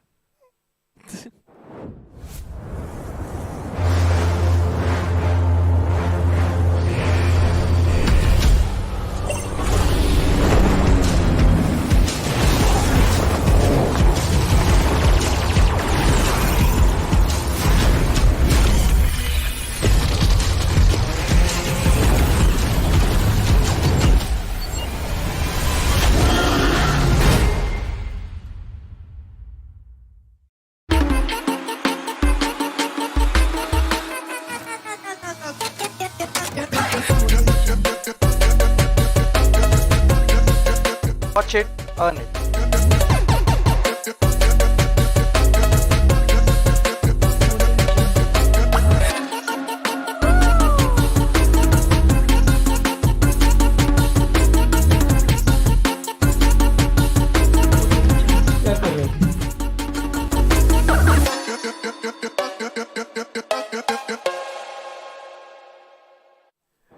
Now, of course, it was Loco and it was iQOO. You know the drill. Head over to Loco, get yourselves one of the iQOO Neo 6s. I'm going to race through this because Arca and I were having a little bit of an argument. Now, I kept saying, of course, Fixes is sitting in the distance, so you can't see him just yet. So what I was saying was, the fact that Hector comes out and takes out Punk was instrumental. And he says, what did you say? You said no, it wasn't. I said even though Punk was alive, it wouldn't have mattered for the side of Team EXO because of the distance he was having, and also because of the vision he was not having towards the side of Team EXO. I'll tell you why. Team Soul did the damage against the side of Immortal. They were 3 men standing with having man advantage as well. So let's not forget that, one man standing over there exactly knew how to take down the side of Team EXO. Well, first of all, we are going to get to that point as we have a look at the highlights on our screen right now. Early finishes did come in, and this is where Kinetic God made a little bit of an oopsie, because had Ace Black gone down, well, he wouldn't be captaining his team after that. Now, Ace Black was instrumental. His teammates Manti hitting the deck in the nick of time with a sliver of HP made quick work of that team as Joker. This is well. Scream was definitely screaming at this point. hit and scoot, shoot and scoot is something which I love the most in this game. Do over there, do the damage, pick up that finish and go away. And this is what we were speaking about, right? One good smoke would have been so much difference, but MJ with that Groza which you were pointing out to perfection through those pixels. And speaking of perfection, Zen Opie was the grenade in this game because, well, he just lobbed all those hot potatoes one after the other. And, well, WSF, they kept falling one after the other just like dominoes. And, well, the victory was just a little short-lived because we had anticipated that global esports were going to be a bit of a problem. Oh, my God. Did that hurt you as much as it did me? Obviously, grenade stand put it right in front of your face is something you wouldn't want. And Omega again doing that. Look at that. 2 knocks, crucial ones. And this was the game changer for the side of Team Soul. And eventually Punk, this is what he was busy doing, right? He was trying to make sure that Enigma Galaxy and OR doesn't reach the circle. Alrighty. Now, of course, you have all the action on your screen. MJ was taken down because, well, 2 guns are going to be better than 1 as Hellgod was making sure he depleted the members from Team EXO before going down. Now, this is what I'm talking about. Have a look at that. Immortal is going to be down below, right? Of course, Sense is going to be right with him. Now, Punk's position. Now, I get it. The blue's over there. Now, when he shot those bullets, this is when Hector got an idea of him. And at the end, when Omega is going to try and make his move, fine, look, Punk's been taken out right now. Now, keep an eye out. Now, imagine Punk is still there. This particular move coming in, Sensei is going to get the better of the opponents. Akshat would not have been able to come ahead. That's what I'm saying. He had the bird's eye view. Forget the fact that they are behind cover. Forget that. Right. As his teammate, as Immortal is pulling back, if they came over the fray, if they came over the little thing, that is when Punk would have been instrumental. Yeah, that is what I'm saying, but that is not what was the plan. From the side of Team Soul, what did they do? They stuck on behind that. They knew that there might be a person behind. They were already, having information. What did they do? They held to that corner where Team EXO did not look out for that corner, and that was the biggest mistake coming in, right? Sensei and Immortal comes in from a corner. They thought that the smoke won't deplete. Immediately the smoke depletes, and that is where, the side of Team Soul puts Immortal down, even though there was a trade coming in. And after that, Sensei falls back thinking that, he might get a visual from Punk, and again makes a mistake. By then, Team Soul knew exactly what to do, and they started lofting grenade. I strongly feel, I don't know why this is going to be the case, but eventually we're going to have a discussion later on. I thought the beauty of this job is we can have our opinions. Yeah, obviously. Right? And obviously. It doesn't have to be fact, but I believe Punk made that mistake of taking out one of the members from OR Esports because even though Hector was keeping an eye out, he had no idea that someone was up top at that moment. Again, agree to disagree. There you have it. Fine. We don't have to have a little bit of a kerfuffle over here. It's the teams in the game, buddy, that are going to be fighting it out. But anyway. This is where I want to bring in the audience a little bit in the chat. Who do you think is right at this point of time? Just leave it in the comments below because sometimes later when we go back to check our socials or even the chat, we tend to get a lot of information because of the audience. I'm not saying anything against Team Soul if that's what you're saying right now. No. I did say that obviously, being an ex-member, you'll never do that. It was instrumental for Hector to take that down, and that was what I was saying. Again, buddy, calm down. We're on the same team. We're trying to present a show over here. But, that, of course, is what happens behind the scenes every now and then. But now, it's going to be time to change the little biome once again because, well, we've had a look at the fields of Erangel, the luscious forest. I like fixes a smile over there at the end. He loves all this drama. But, we've seen the deserts of Miramar. We've been to the tropical rainforest of Sanok. Now, things are going to get a bit chilly, and I'm glad that I'm not the one who's going to be commentating the next game because these two gentlemen, they do have the jackets on. We're going to be heading to the tundras of Vikendi. Yep. Eventually, we're going to be falling there. There are small moments in this game which I want to, go back and see before we get into the map of Vikendi, right? So, one other I like that, though. That was nice. Yeah. And then coming back. Go ahead. And coming in, the split coming in from the side of Team EXO to restrict the side of Nigma Galaxy and Team OHA. Beautifully done. And the person whom they chose was Punk, right? His crosses were working perfectly. Recoil was so perfect. And he did not go in for a longer scope. He was playing it around with the red dot. And somewhere I feel these days that has become a little bit instrumental because when you have a scope, your vision is a little small. But when you have a red dot, you tend to see a little bit on the corners to see where the other teammates are running out from. It's like you have some peripheral vision when you have a red dot because that's what it's all about. It's just a tiny little dot. All you have to do is make sure you place it on the enemy, let loose those shots, and well, they are going to be going down. But again, the next game is going to be in Vikendi. Again, one of those game changes that we like calling. But I wonder what's going to happen again because, earlier during the prelude, we were kind of discussing whether we're going to see a little bit of a heel battle because I do understand that, some teams aren't so happy with the terrain or they aren't so well versed with every single nook and cranny, and you always want to have an insurance policy in hand. I believe that that would have been better for the map of Sanhok comparatively how the game went and also the kind of terrain Sanhok has. But in Vikendi, I don't think so that's going to be the case because in the open fields, every time the circle falls, you can't hide yourself too long. And we have seen once the circle goes for a bizarre shift on the 5th circle, that is where you will decide whether your teammate is going to go for a heal battle or not. Even before that, if you're going in for a heal battle, I'm so sorry, I don't remember any of the players having more than 20 medkits in the map of Vikendi before. So somewhere I feel that numbers is going to be a big matter for them. Oh, numbers obviously do account for everything because, if you do have this little contingency plan in play that you are going to leave someone behind to just, keep patching himself up, you're only going forth with 3 members. And when you hit a full squad and when you hit a couple of full squads coming in from all directions, you want to have 1 member in each direction, north, east, south, and west. And when one of your flanks is going to be broken up, well, things can get a little wary. And for now, the pre-match segment powered by Loco is coming up, which means we're going to have words later because I'm going to say bye-bye to you, and, well, Fixes is going to be sitting where I am. Now, this is where, I'll be expecting to take views on this man again. That is where the big talk came in, right?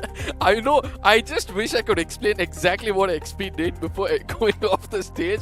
But I just hope that Fixes felt it was a healthy discussion and not a dumb one coming in from my side. Because coming in, I've learned a lot from your analysis as well, right? Obscuring the vision and not knowing about the terrain is something which matters a lot for the teams. Team Soul's position. I'm going to go back to this before I head into the map of Vikendi because I need somebody on my side. Team Soul holding that position. Could Punk actually do the difference in case he was staying alive? You know what, Arka, unfortunately, I've got to side with XP on this one, okay? Now we have to look at the bigger picture. Over here, of course, what was the insurance policy for Team Soul? It was Hector, right? He was anyways resorting to the healing battle. Now, it was so important for Punk to provide that cover fire up top. Now, let's just assume that, Team Soul would have lost out on all those players, right? Eventually, it would have been Hector doing all the patching out there. Which means that, anyways, Team EXO has won the game, right? For Hector to take down Punk, this is where he's cutting off their cover fire. Now, this is where the other 2 players of Team Soul realize now we can really go in for the push. They instantly go in, get the job done, and that is how Team Soul managed to win the chicken dinner. I mean, it was pretty straightforward, but other than that, we love the, discussions coming in, everything coming in, but it is time for Vikendi, right? It is when things get really cold over here, and this is where you have to talk about Soul and Hyderabad Hydras. Now, let's not forget to thank our sponsors among all these things, right? This cold beauty. When we say cold, you need to have this, beauty in your hand, which is so cool. Cool as a cucumber. But ultimately, we'll be going and looking at the promo once again.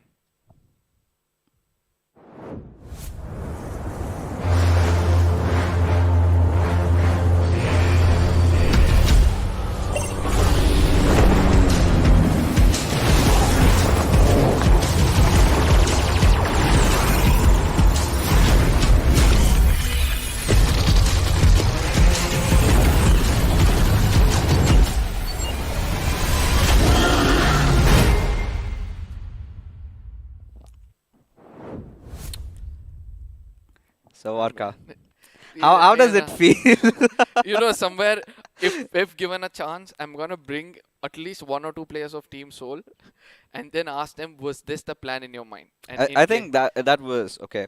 I mean, again, getting back to it. Coming back to Vikendi. It was just that one finish that he had to do enough. We have had a talk. We're going to do that even in our personal streams afterwards. But now let's get back to business, right? It's Vikendi. We've been talking about all the commotion around on social media. Soul versus Hyderabad Hydras. We've seen that time and again happen. Now, this is where we have to talk about Team Soul getting a back-to-back, finally on their way to a hat-trick for the first time ever in the grand finals. Now, can they afford a fight against Hyderabad Hydras? Because we have seen that in the past, and whenever they go off against each other, both these teams take some losses. Now, this is where the question comes, how well have they done in the overall points table to take that risk? And Team Soul has already done the job for the day, according to me. They've got a really good average for the day, Yeah. so they can take that risk of going in and taking the fight. But Hyderabad Hydras, on the other corner, they've not had a good game. So far, Okay. they've not had the best of it. So they should probably, in my case, I'd say Hyderabad Hydras don't go for those finishes or those fights. Just go around, pick up, and then come in and challenge the side of Team Soul. But again, Team Soul, they're on the top, right? Global Yeah. Esports are right on their tail.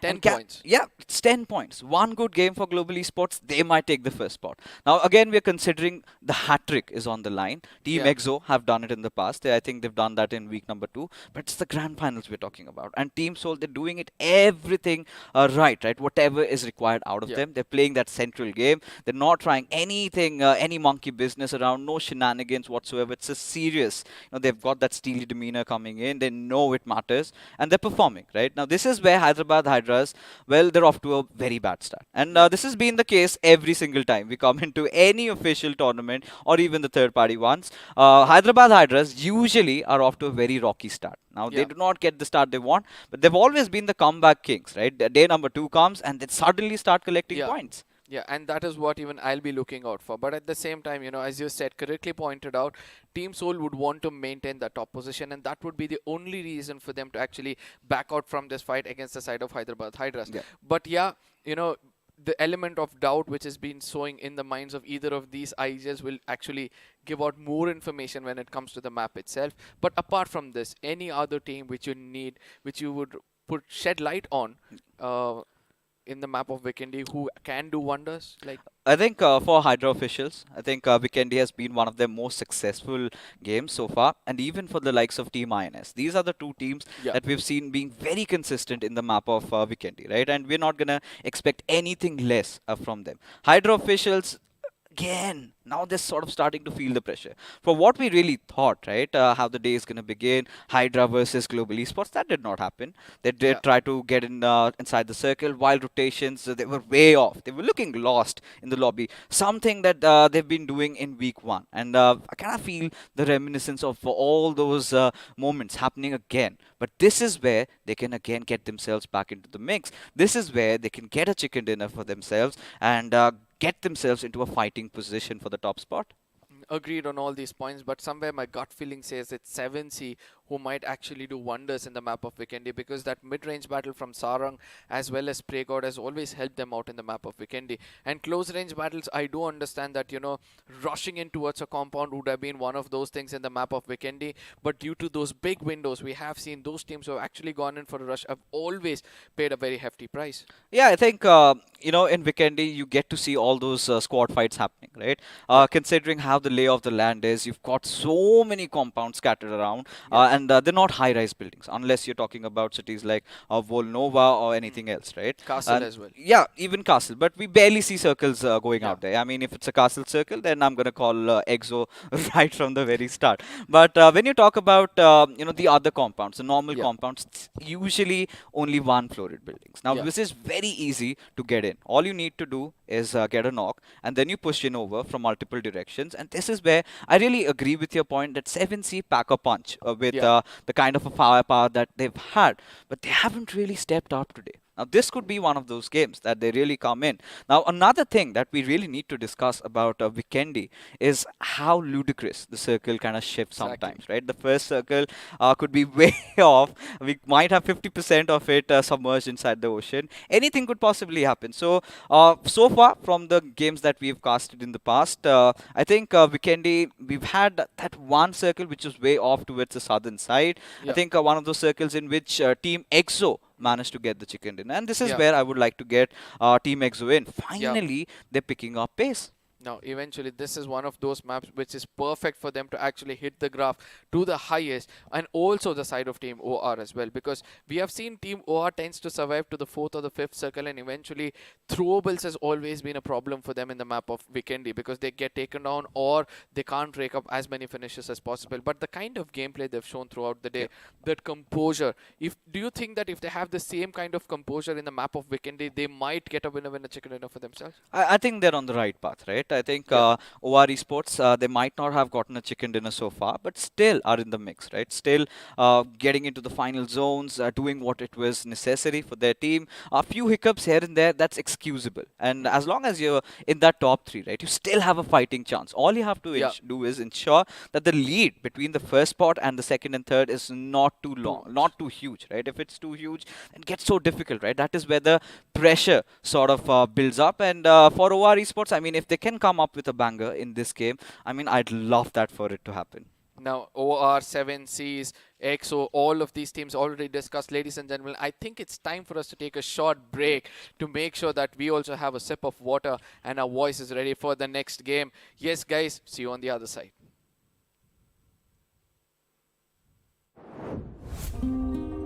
जब court पर बनी team of 5, छठे यार का दिल टूटा ऐसे जैसे टूटे कांच, क्योंकि अब से कोई नहीं होगा कभी भी left out. Battlegrounds Mobile India brings you the new 8v8 TDM mode. Let the action begin in Santorini. What's your biggest weakness? My biggest weakness? If I had to pick one, I'd say that my biggest weakness is that I'm a real giver, you know. I give more than I should. Are you going to keep all the loot for yourself, huh?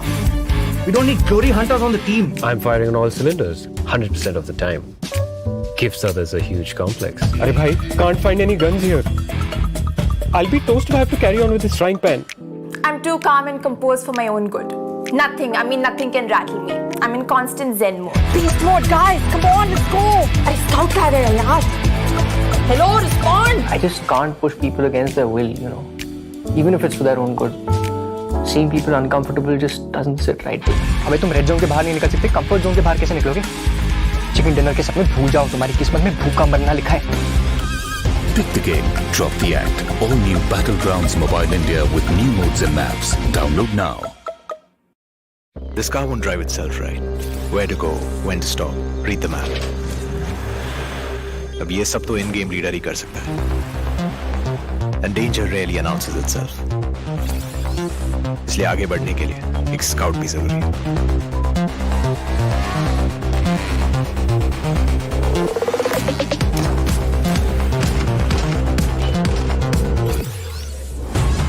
And without the fragger being there to wipe out the enemies, moving forward तो भूल ही जाओ.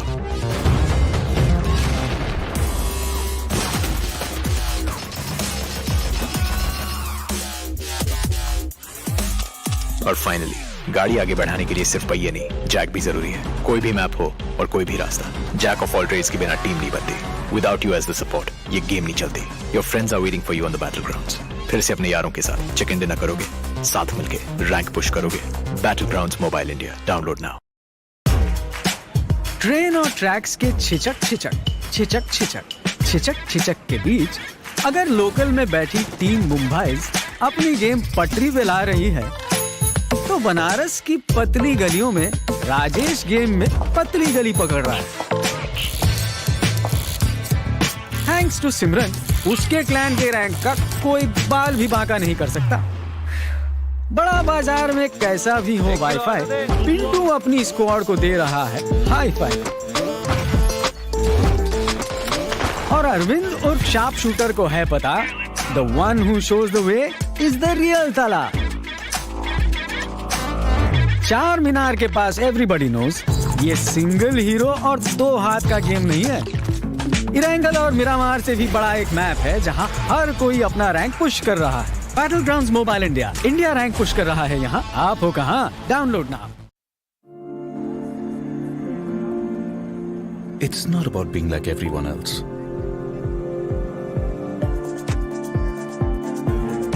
It's about having your own destination.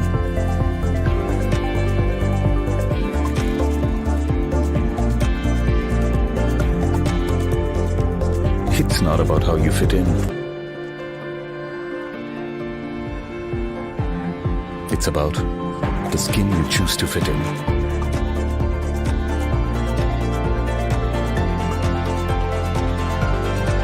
It's not about you belonging somewhere. It's about you belonging with your squad. Because everyone can be a player in Battlegrounds Mobile India. All new Battlegrounds Mobile India with new modes and maps. Let the battle begin. Download now.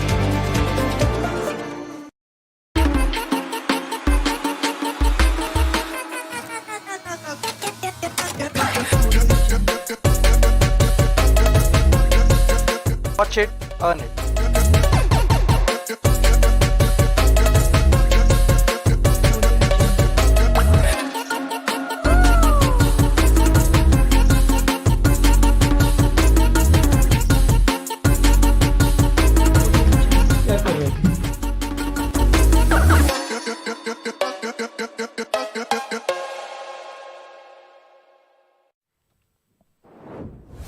Welcome back, ladies and gentlemen. After that short break, this is iQOO Battlegrounds Mobile Pro Series powered by Loco, and with me on the desk is again Fixes. I mean, we did paint a clear picture about what's going to happen in the map of Vikendi, right? From the side of Team Soul in Hyderabad Hydras, then we have the Assaulters of 7 Seas. We spoke about them as well. But next, again, the side of OR, the composure they've been carrying from here on. So we have covered up almost 4 to 5 teams. Now, this is where my attention comes in towards the side of Assaulters. Considering the side of Hydra officials in the map of Vikendi, they tend to, go in and assault. And also the side of Team INS. Your thoughts on this?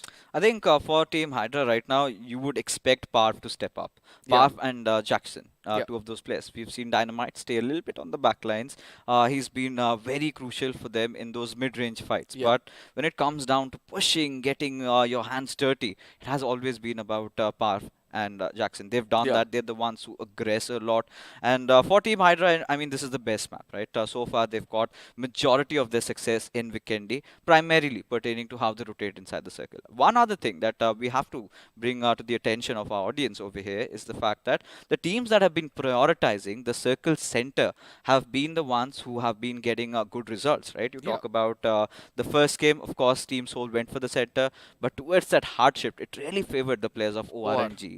The next game, again, Team Enigma had the best spot, but somehow Soul managed to snatch it away from them. And the third game going in, it was a shift that went a little bit towards Soul, again shifted towards EXO, but towards the end, it took that hard shift again towards Soul, and that is where EXO were caught in a mix, like, we are done. I do not know how to get in. But so this is something that, all the teams really need to watch out for. And when it's the grand finals, Team Soul does not resort to any sort of shenanigans, right? They mean business, and by business, they rotate inside the circle very early, take that center for themselves, and get the job done. So respecting the circle is going to be one of the top priorities for all these teams, and making sure you hold the dead center. But at the same time, let's not forget, when you're holding the center, you're going to be a person who's going to be welcoming a lot of commotion. You need to have the right kind of firepower to strike fear in the opponents, keep them at bay, and only takes fight when necessary. But again, going to the death center and not having the right kind of resources is going to be one other thing, right? Because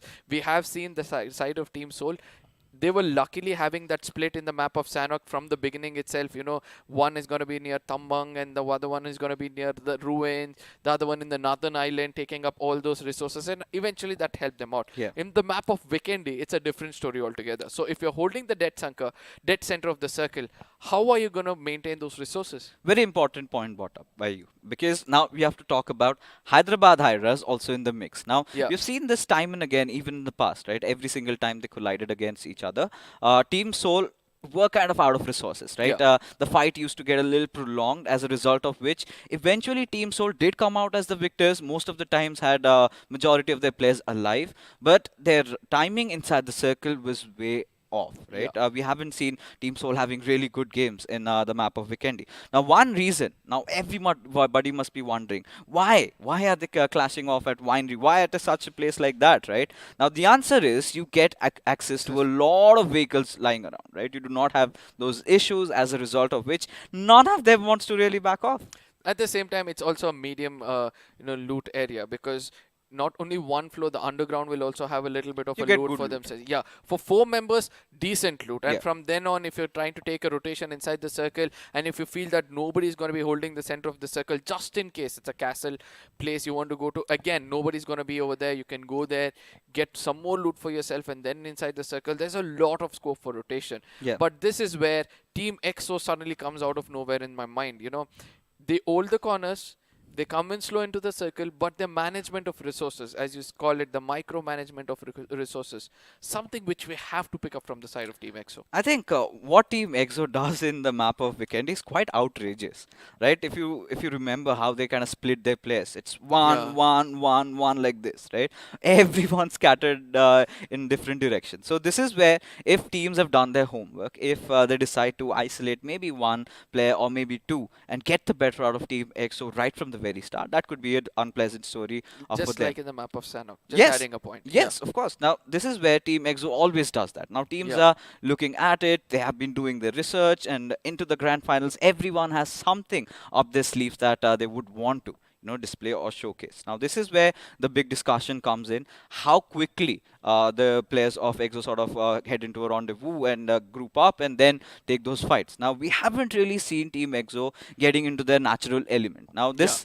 again, we have to drive it back down to the Sanok fight that we had, right? Ideally, we've seen Immortal always being the one on the back lines. He's the one who does what Hector does for Team Soul. Yeah. And this is where you expect players like Punk to go a little ahead, because he's one of the assaulters. You would want him to be on the fronts. Now, it was a very chaotic situation, right? The kind of a kerfuffle they were in. They had nothing else to do. They were like, Punk, you are on the back line, stay there. There's no chance. We've already gone ahead. Let's just hit it. Because now they were out of their insurance policy. They did not have any other plan B. It was all about Punk providing cover fire from up top. He could not have really resorted to the healing battle. If it did come down to that, it would have anyways been the boys from Team Soul. Now, one other thing why Punk would have placed up top is obviously because they knew they had the bird's eye view. They're like, they need an assaulter on the top to actually pick up all those finishes as quickly as possible because of that high ground. I think that is the only reason why Punk was on the top, and the support went in with that with Sensei. And we all know that Sensei actually needs someone as a support. Ladies and gentlemen, we need another break at this point of time, because obviously there's a lot of action happening here and there, and we're going to make sure everything is to perfection when we come back for the break. Yes, make sure that you go share it among your friends. That's going to be a small window for you guys, as they can come in and enjoy all these analysis.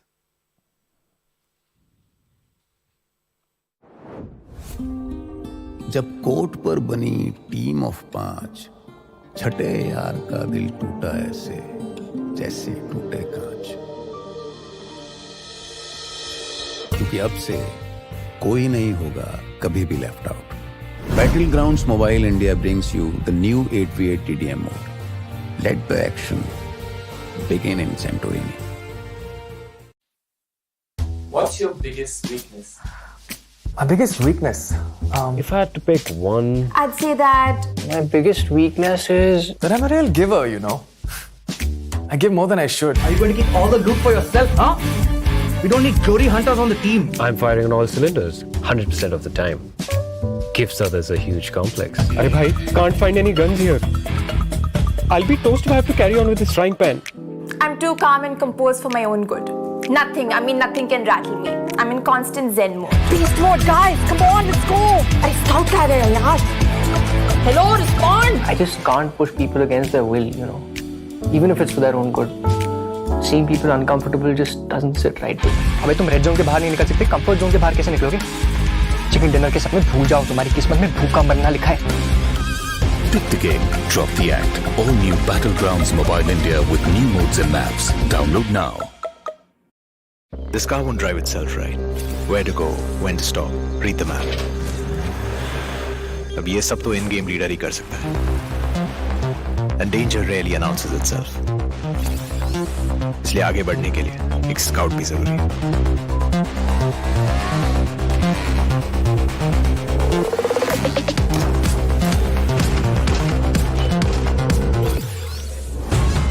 And without the fragger being there to wipe out the enemies, moving forward तो भूल ही जाओ.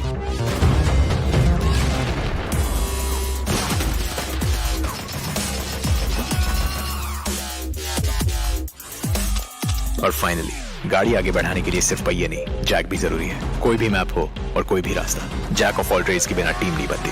Without you as the support ये game नहीं चलती। Your friends are waiting for you on the battlegrounds. फिर से अपने यारों के साथ चिकन डिनर करोगे, साथ मिलके रैंक पुश करोगे। Battlegrounds mobile India, download now. Train और ट्रैक्स के छिचक के बीच अगर लोकल में बैठी टीम मुंबईज अपनी गेम पटरी पे ला रही है, तो बनारस की पतली गलियों में राजेश गेम में पतली गली पकड़ रहा है। थैंक्स टू सिमरन, उसके क्लैन के रैंक का कोई बाल भी बांका नहीं कर सकता। बड़ा बाजार में कैसा भी हो वाईफाई, पिंटू अपनी स्क्वाड को दे रहा है हाई फाई। और अरविंद और शार्प शूटर को है पता, the one who shows the way is the real ताला। चार मीनार के पास एवरीबॉडी नोज ये सिंगल हीरो और दो हाथ का गेम नहीं है। इरेंगल और मिरामार से भी बड़ा एक मैप है जहां हर कोई अपना रैंक पुश कर रहा है। Battlegrounds mobile India, India rank push कर रहा है यहाँ। आप हो कहाँ? Download now. It's not about being like everyone else.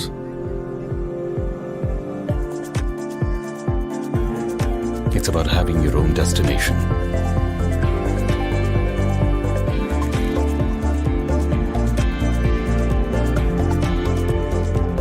It's not about how you fit in.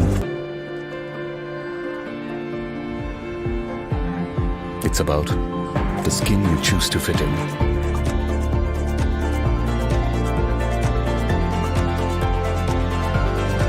It's not about you belonging somewhere. It's about you belonging with your squad. Because everyone can be a player in Battlegrounds Mobile India. All new Battlegrounds Mobile India with new modes and maps. Let the battle begin. Download now. जब court पर बनी team of 5, छठे यार का दिल टूटा ऐसे जैसे टूटे कांच। क्योंकि अब से कोई नहीं होगा कभी भी left out. Battlegrounds Mobile India brings you the new 8v8 TDM mode. Let the action begin in Santorini. What's your biggest weakness? My biggest weakness? If I had to pick one, I'd say that My biggest weakness is that I'm a real giver, you know. I give more than I should. Are you going to keep all the loot for yourself, huh? We don't need glory hunters on the team. I'm firing on all cylinders 100% of the time. Gives others a huge complex. Arey bhai, can't find any guns here. I'll be toast if I have to carry on with this frying pan. I'm too calm and composed for my own good. Nothing can rattle me. I'm in constant zen mode. Beast mode, guys. Come on, let's go. अरे scout कह रहे हैं यार. Hello, respond. I just can't push people against their will, you know. Even if it's for their own good. Seeing people uncomfortable just doesn't sit right with me. अबे तुम red zone के बाहर नहीं निकल सकते, कंफर्ट जोन के बाहर कैसे निकलोगे? चिकन डिनर के सपने भूल जाओ, तुम्हारी किस्मत में भूखा मरना लिखा है। Pick the game, drop the act. All new Battlegrounds Mobile India with new modes and maps. Download now. This car won't drive itself, right? Where to go, when to stop, read the map. अब ये सब तो in-game reader ही कर सकता है. And danger rarely announces itself. इसलिए आगे बढ़ने के लिए एक स्काउट भी जरूरी है.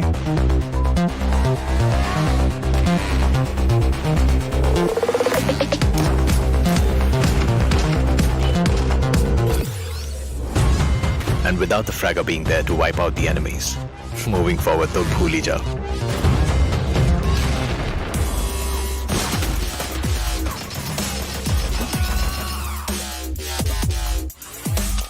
और फाइनली गाड़ी आगे बढ़ाने के लिए सिर्फ पहिए नहीं, जैक भी जरूरी है. कोई भी मैप हो और कोई भी रास्ता, जैक ऑफ ऑल ट्रेड्स के बिना टीम नहीं बनती.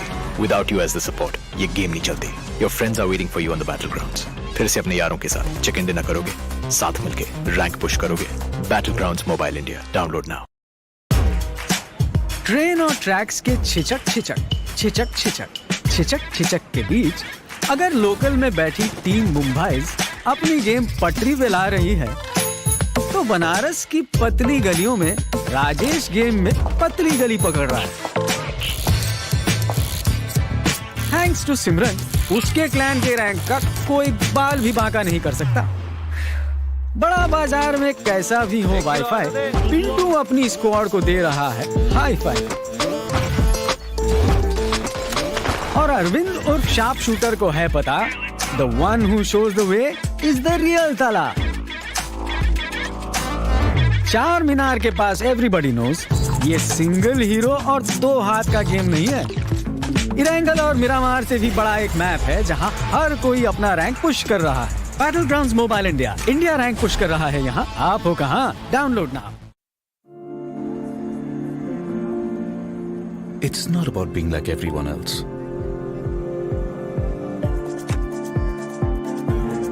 It's about having your own destination.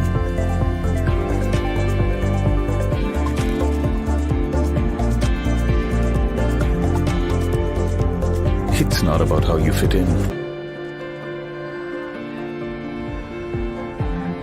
It's about the skin you choose to fit in.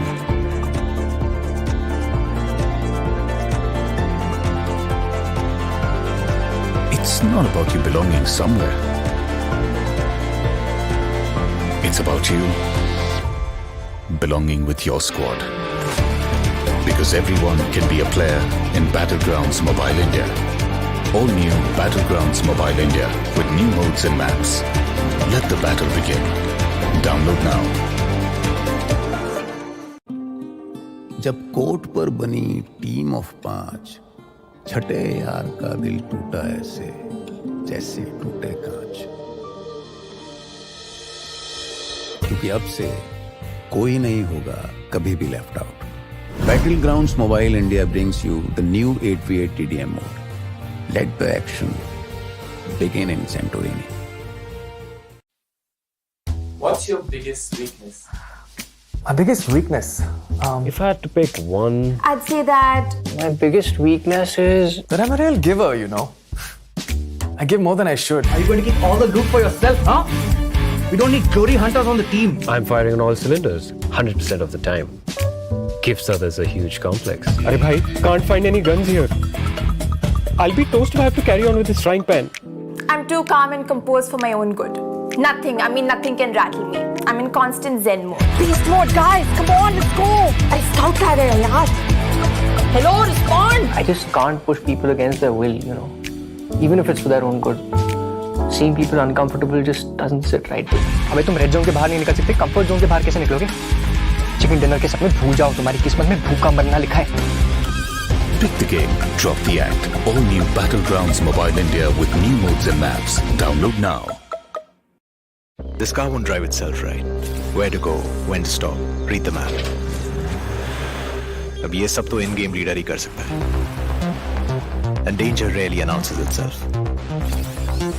इसलिए आगे बढ़ने के लिए एक स्काउट भी जरूरी है.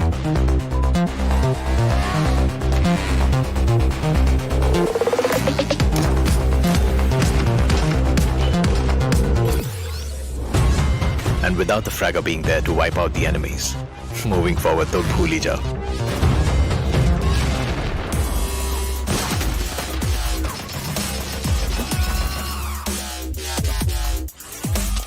और फाइनली गाड़ी आगे बढ़ाने के लिए सिर्फ पहिए नहीं, जैक भी जरूरी है. कोई भी मैप हो और कोई भी रास्ता, जैक ऑफ ऑल ट्रेड्स के बिना टीम नहीं बनती.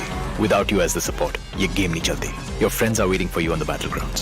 फिर से अपने यारों के साथ चिकन डिनर करोगे, साथ मिलके रैंक पुश करोगे. Battlegrounds Mobile India. Download now. Train और ट्रैक्स के छिचक के बीच अगर लोकल में बैठी टीम मुंबईज अपनी गेम पटरी पे ला रही है, तो बनारस की पतली गलियों में राजेश गेम में पतली गली पकड़ रहा है. थैंक्स टू सिमरन, उसके क्लैन के रैंक का कोई बाल भी बांका नहीं कर सकता. बड़ा बाजार में कैसा भी हो वाईफाई, पिंटू अपनी स्क्वाड को दे रहा है हाई फाई. और अरविंद उर्फ शार्प शूटर को है पता, the one who shows the way is the real ताला. चार मीनार के पास एवरीबॉडी नोज, ये सिंगल हीरो और दो हाथ का गेम नहीं है. इरेंगल और मिरामार से भी बड़ा एक मैप है जहां हर कोई अपना रैंक पुश कर रहा है. Battlegrounds Mobile India. India rank push कर रहा है यहाँ. आप हो कहाँ? Download now. It's not about being like everyone else.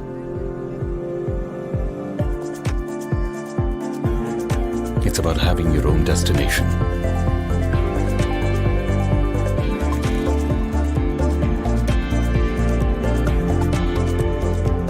It's not about how you fit in. It's about the skin you choose to fit in.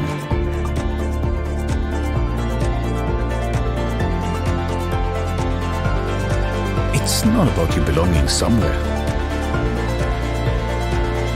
It's about you belonging with your squad. Because everyone can be a player in Battlegrounds Mobile India. All new Battlegrounds Mobile India with new modes and maps. Let the battle begin. Download now. जब court पर बनी team of 5, छठे यार का दिल टूटा ऐसे जैसे टूटे कांच. क्योंकि अब से कोई नहीं होगा कभी भी left out. Battlegrounds Mobile India brings you the new 8v8 TDM mode. Let the action begin in Santorini. What's your biggest weakness? My biggest weakness? If I had to pick one, I'd say that My biggest weakness is that I'm a real giver, you know. I give more than I should. Are you going to keep all the loot for yourself, huh? We don't need glory hunters on the team. I'm firing on all cylinders 100% of the time. Gives others a huge complex. Arey bhai, can't find any guns here. I'll be toast if I have to carry on with this frying pan. I'm too calm and composed for my own good. Nothing can rattle me. I'm in constant zen mode. Beast mode, guys. Come on, let's go. अरे scout कह रहे हैं यार. Hello, respond. I just can't push people against their will, you know. Even if it's for their own good. Seeing people uncomfortable just doesn't sit right with me. अबे तुम red zone के बाहर नहीं निकल सकते, कंफर्ट जोन के बाहर कैसे निकलोगे? चिकन डिनर के सपने भूल जाओ, तुम्हारी किस्मत में भूखा मरना लिखा है. Pick the game, drop the act. All new Battlegrounds Mobile India with new modes and maps. Download now. This car won't drive itself, right?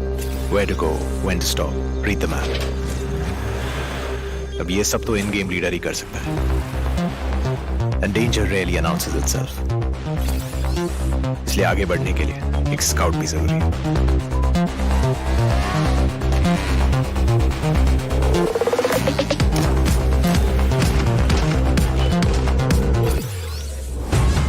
And without the fragger being there to wipe out the enemies, moving forward तो भूल ही जाओ.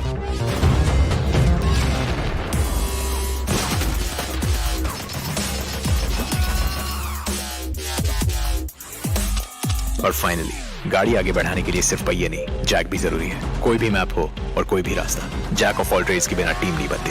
Without you as the support ये game नहीं चलती. Your friends are waiting for you on the battlegrounds. फिर से अपने यारों के साथ चिकन डिनर करोगे, साथ मिलके रैंक पुश करोगे. Battlegrounds mobile India, download now.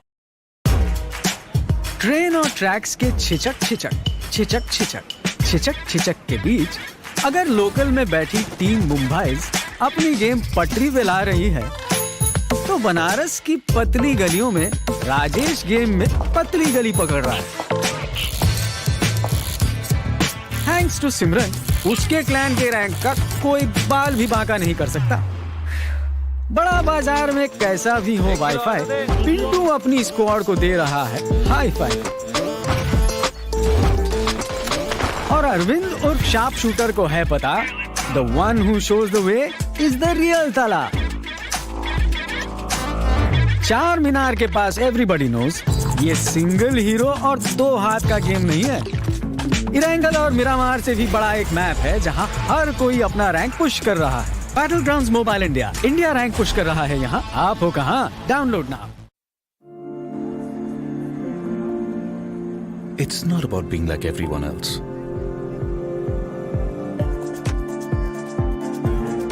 It's about having your own destination.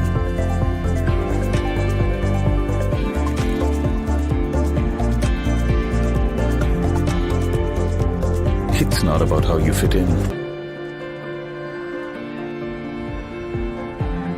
It's about the skin you choose to fit in.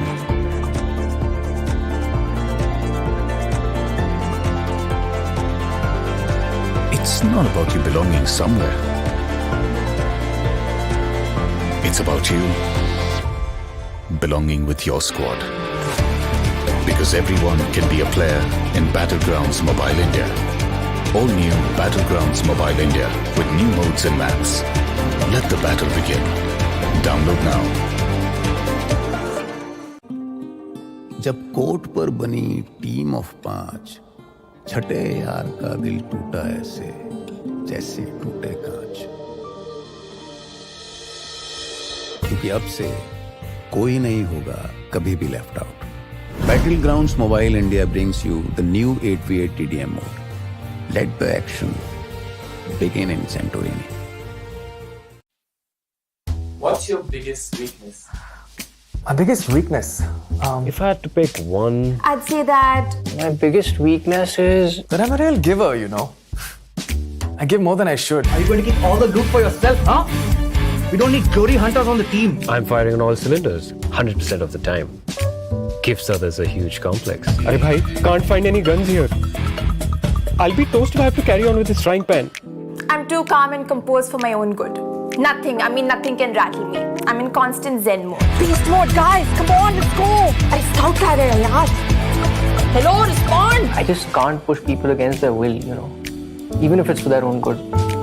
Seeing people uncomfortable just doesn't sit right with me. अबे तुम red zone के बाहर नहीं निकल सकते, comfort zone के बाहर कैसे निकलोगे?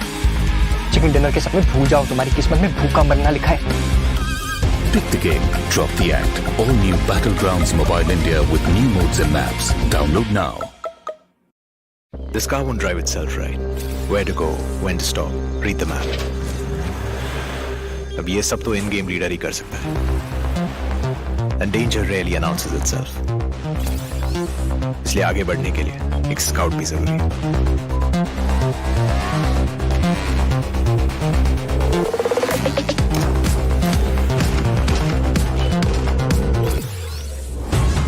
And without the fragger being there to wipe out the enemies, moving forward तो भूल ही जाओ.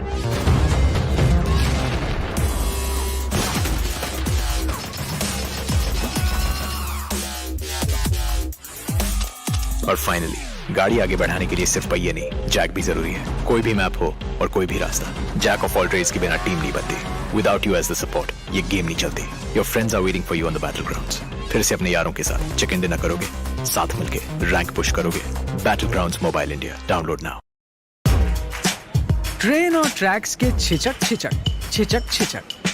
छिचक के बीच अगर लोकल में बैठी टीम मुंबई अपनी गेम पटरी पे ला रही है, तो बनारस की पतली गलियों में राजेश गेम में पतली गली पकड़ रहा है. थैंक्स टू सिमरन, उसके क्लैन के रैंक का कोई बाल भी बांका नहीं कर सकता. बड़ा बाजार में कैसा भी हो वाईफाई, पिंटू अपनी स्क्वाड को दे रहा है hi fi. Well, after a little bit of a hiatus, ladies and gentlemen, we are back with the iQOO Battleground Mobile India Pro Series powered by Loco. Of course, we're still in pursuit to head inside the game of Weekendy. We've been having those talks, and this is where, you have to talk about the other teams. Now, this is where I have to bring in teams like our Esports. Now, Kinetic did come up on the Hindi stream on an interview, and he was pretty vocal. Grand finals is going to be ours, but it seems like they're miles apart from being even close to contending for the top 3. I think it's still their strategy of trying to play for placement points, which they had to stick on to, because they're getting an average of 10 in every single game. In the previous week, we have seen our Esports were predominantly showing that in those rotations we are pretty strong, and then try to take those fights, because that has been the key for success for other teams like Team Seoul. Let's consider the side of Team EXO as well, because the rotation comes in perfectly, and then they go in for Assault Team OR as well. So I just hope that Team R Esports can go back to their basics of going in, playing for rotation first, placing themselves perfectly, and then taking the fight. And we apologize for making you wait, but we know how to make up for it, right? We're giving away merch for you all, and well, it all comes down to who are you going to predict is going to be ending at the top by the end of the evening. And I feel everyone has a slight idea, rather more vivid picture of which team it is going to be. Hashtag your favorite team in the comment section, and of course, if you are lucky, 50 winners are here up for grabs. Considering the fandom that Team Soul gets in, I think everyone's going to be happy. And even if that doesn't happen, you still have chance to get your hands on iQOO Neo 6. The best of the best that we've been talking about. The players have been playing on this phone and it has been flawless so far. But I think it's time now, Arka. It's time to get inside the game within a few couple of minutes. But I think you have a thought on your mind. Now, this is where question comes in from Anupam. He says how difficult it is to maintain the form and synergy with the team for a fifth player as he or she gets few matches. Now,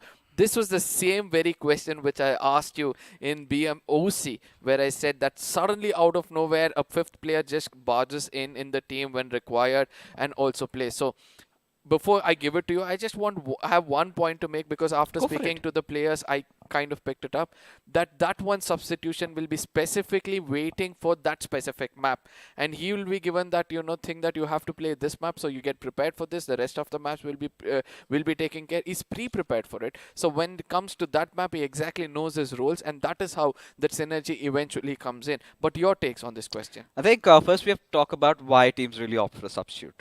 Major reason being one is that one of their players is not performing. This is where I think we can get Hyderabad Hydras into the mix.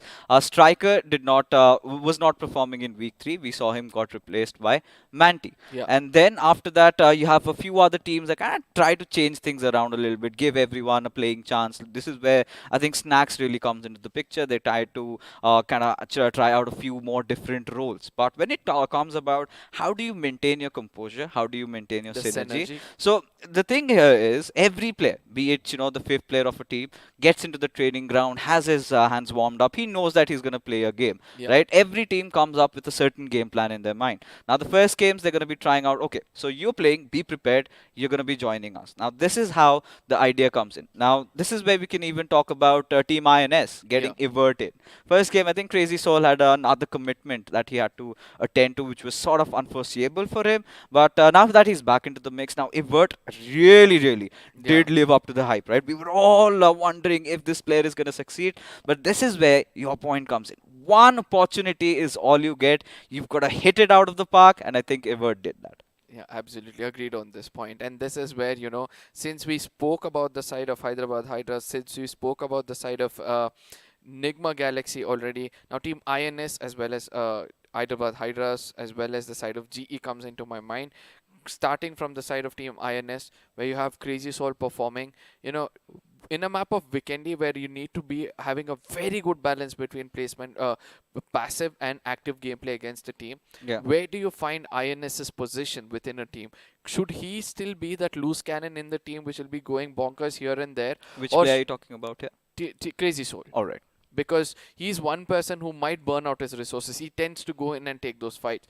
And with the limited amount of access to the resources in the map of Vikendi, do you think that, they need to hold back, Crazy Soul until it's required in the map? I think, first of all, you kind of get plenty of resources in Vikendi. It's, again, a tournament format. You've got 3 times the loot. So that has never been a problem. Now, with Crazy Soul, we know one thing for sure, right? He's the best part about Crazy Soul is he loves to do his micromanaging. He is one of those players that tends to also survive till the very end for INS. Every single time he has done that. But I think finally, enough banter. You're tired of us. We're going to straight on go head in to the frozen tundras of Vikendi, and this is where we're all gonna sum it all up together. What we're looking forward to is Team Soul. Can they get the hat trick? Team Soul and Hyderabad Hydras, are they going to be clashing it out at Winery? Lot of questions over here. I think it's time we get our answers.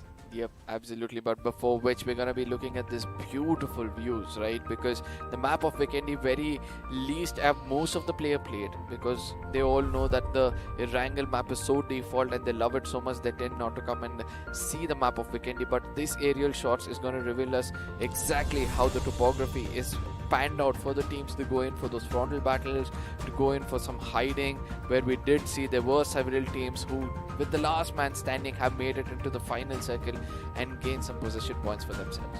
I think in the map of Vikendi, what I'm just hoping so is not to get a poster circle again.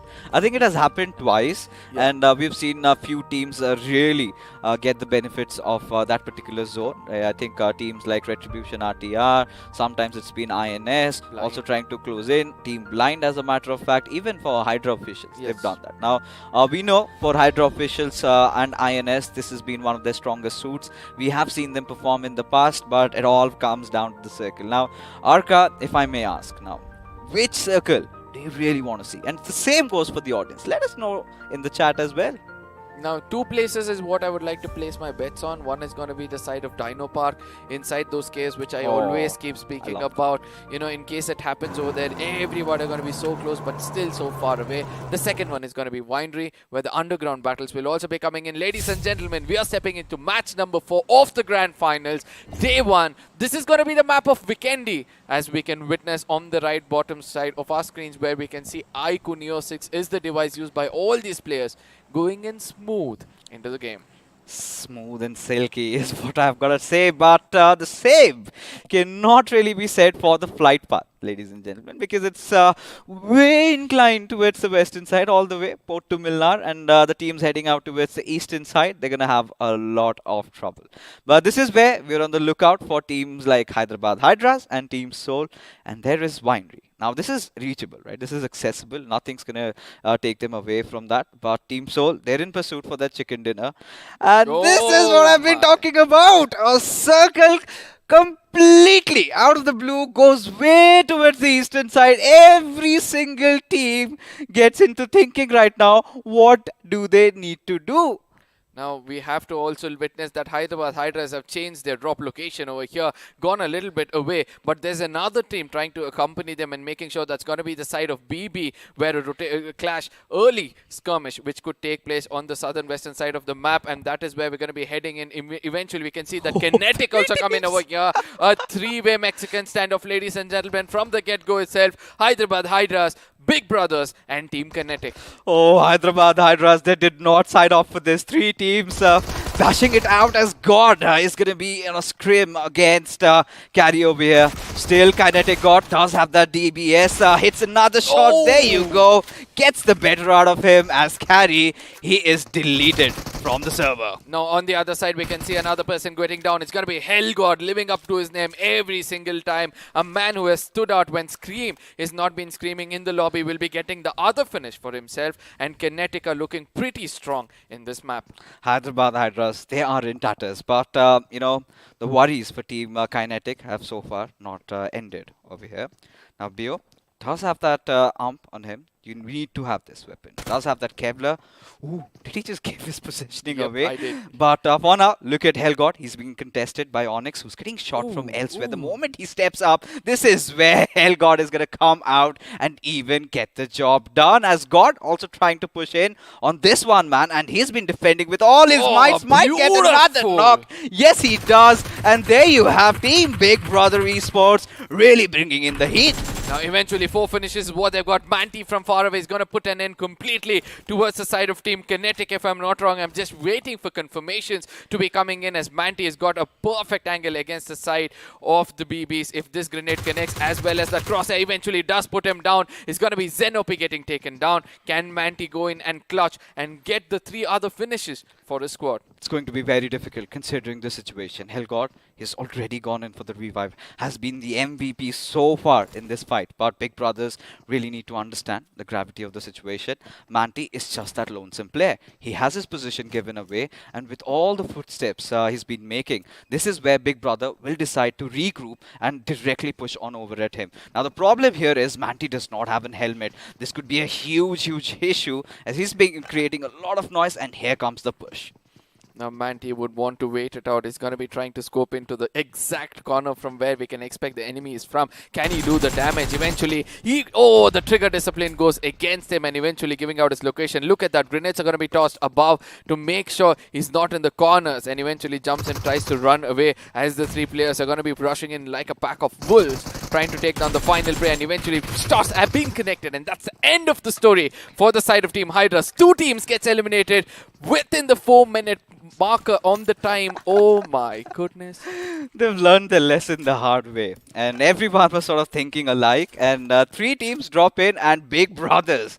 It's a frag fest for them. 6 finishes out of this entire fight. But this is where things don't get over for them. They realize they need to loot instantly and also get into the circle, considering it's way banned out towards the eastern side. Now, big brothers, I really wanted to bring them in the picture, in the discussion, telling that, there are 3 assaulters all of a sudden for them, right? One is going to be Scream, one is going to be Zen OP, and then the other one is going to be... Look at Beast. Yeah, He's lost. He can't believe himself. and then there is going to be Scream also, as INS is going to be crossing over very close to the side of Nigma Galaxy. MJ, I don't know what he was doing, just sitting over there, but eventually he knew that in case he had got in this attention of the opponents, they would have rushed in as the last man standing, or the only man standing, I'm sorry, would have had a very hard time to survive as the circle shifting away. Who's been respecting the circle? It's going to be the side of 7C. We have FS already inside. We have Nigma Galaxy already inside. Our Esports already coming back to their senses of going in and prioritizing the zone. Team OR at the side of Cement Factory. I like this decision making by MJ not to fire shots, because he was all by his lonesome. His teammates were looting around Peshkova. Now, had he given away his position, I'm pretty sure the boys from INS, from what we know, they would have gone in for the fight. But our Esports deciding they need to hold on to the center. You can see Rockstar on the minimap has already resorted to the shorelines, right? Yep. He wants to have that little coastal battle going in. Now, if you talk about the terrain over there, it's a little bit on the downside, right? You've got those little hills, and then you've got those areas. Now, he's going to be taking covers from the hills, and he's going to play it out. He's going to let the zone do the talking, but for our Esports. But a little bit of a highlight, there you go. God starts it all off, and Carry, he was just left stranded. The way the punch came in from DBS, but Hellgod clearly was my MVP in this fight. Obviously, right? Not just one player, 3 players. He challenged them over here and made sure he got all 3 finishes. And we all know how crucial it is for the side of, Team BB as well as Hyderabad Hydras before getting taken away. Finally were rewarded with 1 finish for themselves. And Manti, he had a chance to run away from here, but still he took that fight and had to pay a very, very hefty price of the last ray of hope for his team getting washed off. This is what I love about the grand finals, right? Teams tend to think different stuff, and sometimes they think alike, and that means a lot of chaos, and this is what we love. Ideally, Weekend is a really slow-paced map, right? You don't get to see all those early fights, and we were hoping for a Soul HH, but what we got was even better. It was a BB, Kinetic, and an HH fight for us. But now, talking about things at the center, it's of course Peshkova being held over by Nigma Galaxy, as there you go, Vixie gets taken down and Shane gets the better out of him. Now this is where again we're going to be going back to the textbooks and saying sticking together as a team, always making sure that you have equal distances, probably not more than 50 meters, always favors a team, as INS at this point of time have got 1 free finish lying around. But yes, in the circle is where my eyes will go towards the side of Team EXO, GE, OR, as well as I think it was our Esports, if I'm not wrong, in the same very corner, where all of them so close proximity with one another. Who's going to be opening fire, as Jadoo has already started off against the side of GE. Global Esports, very fast on their rotations. They realize the gravity of the situations. They know that these are the compounds up for grabs. Let's take it. At the same time, Team EXO also trying to rotate around. I'm pretty sure they're going to be all decked up with all that loot they get, from splitting around. But Sensei out in the open on his slow mobile as Nakul. He's going to be going out for a spray. Hasn't really managed to connect any shots. Now will instantly want to get himself in hiding. Now that is where I would say that, the Iron was actually hot and Knuckle did not strike it perfectly, because you couldn't find out anybody else in the open like that. And Sensei will know exactly what to do next. He's going to be regrouping with his team, trying to give the location of GE and telling that is where we need to strike and ultimately get that slope and the hard compound, which is there to the dead center of the circle. The drop again coming towards the side of, I think it's the side of Pedwosto. I think maybe around Peshkova. Peshkova, sorry. Peshkova is the central spot right now. As we take a look at the map feed, we might have another fight ensue. And this is where Team Enigma are also making the move. Everybody has made an early rotation, barring Team Soul and BB and Autobotz as well. Yep. and Mount Kresnich is where anybody wants to be, right? Just in case the circle always gets that drastic shift. Somewhere I feel it's going to go towards the side of Cosmodrome. I don't know why I have this feeling. Maybe. In case, it goes towards the side of Cosmodrome, and that is where all the action is going to be way too different. All the strong teams, including OR, Esports, GU, actually needs a good game all together. That is where the action is going to be next. Now the thing with Weekend is, we get a whammy right from the very start. Yeah. And then suddenly the circle sort of implodes on itself. You don't get to see all those really outrageous shifts, no funny business, till the 4th or the 5th circle where we get that one more curveball hitting it. Now where you said about Cosmodrome, there are chances that it might end over there as 7C Aladdin opens up on Invader as they were trying to run away, as they were trying to find some cover. But for now, it's still out in the open, right? They can actually get the revive done and can reset in this particular fight. Now, where are the rest of the players of 7C as they're going to be rushing in? Eventually, we know from different angles they come in. It's going to be Savitar and Spraygod as their attention is grabbed in from the side of Aladdin, giving an opportunity for Savitar to strike from the other side. I think he has done a little bit of a damage over here. A divided attention from the side of WSF. Could this be heavy for them? It certainly could be, but one good thing, there's a little silver lining for Esports Wala WSF is they've managed to get a trade, and this has to be Aladdin. This is where Sarang needs to go and get that rest back up, but Spraygod, he's made some really interesting moves. Now Esports Wala WSF have no idea of this little rotation coming in. Karan, way out in the open, finally again gets inside the compound. Now this is where Spraygod has to be closing towards the side of WSF because one or two more grenades, attacking against the side of 7C could be very crucial as Sarang knows the exact opening as to where his crosshairs needs to be placed. WSF at this point of time re-strategizing inside the building. Can Spraygod strike with Savitar to take away the complete squad? Well, sort of a hiatus coming into the fight. Spraygod's waiting for the right opportunistic moment. Now Tango, he's oblivious. He's unaware of the whereabouts of Spraygod. One right angle and he might strike. Now, since the shots are fired, now they have an idea. Spraygod might come in, intervene, get that knock and get things rolling back again.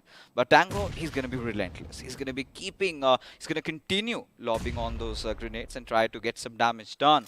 But for me, I mean, this is a place where they could really back off a little bit, get back to cover and let the next circle speak for itself. Because now what you're going to do is just burning down resources, right? Throwing nades over and over again when you do not know if you really want to commit into this particular fight. Now that is where the fallback comes in from the side of Aladdin. They'll be making sure that they get to the center of the map first rather than taking this fight, and eventually Esports Wala does WSF still not watching out for their back, and that's going to be one man Spraygod who could be the key for success for them as Aladdin. Look at that, he's just rotating around, coming in closer towards the side of Savitar, and I don't know where is Sarang. Is he coming in with the side of Aladdin right now? I think he was with Aladdin, but now Aladdin has changed course. But for now, Spraygod still the only player who can make a difference, only player who can create some fight for Team 7C. But seems like from what 7C are up to, they do not want to be a part of this. I think this is the right decision, a very mature move. Now, had this been the 7C during the league stages, they would have definitely gone for a ram in.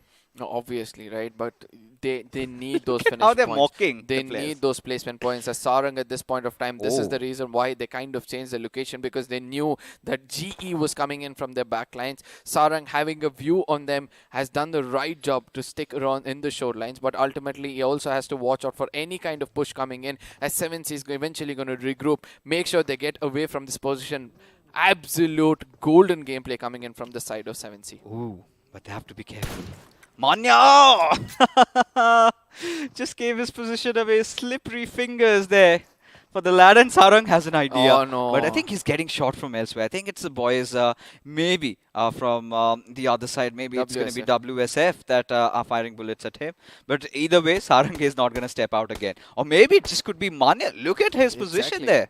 Exactly. Now Sarang gave away his location. That could be the biggest mistake, because Manya's grenade connecting will be the last thing 7Cs would want to war. I know would want to want at this point of time, but Savitar from far away is coming a bit more closer.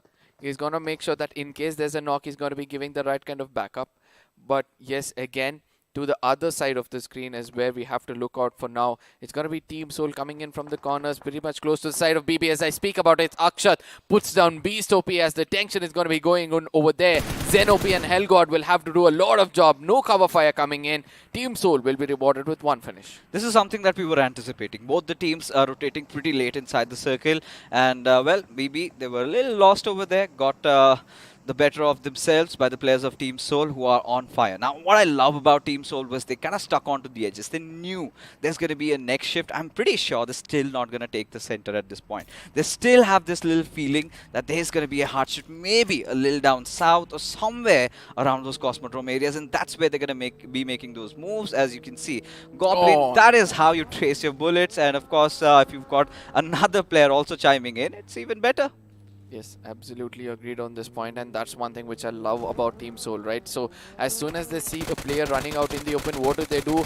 All of the team players concentrate their firepower towards that man, and eventually they will be getting the prize which they're aiming for. But WSF on the other side, we can see one man down on his knees. I don't know who put him down. Oh, Sarang is the person who's put down the side of Knuckle, as GE is going to be coming into the fray as well. 7Cs have to watch out for the side of WSF just in case they come in and third party. That is where things can be wrong, as Nigma Galaxy MJ will hear the commotion. That's got to be Kinetic coming in. Could this be the beginning of the end for Kinetic, as his location has been compromised? He's way out in the open, caught between a rock and a hard place, but decides to just make a fast move. And when you've got the Zima, it's one of the quickest vehicles in the game, right? And I was just getting scared it could be blown over, because it's indeed a delicate darling. But for now, FS Esports now in contention against our Esports. Kinetic found himself a really rough spot. Still does have a little bit of a cover though. He's going to heal himself, at least for now, but he's out of options.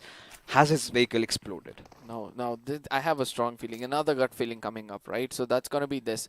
Can this be a disguise, blessing in disguise for the side of Kinetic? The circle is going to be forming in. He's the only man over there surviving for the side of our Esports, getting the crucial placement points which is required for them, as Soul at this point of time going in for a rotation, probably towards the side of Podvosto, and then coming in towards the side of Cosmodrome, as nobody is even concentrating on going to the top western side of the map or the northern western side of the map, as Trevno also is empty at this point of time. I think, I mean, if that's going to happen, it's going to be really ludicrous. But for now, MJ finally deciding to open up on the players of our Esports as they decide to get back, well, towards his teammate Kinetic, because his, of course, vehicle has been exploded. But a few other things are also happening over the map. We do have Autobotz taking over the center of the circle. I do not know if that's the best decision to make, but they have sort of been playing like this, right? Every time they kind of eye out for the center, and that's how they get their things done. But for now, Jadu in a really precarious position, as Hero, he's been knocked out and his vehicle just, mind you, exploded at this particular moment. No, but still they are safe. They're pretty far away from the opponents for them to actually rush in. It's going to be Clutch far away, having his crosshair space perfectly to that door with no smokes covering them out. We can expect another follow-up knock coming in from their side. But FS Esports all sticking together is one other thing, as the circle is going to be forming up anytime soon. Look at Team Soul still holding the corner, as you said. You know, they do not want to take any kind of rotation, but they'll be the first one to rotate, as the fourth circle will be forming in and going to the dead center and dominating from then on. Yeah, because then they will be knowing there's a fight that they need to take, an objective fight for the center, and they're going to take it with open arms. Now, still reminding all our viewers, Team Soul is on a hat-trick at this point. If they get another winner chicken dinner, it's going to be such a devastating blow to all the other teams. And still an even shift, nothing really out of ordinary, but this is the shift that maybe Team Soul was looking out for. They'll be on pursuit for the compound, which teams like OR and EXO are also trying to do. Now this is where I would want to hold that high ground towards the side of Cosmodrome, right above the side of Hydras, right? So you know that advantage in the map of Vikendi will always give you a lot of options later on when the circle is going to be forming in away from you or towards you, as circle is going to be the priority for most of these teams. Trevnovo is still empty, abandoned. The team hitting over there will not only get resources for themselves and also some breathing period for going in for re-strategizing. Yeah, I mean, 100% agree. with what you just said, and it's been a little bit of a stalemate. You know, not a lot of action being visible as Sensei, he's caught the players of Team Soul right in his radars, right in his crosshairs, but decides to go against it. He has all the information though. He realizes, but there you have it. Team Enigma on a little bit of a collision course against INS as Evo comes in from the sidelines, gets the better out of these boys, and now Team Enigma have good ample amount of time to recuperate themselves and get them back into the mix. On amongst all these things, they've actually lost Rex also, and that's also very important for them to watch out for as Evo gets shot from far away. I don't know who did this. They were waiting for it to strike, and eventually they struck exactly when the iron was hot as Goblin is trying to take down the door. It's going to be the Scavengers coming in. Team Soul wanting to take the compound away. Abby's cooking up a grenade. Can this grenade do a little bit of a damage? Yes, it does against the side of Omega as Zakshat is going to be pushing in. Enigma already with the firepower. The next one almost took down another player as Hector has gone in for a revival. Perfect gameplay coming in from the side of Team Soul. You know, both these teams bringing in the heat over here. Eggy lobbing a Molotov from the backlines, gets shot, needs to patch himself up at the right nick of time. But Green Goblin, he's up to his notorious ways as there you go. The moment he gets that revive on Omega, just charges in, and Hector, what a day this lad has been having. I mean, Enigma Gaming, they did not want such kind of an ending for themselves. They were holding a very good compound. It's just that, again, there were other teams coming in. Crazy Soul should thank the gods over there to make sure that he's the last man standing, as Manya at this point of time having a very good eye on the side of Team EXO, but eventually gets taken down. Fear standing out, living up to his name, puts the man down and eventually get that free finish point. Let's not forget Joker from far away, cooking up a grenade towards the right side in case this connects.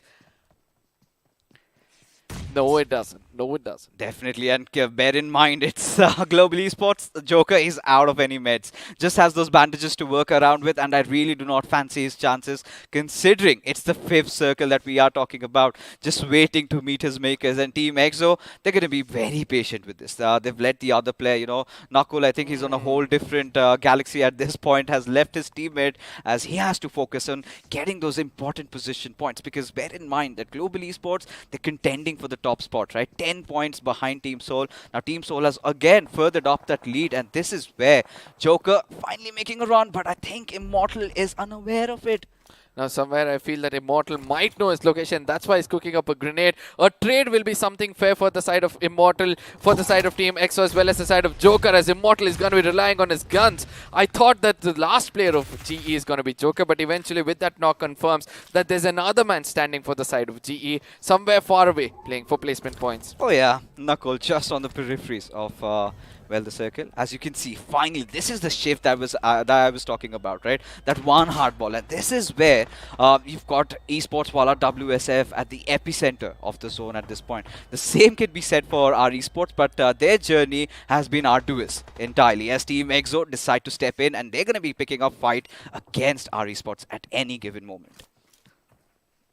Will this fight turn out towards the side of Team RE? At this point of time, they have pretty much close to one another as grenades are going to be cooked up in all different directions. Wow. One good grenade from the side of Jadoo. Punk, the last man standing, will have to do something. He also gets taken down. That means the one lurker for the side of Team EXO will be the last ray of hope yet again. Team EXO choosing the wrong rotation. Oh yeah, the wrong timing had to be the one, and Team EXO, they're going to be kicking themselves in the feet at this point as our Esports, despite all odds, have somehow managed to defend their territory. But Team Soul, well, this is something for you guys. They've got Hydra right in front of them, but Hector, he's already resorted to a healing battle. Oh my goodness, I don't know how much of medkits he would have had. I just hope that, you know, we just have a glimpse of what he's doing. But look at this coming in from Jadoo. Low toss to perfection, making sure he get 2 knocks and 2 crucial ones. That's got to be Immortal and Fierce. They've cut off the head. All they had to do is take down the last player, and eventually that was goodbye for the side of Team EXO from the lobby itself. WSF to the center of the 43. circle. Yes, eventually. Oh my god. 43? Are you serious right now? I did tell, you know, XP previously that, you know, the maximum I've seen is not more than 20. Now I know exactly how much to count out for the next time for Goblin at this point of time. Looking at the side of FS. What's in stock next? He's already transitioned himself, earned a new title. Dr. Hector is what he's going to be looking out for. Of course, that medic Prize up for grabs is Goblin, still trying to peek around, land a few shots, did not succeed, but now Enigma Galaxy are in a precarious spot, right? One of their players already downed, and 7C, they have a keen eye at what's really happening right in front of them as Zen OP gets the better out of Mr. IGL. As Autobotz, they were holding around the central spot. Now they have to move down south. Now this is where Savitar, well, he's, up to his shenanigans. We've seen this lad in this place before, as now he can get the better out of the two players right in front of him. No, where is it going to happen? Because 16 seconds left for the next zone to form in. He has to prioritize that and make it inside the circle. Probably that will be the best option for him. But ultimately, the reason why he went so far away was just to check whether somebody's peeking over the horizon. Once he got a confirmation, he's going to put up smokes and cross over, as Spray God at this point of time wants to pick up as many finishes as possible. As Assaulter at this point of time, only one finish is what 7Cs are looking out for. They need more as they rush in towards the compound being held by the side of WSF. Oh yeah, at this point Autobotz finally making a move. They've realized Fox and Orva have figured out a good spot, but no, it's under contention. Atanki lobbing that grenade will get the better out of Fox. No, evades at the right nick of time as he has to reposition, but from the backlights gets spotted out and shot at by the boys from WSF. Now he's yearning, he's yelling for help, and Atanki knows exactly where to lob this grenade as Orva, bear in mind that he's still burning, but still somehow has managed to keep himself alive. No, OR on the other side have waited enough. They want some finishes for themselves, and that is where they've stepped out. It's going to be Atanki trying to get as many finishes as possible. Trying to lead the fight from the front is something unique coming in from their side. Expected as well, as Orva is again coming out in the open. A good grenade coming in is going to be putting him down, and eventually a finish can be picked up either from the side of WSF or from the side of OR. Now, bear in mind, Team Soul is already out of the game, ladies and gentlemen, as OR Esports decide to take a fight against Autobotz, as we have our Esports in a little bit of a mix, as now Hitman and Clutch, they're going to be lobbing all those Molotovs, all those grenades, and there you go, Rockstar just burning around. Jadoo needs to patch himself up. Hero already down on his knees. The lonesome player, can he clutch it out? Can he do a few magic tricks? Yes, he does. Gets one player. Can he get the second? No is going to be the answer, as Explicit puts an end to his torment and wipes them out of the server. Now FS on the other side played it very, very clever. They wanted one person a little far away, trying to hold that off angle. The blind spot eventually pays a very, very good price for it, and they're going to be happy about it, right? So 7Cs on the other side have to make it inside the circle. Least they expect Sprays to be coming in is going to be Bajwa, who's been trying to take down the side of 7Cs. 4 easy finishes right in front of him. Will he be able to conquer, as there's going to be another conflict pretty much close to them, and that's going to be the side of FS. Oh, Spray God, look at him. Now he's got to step out. Gets another knock. Sabitar coming in, and 7C, they are back with the bang. But this is where the other two players, Explicit and K47, we've been talking about them. One good grenade coming in, maybe could also get Sabitar into the mix. He's already cooking up that. And now the moment he connects, it could really come into handy, as there you go, K47, the one player we needed at this moment, all high in glory, getting his team out of trouble, and has made sure that Team FS make it to the top 5. And look at the number of finishes. Exactly. Exactly, 4 with just something we just witnessed, but before that, the way they've taken on all of the others is also commendable, as this projectile, it could be, I believe that nothing else can explain that apart from the word perfection, right? So that is what you would want to do at this point of time, and we can see Explicit with just 2 for himself, 47 on the other side with 5. The other 2 have gone down early, but done the right kind of damage. Oh yeah, now for OR Esports, this is a game that they really need to start winning. But for doing that, they will have to start off with trying to get themselves inside the circle. Esports Wala WSF have a really prime position, get the better out of Aditya already, as Aru just beside him. But few good grenades could put an end to them, as Jelly out in the open with his pants down, as Atanki, I believe, has resorted for healing battle. No, I just hope that Atanki has got more than 20 in his name, because we all know one doctor who had the highest has already got taken down, probably because of the zone. Eventually, we all know how hard it is to go for a heal battle in the map of Vikendi. But coming back, WSF having a very, very good spot for themselves. Hydra far away are also in the picture with all 4 men standing, but the rest of them have just 2 men standing. Trying to play for placement points would have been much more better, as Oro at this point of time will be trying to play it as safe as possible to the death center. But no, Jackson is going to put him down, and the last man standing who's going in for a heal battle will be the last player of 4. Clearly he was out of options, had to get inside the circle somehow, now. Esports Wala WSF still looking out for that last lonesome player from OR Esports. They know it's a Tanki, and we know he causes terror in the minds of his opponents at this point. But Esports Wala WSF now realize that they also have to get inside the circle. They have to somehow pick a fight against the likes of Team FS, or really hope that Hydra picks a fight against them and they get the results. Now, fourth position is not bad for the side of Team OR, because eventually we saw Team Soul got taken down, we saw EXO got taken down. So, they might want to get a little bit of placement points for themselves, which have already got in. But on the other side, we have to witness how the fight is going to turn out for the side of Hydra as well as WSF. I know two players of FS are going to be very silent to the corner of the map they have. They're just going to wait it out, not go and do any kind of commotion, be in the picture. But Atanki with the last two medkits still trying to make it inside the circle. Very, very clever move.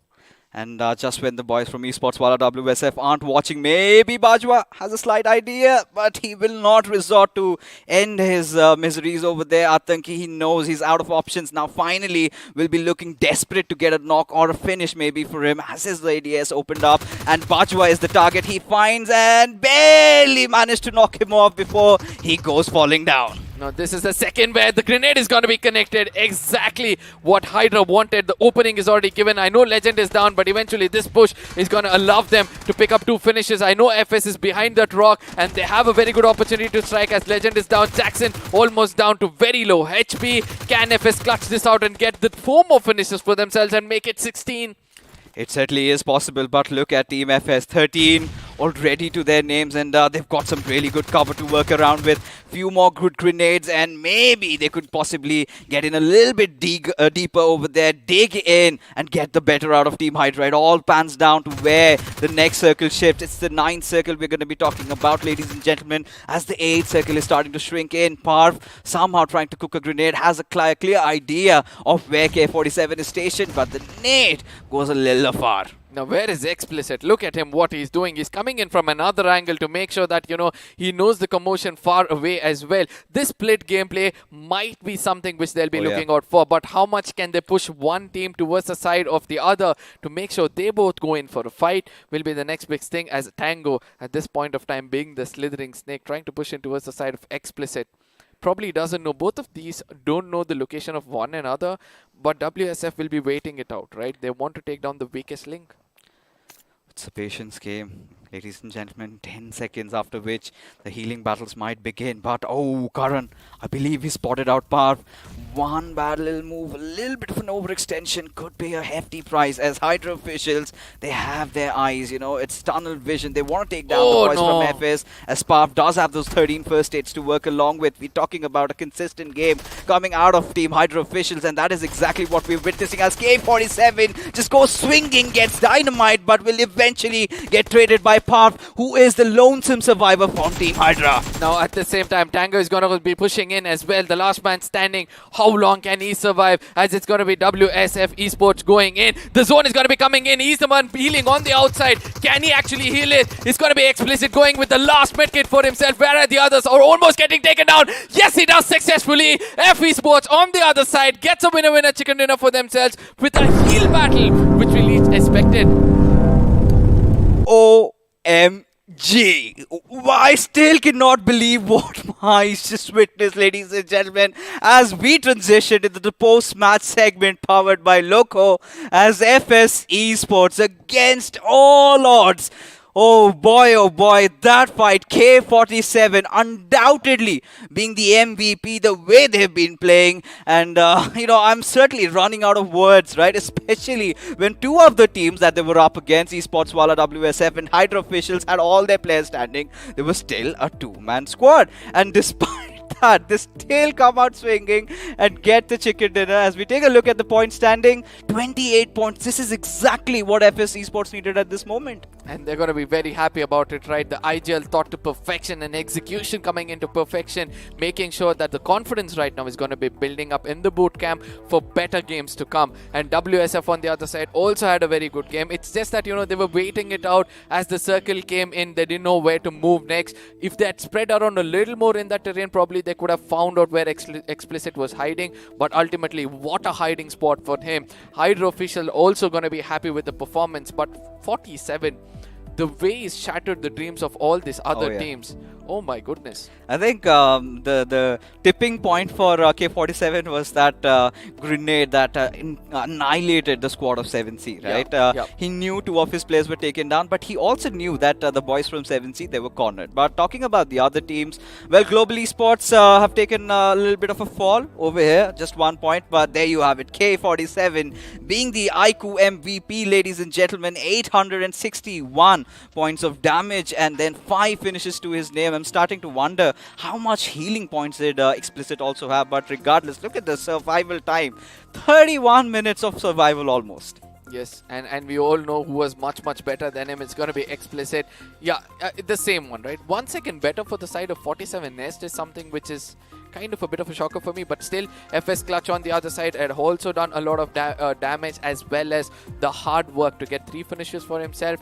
But BB on the other side, Scream and Hellgod, we did speak about them, right? Because these are the 2 players to be watched out for in the side of BB, who have a lot of firepower in their pockets, and in the close range battles they prove to us yet again. But both of them have got 6 finishes for themselves. Oh, they certainly do have it, right, for themselves. But let's take a look at the match summary. And I was expecting higher healing numbers, especially considering Hector had 43 plus first 45 hits. almost 45 or maybe even more, because when we came onto him, and he had already started his healing battle, so I'm expecting somewhere around 47 to 48. But the interesting fact is that despite having so many meds to work around with, he could not get the job done, right? Team Soul, they were sort of wiped out, playing from the edges for the first time they tried, and got denied their hat trick. As now, ladies and gentlemen, the grenade numbers were pretty high as well, as the FT craft comes in front of our screens, and look at that skyscraper coming in from FS Esports. Yes, 2,375 damage in the map of Vikendi for 13 finishes. I know that's not what they wanted, but as soon as we saw 12 finishes coming in from the side of FS, I was expecting them to pick up a little more. It's just that, 47 had a tree in front of him, or else he could have got another 2 more from the side of Team Hydra as well. But look at the ones which have gone down early. Global with 0, Nigma Galaxy with 0, Kinetic with 1, Hyderabad Hydra with 1, Kinetic not having the best of the days. It's going to bite Global Esports, especially once the overall standings do come up, as they've lost 2 spots at FS Esports. They've been consistent. This is one of the teams that kind of plays in the shadows, does not let their presence felt. Look at how consistent they have been. 32 points just from the position points. And Team Soul, well, they're on top, but finally OR Esports, they're catching up. Yeah, eventually this is what I would want from the side of OR Esports, right? The IGL exactly knows where to place the teammates. 10-point average on every single game, which we keep speaking about, and they have 36 just in possession points, shows how much they could respect the zone and place themselves inside the circle as well. But on the other side, Nigma Galaxy again kind of dropping down. It's not going to be that they're going to be losing their confidence, but still they can come up with just one good winner chicken dinner game. Nigma Galaxy have been looking a little lost today, to be honest. I'll no sugarcoating out there. But as we go down the bottom 8 and Hydra official, they finally managed to pick themselves up, right? Yeah. We've been talking about the consistency in Vikendi, and this time they also somehow make it work, right?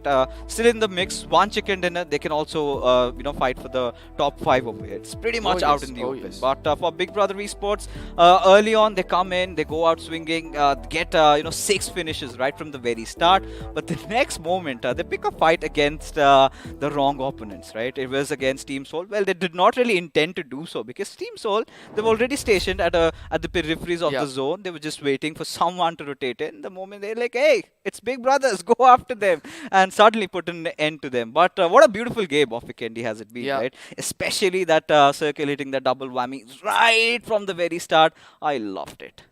Now this is where I want to bring in a man into the picture. That's going to be the man with the golden tongue in the probably on the desk over here. That's going to be Experiment, right? XP has been nailing it every single time. Let it be zone, let it be the heal battle which came in the previous round. I'll be expecting to ask a lot of questions for him. But right now, something which is going to be nailing to perfection is going to be the promo which is going to be coming on our screens, as it's going to explain as to why you need this device in your hand.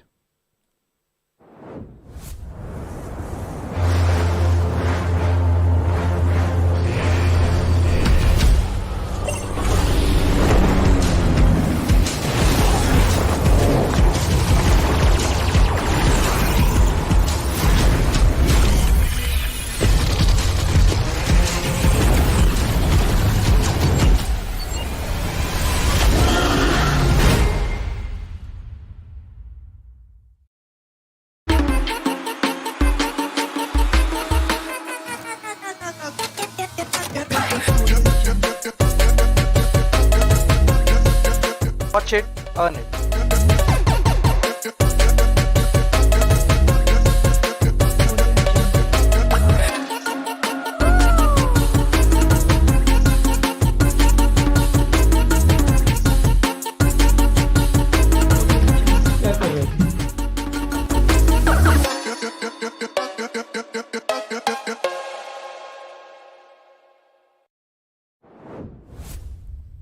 I know we're gonna have this one thing, right? Every single time we come on the desk and we're wondering how to open it up, because the opening of this grand final was so good by you.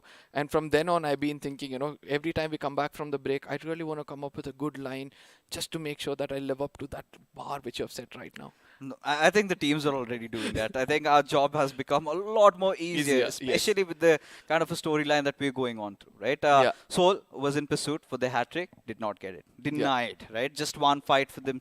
And now we take a look at the highlights over here, ladies and gentlemen, as finally few of the other teams are picking up pace. And FS Esports, what a surprise from their side. But it all begun with this, a fight that nobody really anticipated. It was out in the blue. And Big Brother Esports, I mind you, Hellgod clearly being the MVP in this one.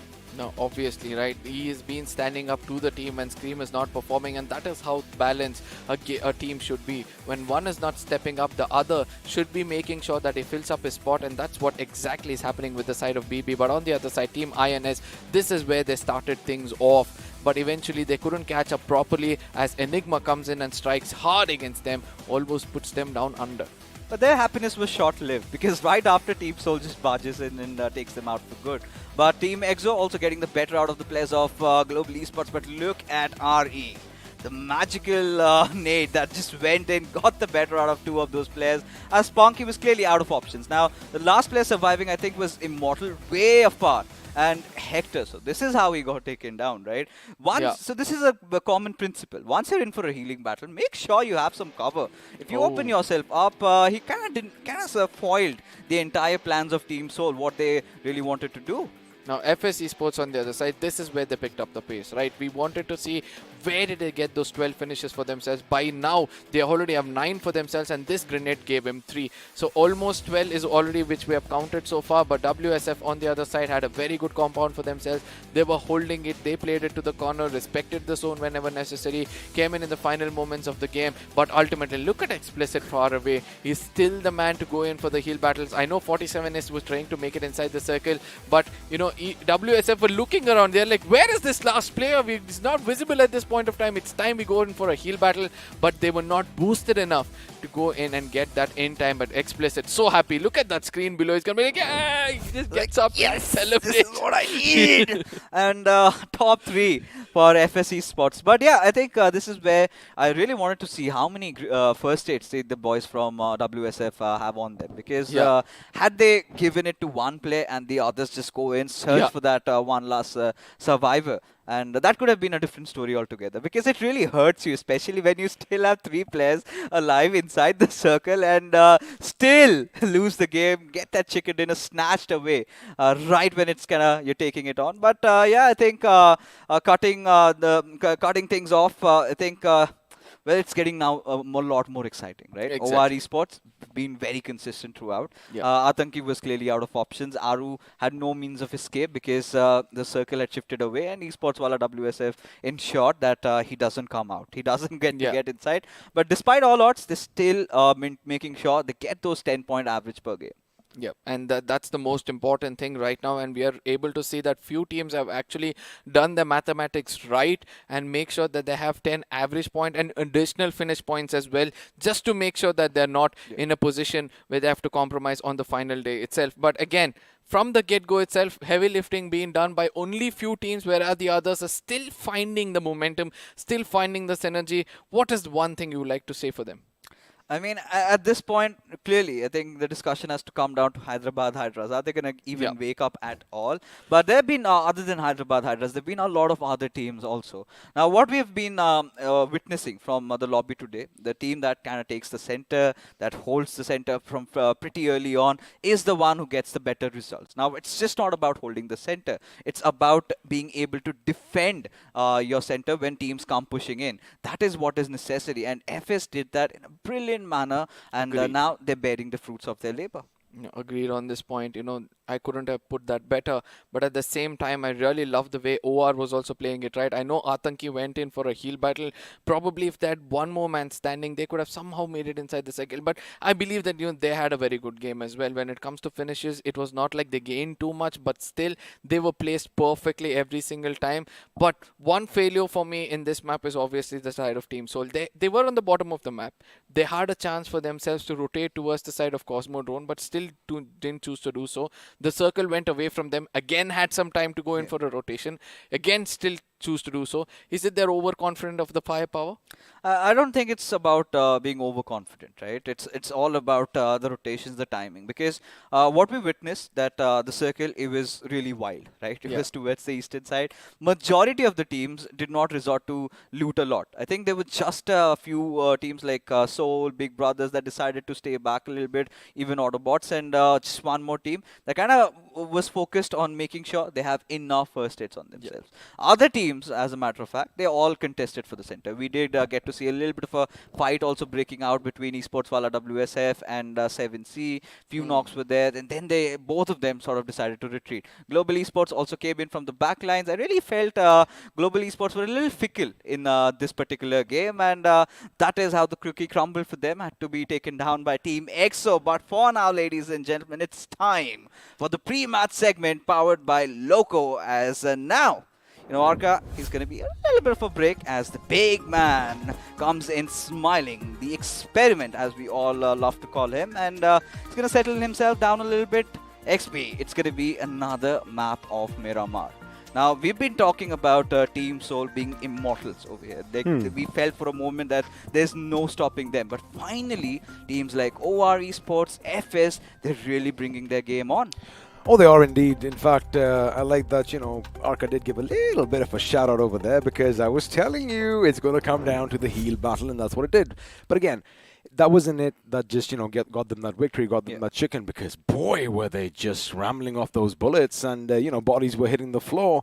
And, well, Team Soul, like you were talking about earlier, they were a bit unlucky. They could have had a few more options, but, it is what it is. And like you love saying, that is how the cookie crumbles. And this is what this whole thing is all about, the iQOO BMPS. So once again, a massive shout out to BGMI Crofton for making all of this possible, for a lovely game, and our lovely sponsors, iQOO and Loco. You know what time it is? It is time to see how to slay your dragon.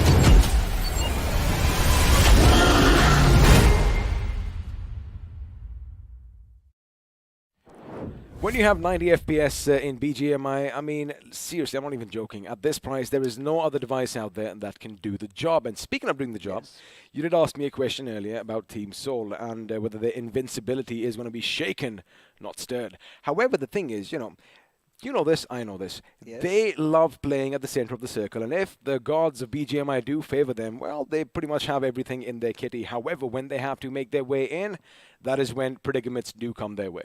Oh, of course, they do, right? We're going to talk more about that, but this is something that is for you guys, right? You've been watching all the teams winning, your favorite teams ruling the lobby, but yes, we are giving away 50 T-shirts and zippers. All you've got to do is head over to the link, fill it up, support your favorite team, and it's not just where it stops, right? We still have a few more to give away. Well, we of course are talking about 10 iQOO Neo 6s that could be yours, and all you have to do is make sure you check out the chat section. There is going to be a pinned comment, and as Arca loves saying, follow the steps, fill everything right, make sure everything is tickety-boo, and you might just start your esports journey with this hell of a device. Now, of course, we are going to have a little switcheroo coming in, because looks like the Greek god Apollo is coming back in. It makes sense. It is Miramar. The sun is going to be nice and bright, so he is going to be energized as Max goes out. Now, this is where I have to go get it to thinking, right? Why not dreams? because every single time this could be a possible case that he's the scout of their team. He kind of goes into the dark, does not know what's waiting for him, and always gets picked off. But other than that, I think we've been the experts, and we've let our audience speak on hashtag Let's Ask Loco. Few questions coming up, and well, let's see. Well, before the questions come up, let's just remind them that if you want to be a part of the BMPS stream, when again lakhs of people are watching, go ahead and tweet your questions using hashtag, as you said, Let's Ask Loco, and tag Get Loco Now. And lucky users, well, do you consider yourself an expert? Because I guess we do have a little knick and knacks that we can always share with you, and your name is going to be over here. You might get a shout out. But now, buddy, yes, it is time. Miramar once again. Can Team Soul get it? Will Hyderabad Hydras come up and do what they do best? I think I jinxed them. I picked them in the prelude, buddy. I think I jinxed them. And this has been so customary with Hyderabad Hydras. Every time, every tournament XP, the first day, they always mess it up. So towards the second and third, they kind of pick up on the bits and pieces, and that is exactly what I'm going to hope for them. But this is where I really want OR Esports to come swinging. This is where, imagine if they get a chicken dinner, Team Soul gets eliminated a little early on, they might take the first spot. Well, that is a storyline that if it does happen, it could be interesting because, again, we want the competition to be razor thin. Of course, everything is heating up in the game as it is in the studio today because, well, I mean, Arka and I, we almost were getting to those phases. No, I'm just kidding, of course. That's just a joke. But I love the fact that, he stuck to his guns. Oh, yeah. But fixes, we had a little bit of an edge. We're going to forget about all that right now. I like that on our screens right now, the action is going to be underway. So as you have a look at these military vehicles of Wars of the Past, well, it is going to be time as the Big Bird once again is going to be flying high over the deserts of Miramar, and fixes looks like this time we are going to be heading to the southwest. Oh, indeed we are. And again, for all you viewers out there, all the matches in the grand finals, every single player is playing it with their iQOO Neo 6. And like you said, this is going to be an important game for Hyderabad Hydras and Team OR Esports. Well, they've been left stranded, especially considering they can head over towards Puerto Paraiso. There's high chances that there may be a few vehicular collisions from early on. Could be indeed, but the thing is, if they can make it just north of the junkyard and probably even on the outskirts of El Azahar, they could pick up their vehicles and have that nice scenic eastern highway all the way down to Impala and then to Puerto Paraiso. But again, I liked what happened last game, Fixes. The circle was what we expected, but looks like we're going to have an early drop clash as OR Esports are going to be going up against our Esports, and it looks like our Thunky is the first one with a pistol. Rockstar, can he make his way out? Yes, he does for now. However, he lands right at the enemy's gates. He does pick up that SKS, but Thunky was quicker on the trigger. Oh, yeah, indeed. The P1911 doing its magic and, well, finally gets his hands over this SKS and had got it a little bit earlier. Could have been a whole different story. Now, this is something that we were anticipating, right? OR Esports, they've lost out on their desired drop location. They'd want to step out a little early, head over towards Crew de Valet. And now Jadoo, I think his position has been compromised, or maybe not. Well, I think he has been spotted out. There you have it. The AKM is going to rattle off those 7.62mm shots. Fortunately for Jadoo, he isn't going to take the brunt of the attack just yet. But Aditya, he is going to keep that little bird's eye view on him. And chances are, buddy, since the remaining two members of our esports are pretty far off, OR might just come in and, well, finish the job. They certainly can. And this is where OR Esports are on a lookout to find any loose ends, right? The moment Jadoo steps out, I think he's not going to do that. Or maybe he's just buying enough time for the other two players of OR Esports to get their looting done. And the moment they're done with it, they might just go pushing in. And this is something that we've seen in the past. We've anticipated. Enigma and Team Nigma Galaxy drop right beside each other. One team heads away towards San Martin. But, look at this, still flying. I was actually checking that out on our feed over here because the Autobotz and Team Soul are deciding to pretty much be unfriendly neighbors. Omega is caught out in the open. He is going to be spotted, but looks like Orva obviously sees a bigger target out there. And, well, Omega does have a shotty. So if Orva does try to go down, which of course he won't, he could be in a little bit of an issue. But I like the fact that, again, the plane path is going to send all the teams scurrying away. And, you did pick up Nigma Galaxy and Enigma. Again, a little bit of a mouthful when you have to say it all together.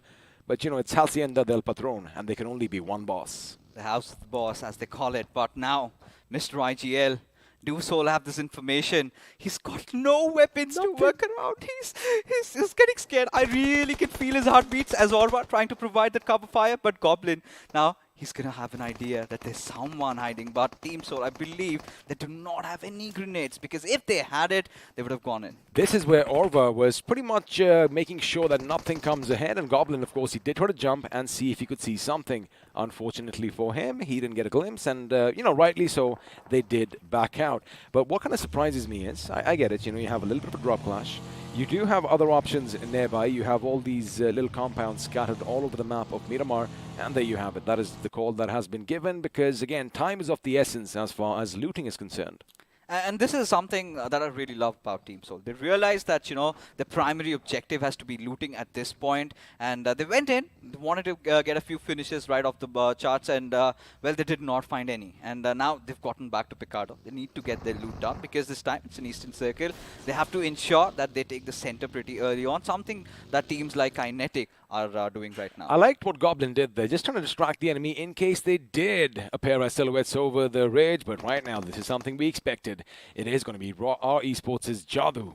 Question is, does he have that magic in his fingers? Because 3 members of our Esports, well, they know his position, and this is where the cavalry is going to come in. Canary didn't really have a nice visualization of the enemy. However, those few shots that he laid down range are going to let them know that someone is coming. There you have it. Jelly is going to be taken down, and now Jadu seemed like he was going for the finish. This could be problematic for Aru, as another member of OR Esports is going to be pushing in his position, and now, question is, can he hold down the board? Well, he almost got another knock, but for now, he's going to back out on the other side. He's really making all those moves out there, and OR Esports now do find out that he stepped outside.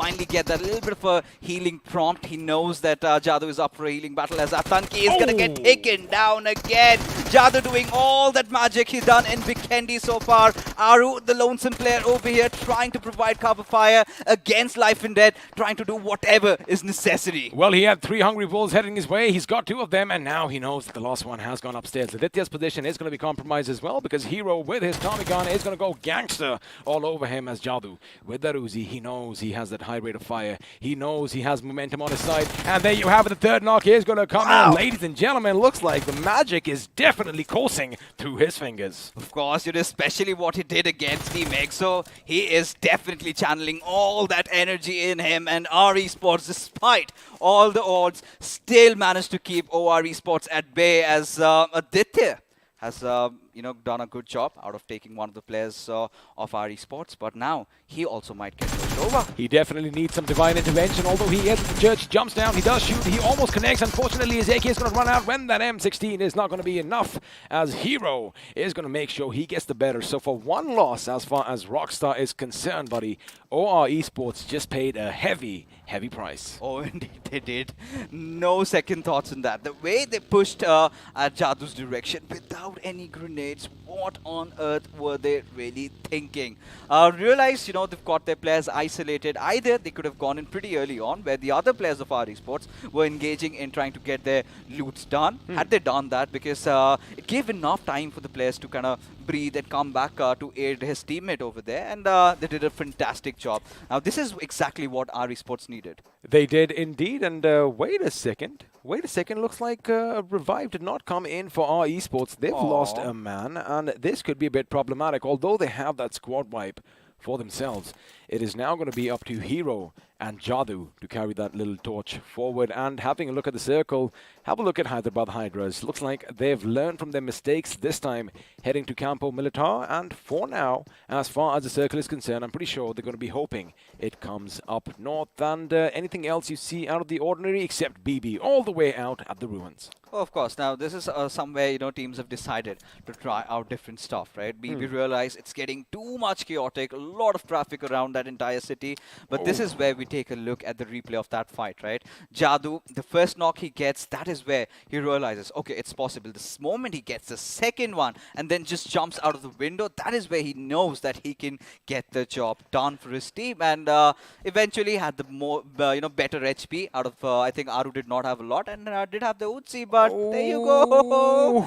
help came in a little late. Well, Canary did do his job because had he not been on point to, make sure that OR Esports does not, come outside the window chasing Jadoo, well, it could have been a different story altogether. But for now, one team has bitten the dust, and, well, it's nice that they are near a cemetery because they can put OR to peace pretty easy. Elsewhere in Los Leones, looks like we might have a few shots fired as Team EXO and Autobotz did decide still drop in this city, which is contested by 3 teams, but looks like Salvatore is going to take the fight to Goblin, and oh my goodness, Fixes, Goblin's just gone down. Does that mean Seoul are going to topple over like dominoes once again? Maybe that's out on the cards right now. This is what I was scared about Team Seoul, right? They've had a rough start, and get into the game pretty late, still flying around, get into that little bit of a fight against Autobotz over there, and then they decide to retreat. Now this is where, the panic sets in. This is where they realize, oh, we need to get inside the circle, just rotate. Now Goblin tried to do that in terms of which had to face the wrath of the players of 7C. Now this is where Team Seoul, I think for the second time in the evening, are late to get inside the center of the circle, and this is what I love about this game. Gives ample opportunity to teams like Global Esports and FS to again fight for the top spot. That is going to be a possibility, but I like what Hyderabad Hydras are doing, a complete opposite to what they were doing in the last game. Now, I know it, pretty much everyone else watching knows it too. They're going to try and get that high ground for themselves because, let's be honest, that is where they thrive. And looks like INS's Crazy Soul is going to have GE Joker head right in his direction, and there you have it. The M4 is going to do all the talking, and Crazy Soul is going to make sure that he has the last laugh and not the Joker himself. INS has read GE like an open book, right? They really anticipated this coming as Billion trying to spray around the other players. Now GE, they are angry at this point, right? Because this was their spot. INS was just waiting for them to come, and once they did, they strike. Of course, this is Miramar. You expect vehicles going boom, and with that, all the body bits flying in every direction. You don't expect opponents to be run over at this early stage. And if you had a look at the kill feed, Hitman was acting like a Hitman because he just ran over one of the members from Enigma. I do believe it was Rex. Oh, there you have it. It was the gunshots coming in first. And then he's like, I'm just going to add a little bit of insult to injury. I'm going to ram my vehicle straight in his face. Ouch. What a way to go. And this is where, you kind of feel a little bad about Team Enigma because this is one of the circles which did not really favor them. They wanted to go in. Look at the splash of colors around the epicenter of the circle right now. So many teams are prying for it. Team EXO almost made it to the center. You've got 7C, you've got Nigma Galaxy, you've got Hyderabad Hydras, you've got Esports Wala, WSF, everybody. But look at Team EXO. They figured out Team Seoul right in front of them. PS might go in for a little bit of a spray. Does connect just that one bullet, but that's all he could get. Well, for now, again, I like the fact that action did break out way earlier than in the first couple of matches, which is exciting. And Dreams, I'm going to joke about it a little bit. Now, he might as well just change his name to Nightmare, and I'll tell you why. A, it will instill fear in his opponents, right? Because the Nightmare is coming for you, and if he does go down, well, we'll just say he's reliving his worst nightmare over and over again. Again, this is called a joke for all you viewers who are going to be giving me some backlash later on.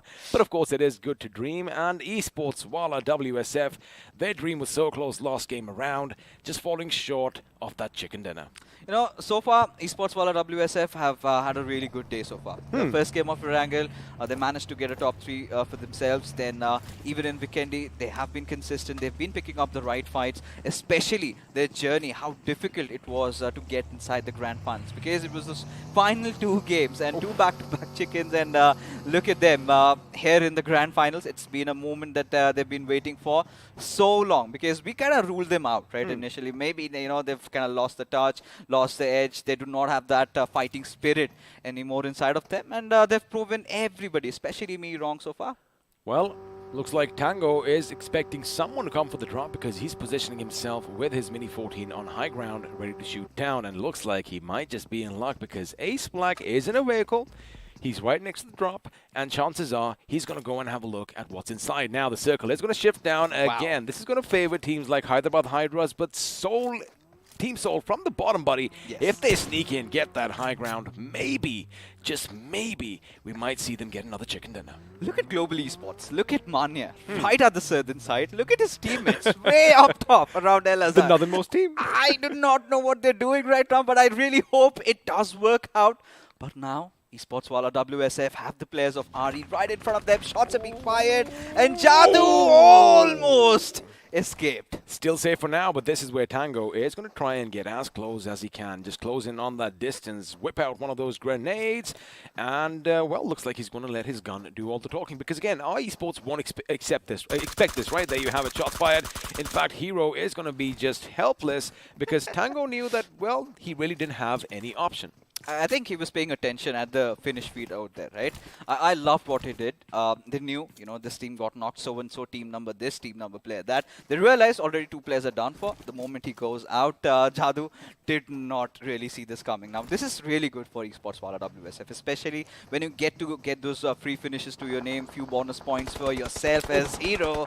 He is out in his, out by his lonesome, and, well, will be put to an end. The graves have been dug, and Hyderabad Hydras really need to bounce back in this game. I mean, fine, let me just say one thing. They do have that finish for themselves. They do have the high ground pretty much in the center. And the best thing is a lot of teams are going to be converging in on their position. And speaking of teams, they have an idea that Team Kinetic is going to be at one end. I do believe one of his teammates off screen was laying down shots in their direction. And 7C Esports are going to be down in the valley as well. Now, the thing is, they don't have an idea who to shoot at because there you have it. Shots are going to be coming their way as well, and they've got to be careful because although you might think you are safe from elsewhere, teams come in as there you have it. FS Clutch is going to make sure that God goes down, and oh, Bayo was almost in the crosshairs as well. Look at Kiyu. He's right out in the open. The moment K47 oversteps just a little bit, he's going to find him without any cover, could get the second potential knock, and then maybe decide to push over. But this is where Hitman, having the perfect flank angle, of course, is given his position away. But he's anticipating players like Bio to really come into aid for his teammate. Of course, would want to get that revive done. What's happening? They're stepping inside vehicle, stepping out again. Well, I guess they are a bit confused. They do have their smokes deployed. They're just making sure that they park them right, and there you have it. Shots are going to be coming FS Esports' way.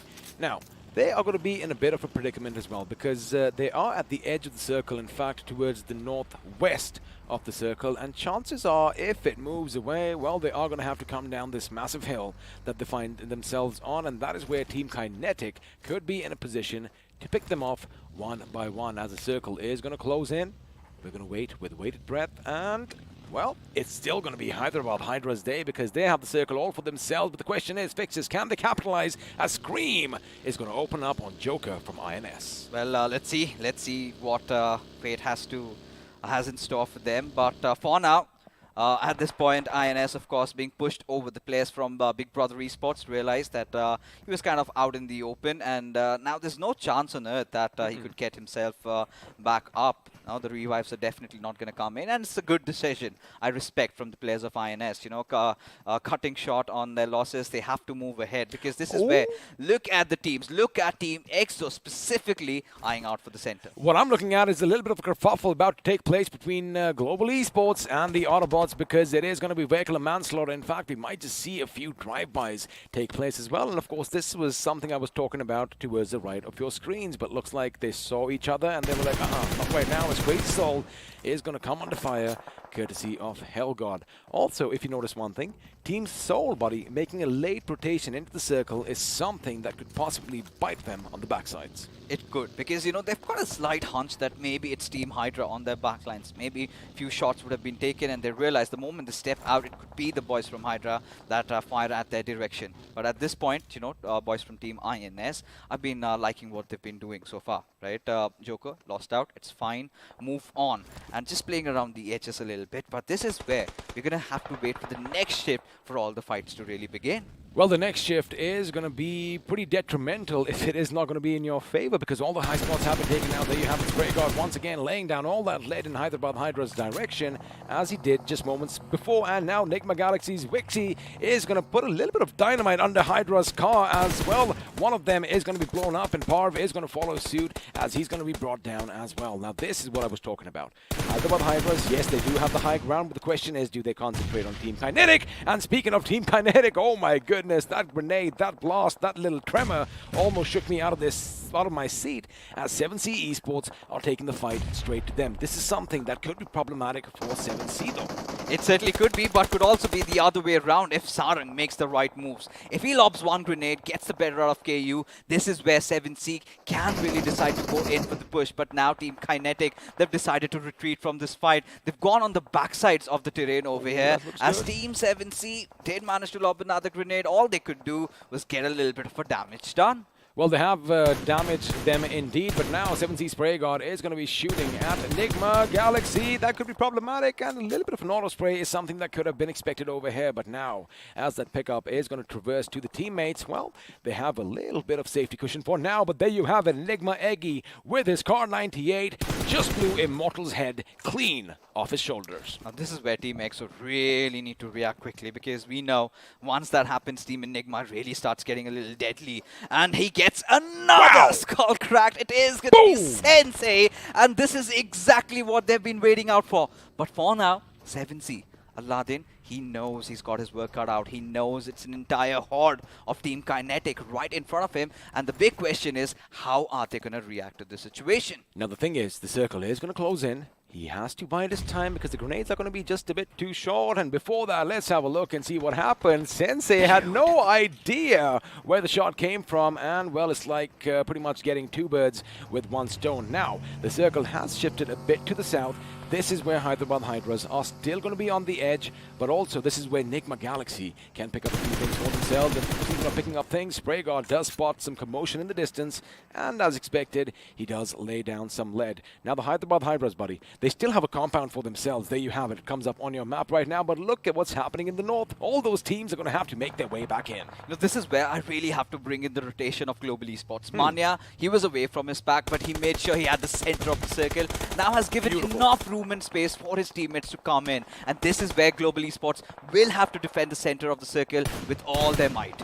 Beautiful. I mean, that is exactly what the plan was, and looks like it is going to be in his favor as Explicit does get out of harm's way elsewhere. Hyderabad Hydra's Ace Black is going to make sure that Team Kinetic's member over here, KU, is going to be brought down in the hail of bullets. Now, again, all HH have to do is make sure they keep everyone at bay, and, well, two of their members are going to make sure that the backs are secure as well. This is where they need to rack up all those finishes and, well, infuse a little bit of confidence in their gameplay. Have a look at the steely demeanor on Ace Black's face right now. Oh, he's got to make some very tough and difficult calls, but now he knows he's got the players of Team Kinetic backs against their wall, and the moment they try to come in, this is where he can rack up a few finishes. But he needs to be aware that you've got the boys of 7C right beside you, and Carry doing all the damage over here, trying to dish out all that lead into the hearts of the players of 7C, who somehow are still surviving. They are indeed. Looks like the Autobotz are going to be scumming to Team INS's onslaught over there, but looks like their days might just be a little short because, well, although we are still going to focus on Hyderabad Hydras just pretty much shredding Kinetic apart, looks like another team is going to come in, and that boy is going to be Team EXO. Elsewhere, looks like FS Esports is also going to join the party as they are going to put that final nail in the coffin as far as they are concerned, and Big BB, Big Brothers, are going to be opening up every single place. We are going to have a lot of fights breaking out as Esports while a WSF current is finally going to be lost, and this, buddy, is where Hyderabad Hydras have a heyday, and Ace Black knows the position. Question is, he does have his weapon planted out. Is he going to go in for a grenade? Yes, he is. Indeed, started cooking it up already, but needs to make sure it's cooked into perfection, as Explicit somehow manages to dodge it and now has to make a run from the circle as Hitman out in the open has himself spotted out. Explicit with his pants down also gets taken out. But now Hitman is going to come in, and the question is he going to have enough time to heal himself up? Yes, he does, because they're going to stop at the edge of the ridge, making sure they get a grenade in their hands. But Hitman is going to be taken out from elsewhere because Sensei from Team EXO, as expected, is going to come in and play spoil sport. Now, Baj was the last man standing. The Molotov has been flung. It does look a bit short, but he has a pack of coyotes behind him as Team EXO, the moment they do peek over the little ridge like meerkats, well, Bajwa is going to be ready, lying in wait for them. At this point, Team EXO, they really need to extend just a little bit. Almost Immortal getting taken down, but right now Punk knows what he has to do as Fierce cooking up the grenade from the backlines with lob it, maybe into perfection, can get another knock. This not though, but still that's not going to deter him from trying once again. It isn't, however, he is going to deploy some smoke, making sure he has a little bit of safety, especially as far as Team Soul in the distance is concerned. And now Fierce, he has an idea where the enemy is. That looks good. Evo could be blown up, but no, it's going to be Eggy who's brought back down to his bloody knees once again, and Evo's position is going to be taken by Team Soul, who coming in from the other side. Sensei moving a bit closer, but it's going to be Hector from the distance who's going to be making sure he sends them packing, and now Hector is going to be focusing all his attention on Team EXO, and Buddy, with just 2 members alive, they are not looking in a good position at this moment. Oh yeah, of course, this is something that Team EXO really did not anticipate at the darkest of their minds. Right now, we've got Maxi rolling out a grenade to perfection. Sabitao goes falling down, but look at Sensei, wanted to get where Global Esports were, and now he's getting a run for his money. He is indeed. I wonder if he's going to be giving all the comms out, but Punk is going to make sure he sticks to his ground, as Alavine is the first one coming up against Hyderabad Hydras. Another grenade is going to go off, and Maxi is the one who's going to be obliterating his enemies, and this is what I was talking about. 11 finishes for boys from Hyderabad Hydras, and they are looking for more. There you have it. Another one is going to come to them. In fact, 13 finishes is what they have at this moment. They have all the advantage. They are the highest team in the map right now, but if the circle pushes away from them, I sure do hope they have a lot of smokes in their backpacks, as I'm pretty sure Team Soul were thinking just the same. They're on a warpath right now, the boys from Hyderabad Hydras, as one after the other, the members of Team Soul, they're getting hammered down, battered and bruised all they lie, as it all comes down to Mega, the IGL, as MJ with a sliver of HP spots out carry, takes him out of the equation altogether, as Nigma, Galaxy, mind you, were really quick with the rotations. They held on, they were a little bit silent, but have already racked up 9 finishes. Now the problem for Hyderabad Hydras is that, well, they did just lose 1 man courtesy of Enigma Galaxy, but from the other end, Global Esports are going to be laying down some lead in their direction.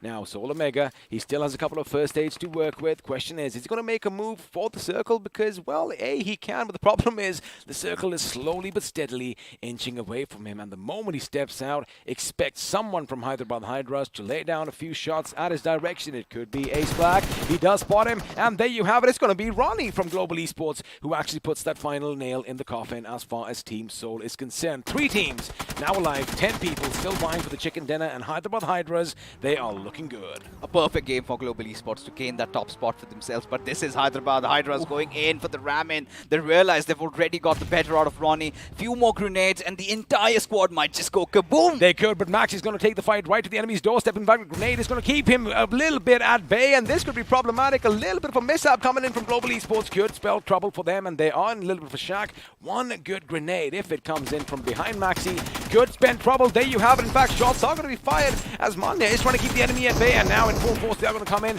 even though they have been taken down. Ace Black and the boys have done the job for now, but this is where Enigma Galaxy thought that they had a bit of an upper hand. However, 2 members, Maxi and Manti, both have OP in the name, are a bit overpowering for them. Of course, all they need to do is buy some time enough for Ace Black to get himself back up, but Monty, he has to play a very crucial role at this point. He somehow has to keep the players of Enigma Galaxy at bay. Now, considering the trades did come in, that did slow down the players of Enigma Galaxy a bit, but MJ almost got Manti out. This is just what I was talking about. Oh my goodness, he's on that massive left flank, and if Manti is going to be shot at from behind, it could be problematic. But the thing is, he can't let loose his shots just yet. There you have it. Manti is going to try and make it towards the point. In fact, they are going to be forced to come to the left side of your screens right now, the left side of the shack, as once again, although the Hyderabad Hydras had the advantage, they find themselves in the same predicament as Global Esports did. And with 1 good grenade, Maxi, your days do look numbered. The grenade does go boom. Unfortunately, it did not hit its mark. Of course, did not get in through that little vent over there, but he's going to be relentless. Going to try another one out there, still missing out. Maybe a Molotov could be the answer that Enigma Galaxy have been looking out for. Still fails though. But on the other hand, Ace Black gets a knock that is so crucial in this particular moment at this point, because look at Dreams, barely has any HP left. The problem with Enigma Galaxy right now is, yes, they do have the high ground, but they are going to have to become silhouettes against the backdrop if they do want to shoot at the boys from Hyderabad Hydras. And lucky for them, they have the terrain advantage. They have that little shack to hide behind it. They have all these burning vehicles. And now we were talking about MJ being a thorn in the side. Well, his position has been given away, and looks like it could be problematic. However, even as far as Enigma Galaxy are concerned, buddy, they have got their man up. They still have a man advantage. on the boys from Hyderabad Hydras, but the question is for how much longer, because they are going to have to inch their way slowly and steadily. And MJ, with a little bit of a bold move, was going in all by his lonesome, and now it's going to be even Stevens 3 on each side. I like this movement from MJ, though. Wanted to be a little bit of an intervention, sort of create a little chaos so that his teammates could come in, but the timing was a little off. Had Wixie helped? Had Wixie helped anybody else, but for now, Nigma Galaxy, look at them, still in a 3v3 situation, clearly out of any meds to work along with, Apollo not having one, but Wixie getting the knock of his life, but Ace back with a beautiful trade. He does come in with a trade, and now it's going to be the other member who's going to be pushing forth at his position. Apollo, without any HP, throws anything he has. I think he's out of bullets over here. He does have a pan, and now he's going to be whipping out that UMP, but the problem is he doesn't have any magazines, and well, looks like Hyderabad Hydras are going to be alert to that. I do believe they have the big 2-0 as far as finishes go, which means with the chicken dinner, as we head into the post-match segment powered by Loco, we are going to have a look of relief finally on their faces. Smiles abound, smiles aplenty. There you have it, Ace Black. We said it. He's got his work cut out. 35 big ones. Finally, I think the jinx has been broken. Oh, indeed it has, especially considering how what a rocky start it had been for Hyderabad Hydras. Finally getting themselves on top over here. The highest finishes so far in the grand finals of the iQOO BMPS, ladies and gentlemen. But Nigma Galaxy, I mean, they did whatever they possibly could have done. Had Apollo got a few more mags, few more meds to work around with, things could have been clearly different. But my MVP personally has to be Ace Black, considering those trades, those knocks coming in at the right moment. Now, keep in mind, we did see that they had a little bit of an issue later before this, but as we are going to be heading into the iQOO MVP, I think the name that you took is the one who's going to be walking away with the crown atop his head. He does have a few aces up his sleeve. Let's have a look and see if it is going to be Ace Black from Hyderabad Hydras. Well, we are going to be right. 10 finishes, 58 points of damage. Ooh, wow. I like one thing, Fixes. We were talking about it, right? Campo Militar had the high ground, and that is their game plan. Exactly, and this time, they did all the right things. Did not really overextend in any of those fights, as we'll talk more about that. But for now, let's take a look at the top 5 leaders. Again, Maxi also played quite an instrumental role in the success of Hyderabad Hydras getting this chicken dinner. And this is where you've got to bring in other players. This is where Fierce really got a little fierce over there. 6 finishes, but for MJ, 3 just to his name. But what I loved about Nigma Galaxy was the circle prediction. Absolutely, and the way they did rotate, first they were to the north, then they came in from the south, and even as far as MJ is concerned, of course, we are going to keep talking about it as a few more facts and figures are going to be popping up on our screen. One vehicle finish is something that we did see. Ooh, that was just going to hurt a little bit extra, but quickly coming to MJ. Had Wixie given him the cover, I think that was the call, right? That was the call, maybe just a little bit of miscommunication. Of course, now this is where Nigma Galaxy, it's also chaotic in their department, right? Oh, I'm running out of bullets, I'm running out of ammo, what do I do? What do I do? Like, give me cover fire. That's all you've got to do. But look at this. The Burj Khalifa being built by the players of Hyderabad Hydras. 20 finish bomb finally landing 3,000 plus points of damage. Wow. I mean, talk about being dormant for 4 games and then suddenly coming out swinging, as we are going to have a look at the overall standings, and looks like we are going to have something. Wait a second, before we do that, you saw something? The damage numbers. Oh my goodness, points. I just saw that. I don't know how I missed that, but now this is what I'm talking about. From the 15th position, Hyderabad Hydras are going to jump 10 as they nestle in the 5th spot. All it took them was that one golden game that they were looking out for. We were talking about and it, it's right? their map. Yeah, and it was their map. And we did speak about, trying to respect the center of the circle, do not get into any sort of fights that you're kind of uncomfortable with. And Team Hyderabad Hydras did everything perfect, right? But now taking a look, OR Esports had a little bit of a bad game for Team Soul despite losing out on Goblin. This is where, their arms are cut off, right? The moment you lose out on Goblin, you kind of lose out on that little bit of an aggression, the pace that he brings to the squad. I don't know if OR Esports had a little bit of a bad game, because they were kind of overconfident. They knew there was only one man over there. That's the information that they relayed. We're going to come back to that again because, well, the second page is up on our screens, and luckily, thanks to the last game, Nigma Galaxy are going to be jumping a few positions as well as Team INS, although they still try to take a few fights here in Miramar. They always find themselves in that position between a rock and a hard place in a sandwich. I think this is where we have to bring in our esports into discussion, right? Especially how they played in the league stages and how they're playing in the finals. Now, because when it comes down to that, now our esports has been one of those teams that tends to take a lot, they focus a lot on their position points. But look at this, 15 finish points already. Jadoo, he's been doing the tricks, and that has been one of their cause of concern. Now, all they need to do is get back to their old ways of securing those good positions for themselves, have a good camping spot, have a good area to where you can take your fights on. Because in terms of taking fights, I really feel that Jadoo has been a blessing in disguise for them. When you kind of expect the other players like Rockstar or Canary to show up, Jadoo's been lifting it up. But this is where they also need to understand that they have to play for the position points, because that has been their style of play. It has been indeed. And again, it is still easier said than done because they are going to have to implement this in the next 4 days. And again, the thing is, league stages, we go all over the place, right? I mean, it was 3 weeks. Now it's just 4 days, and the pressure is definitely going to mount. But again, the league stage was an amazing affair. BMOC was an amazing affair. And none of this pedestal that all these players have to showcase their skills would have been possible without BGMI Crofton for giving us this amazing game. And, of course, our lovely sponsors, iQOO and Loco, which means it's time to slay our dragon. Well, that's what we're going to do right about now.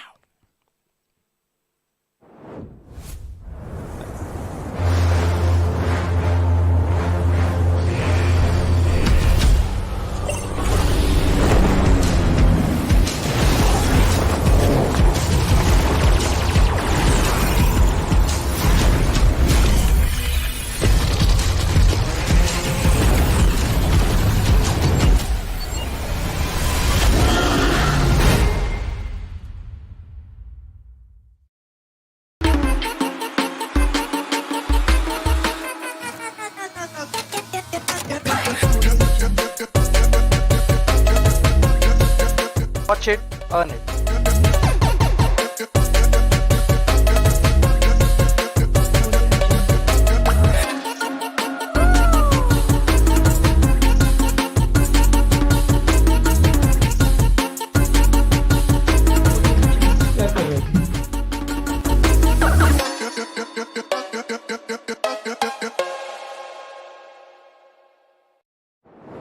Fixes, you got to take it easy just a little bit. Of course, we are grooving to the music over here at Loco, and all you have to do is get Loco. Before that, you might want to get yourselves one of these, the iQOO Neo 6, and well, start your esports career. When you almost said slay your dragon, the entire studio kind of just shook just a little bit. Of course, I guess you have a few supernatural abilities as well. Magic We're in just your talking about fingers. Jadoo. Of course, I was just going there. Just I like how we just think alike, huh? I mean, I just manifested some of those magic tricks here and there, and everything goes. I have another joke. I have another joke in my mind, but then Alright. I'm gonna lay it off you right now because I mean, we both are big men. But anyway, the highlights are popping up on our screens now, and well, I like the fact that action started early, and like I said earlier, up Funky getting the better of him with that amazing, iconic 1911. Poor Rockstar just received that SS, but this is an iconic fight. We've got to talk about Jadoo. The way he held on to his horses, right? These are the moments where legends are formed. Now, we are looking out for all these players. And our esports, initially, considering how far they were from each other, and Canary... Bit of breaks over there, bud. I don't know if they were kind of raging against each other, because I really felt they could have done better. But wow, look, the spray. It was out of the world. The spray was out of the world, and he's lucky that, because he did have a little bit of a risky move going up that little mound. If someone was nearby, he probably could have been shot at, but looks like the gods were favoring him. And this over here, Eggy. Perfect bait and get him, because he does get one, and they were oblivious to where that shot exactly came from. And although the other member thought that he was safe, well, another bullet found its way right between his eyes. But a good thing was that they somehow managed to get themselves back together and into the mix of things. And they didn't manage to wipe out one squad. I think it was Team Enigma. But later on, it was Team Soul coming in from the backlines. But this is what I talked about. Global esports, they picked the right spot. But it was that one compound where they kind of got claustrophobic in, right? They were kind of nauseated over there. Those grenades did come in. And this is where we knew they were out of bullets. They did not have anything possibly to work around with. And this is where the discussion goes.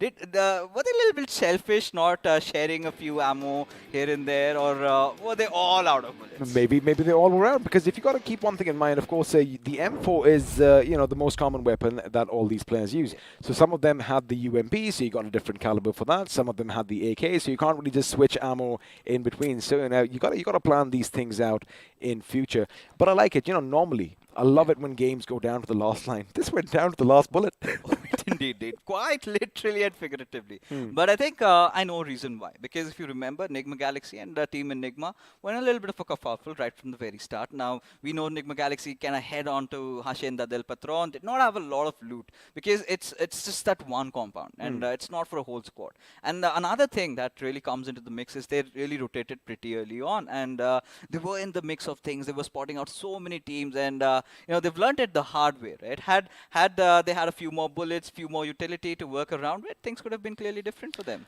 Again, there's always two sides to the same coin, because if something goes this way, well, it could always have gone that way. So, again, that's our job. That's our job. That's what we love doing. I mean, coulda, woulda, shouldas is part of our life, and, well, our livelihoods, in fact, as well. And, again, it's a pleasure being here. But, Hyderabad Hydras, buddy. Finally, we were thinking that, what is wrong with them? Because this is their trend every single time. They always start a bit slow, a bit shaky. And when I say slow and shaky, I mean pretty much at the bottom. Always. The first 2-3 games. But then suddenly, they need that one spark to light that fire. And it looks like we have found our spark. 35 points from one game is no small feat. And I really liked how Ace Black, being the IGL, had actually stepped up, right?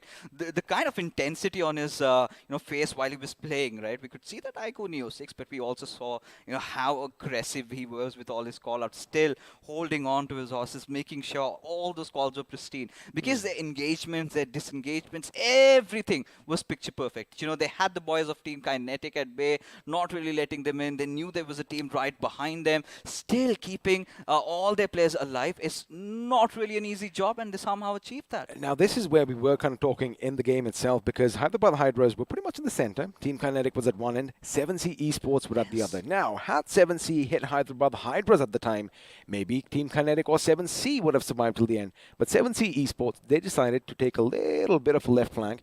They started engaging with Team Kinetic, which gave Hyderabad Hydras enough time to get down from the mountain, get control of the compound, making sure nothing comes from behind them. Yeah. And, one by one, they just kept wiping them out. And then eventually, 7C, they had to make that hard, arduous trek up the mountain. And that one grenade that started off, again, from Ace Black is something that led to their victory. Now, this is poking me right now, 7C Esports.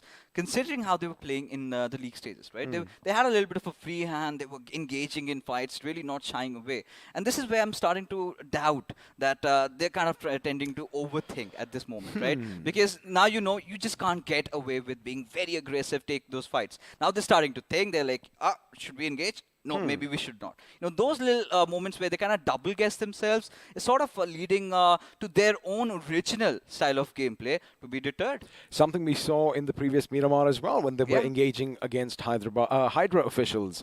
And, maybe it's a little bit of hesitancy because it is a big day, right? But again, what's going to happen right now is we're going to be jumping into the pre-match segment powered by Loco, which means Fixes, you're going to be saying bye-bye, and, well, the sun himself is going to come. I might need some glasses, otherwise it is going to hurt my eyes. But as Arca is going to make sure he puts on his headset, I have one question for him. Is he still going to be coming at me? Because boy, oh boy, last time around, things definitely got heated. And I'll say one thing, buddy. And I won't say comment at the king, you better not miss. But if you do come again, you better have your facts straight. Anyway, welcome back to the seat once again. But before we start everything off, I'm just going to wait till we're on camera because I want to ask you a question. We good? Yeah, absolutely. Alrighty, bring it in. I'm just kidding. We love this banter, and that is what this is all about. Yeah, eventually you did say that, when you're going against the king, being the best of what you have. But the thing is this, I just want to be friends with the king and not be against him because... I thought he was coming back to the same point. Oh, no, obviously not. Come on, man. But I had fun, and I'm sure all the viewers had your opinions in the chat as well. But anyway, before we get on with the next show, I guess we should do a little bit of an obligatory thing because you do have a bad boy in your hands. Yep, absolutely. So it's time for us to look at the iQOO Neo 6 yet again. This promo doesn't get old, right? It's brand new every single time we see it. So ladies and gentlemen, we'll allow you guys to go enjoy the promo of this device, because every single thing about the information of this device is there.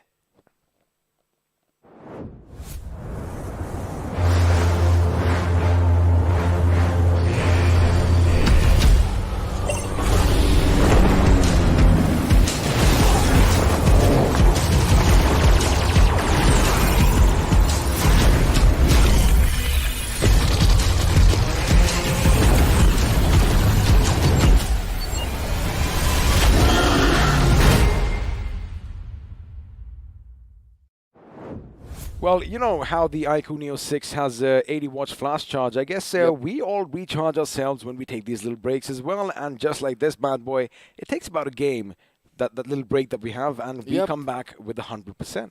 Now, you know, we start to fumble in between the games. We tend not to run. Yeah, all such slip of tongue happens just because it's speaking so much. It's really hard to keep up with the hydration, especially in Hyderabad. It's hot out here. And yeah, every single time we run from room to a room, we're going to make sure that we're cooled down. As ladies and gentlemen, one other thing for us to do right now is going to give something to the audience, and BGMI is very, very persistent, and they tell us, right, every single time we need to give back to our community, and that's what they're doing right now. It's going to be merchandises giveaway. You guys need to point out to the team which is going to be standing on the top by the end of the day. And if you're spamming it right in the chat, you're going to have an opportunity to get some merchandises in your hand. And I like that it comes down to the last game, because for now Team Soul is at the top, but who knows what happens later. But if you miss out on that, you also have a chance to win 10 iQOO Neo 6s. All you got to do is hit that link up in the chat, which is going to be pinned, and well, this bad boy might just be yours. Now, we've been asking them a couple of questions, right? That if they want to be featured on BMPS, well, all you have to do is hit up Twitter, and it looks like we might just have a few loco questions heading our way. Yeah, and we're going to make sure that we answer all of it, and also give a shout out to the man who's asking that question as well. So another place for you to get a spotlight. Yes, we're going to be looking at Anmol Srivatsava. Amol, I believe. Amol Srivatsava. Big shout out to you first, and then comes the question: are drop clashes healthy at this stage of the tournament, and do you think the involved teams should approach it? I mean, would you like to take it? Yeah, I mean, my opinion, and then yours for sure. That's going to be no. There's not necessary for any kind of drop clashes at this point of time of the tournament, because ultimately it's all about you first doing the hard work, be on the top, and then try to challenge the teams below you just to make sure that they don't climb up.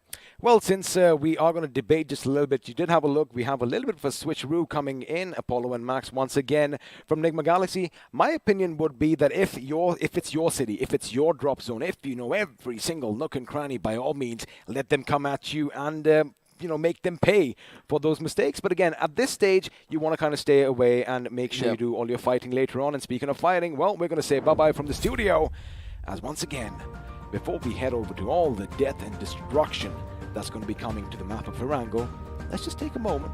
Just imagine yourself sitting in that vehicle right now, right? You're by the waterside. You have a nice drink in your hands. You have some food to eat, and, well, you have beauty in nature all around you. That would have been so good, right? Like, that's what I want to do right now. Yeah, I mean, by the shorelines, driving, making sure that a little bit of a waves are hitting your tires as well. But again, playgrounds looks all empty at this point of time, just like how it's supposed to be. I've not seen any kind of clashes happening at the side of playground and the final circle falling in over there. I know it's kind of impossible, but still. And then Waterhouse, one other place which was, under the radar for so many teams before. So many teams wanted to get that spot, especially, let's not forget the side of Team Soul and OR. The previous lineup wanted that real bad. A lot of structural damage over there. Of course, those little dams that they built kind of gave way and all the water came flooding in, and I guess that's why it is evacuated. But again, we do know a few teams like Team Kinetic, they love dropping in around the water city, but this is what I love. It's reminiscence of Normandy from World War II, right? I mean, of course, you have all these beaches that have all these bunkers positioned. You have those massive guns trained, and, well, speaking of Normandy, you have all these boats coming your way, and Well, of course, more is bad, but you know, it was quite a big thing. Ooh. I'm still waiting for a boat to have a little bit of a huge machine gun in front of it. Oh, so that'll be the day. Yeah, that'll be the day where you would really want to start traversing through the waterways and take down teams in front of you. Well, Crofton is listening. Maybe they might just implement that in a few updates because, again, you know, as far as the boat is concerned, yes, you can still have your teammates shoot out from it. But the thing is, it is pretty fragile. So add a big bad gun and, well, things could be different because for the last time now, on day one of the Grand Finals, we are going to be flying above the plains, the green, luscious forests of Erangel, and this time around, buddy, the plane path is going to be a bit to the south, as of course the iQOO Neo 6s are what everyone is playing on. Now, at the same time, I want the circle to be going towards the side of 7 and see which is the team which will be flying all the way towards the northern side of the map. Just remember, ladies and gentlemen, I know that nobody tends to go towards the side of shooting range, 7 or Stolba, but still, a journey towards the side of Georgiopol, Rozhok or Yasna is going to be a long journey up ahead. But the team choosing to go towards the side of military base and Novo expecting the circle to be going there will be not only blessed with a lot of placement points for them, but also can get some finish points due to the rotations. Well, the thing is, as far as the Sosnovka military island on its whole is concerned, you don't really see anybody else, but I like what I'm seeing, because normally you'd expect our esports, like we saw earlier, to have that 2-2 split between the base itself and Novorupnoy, but now Global Esports are going to be calling it their home.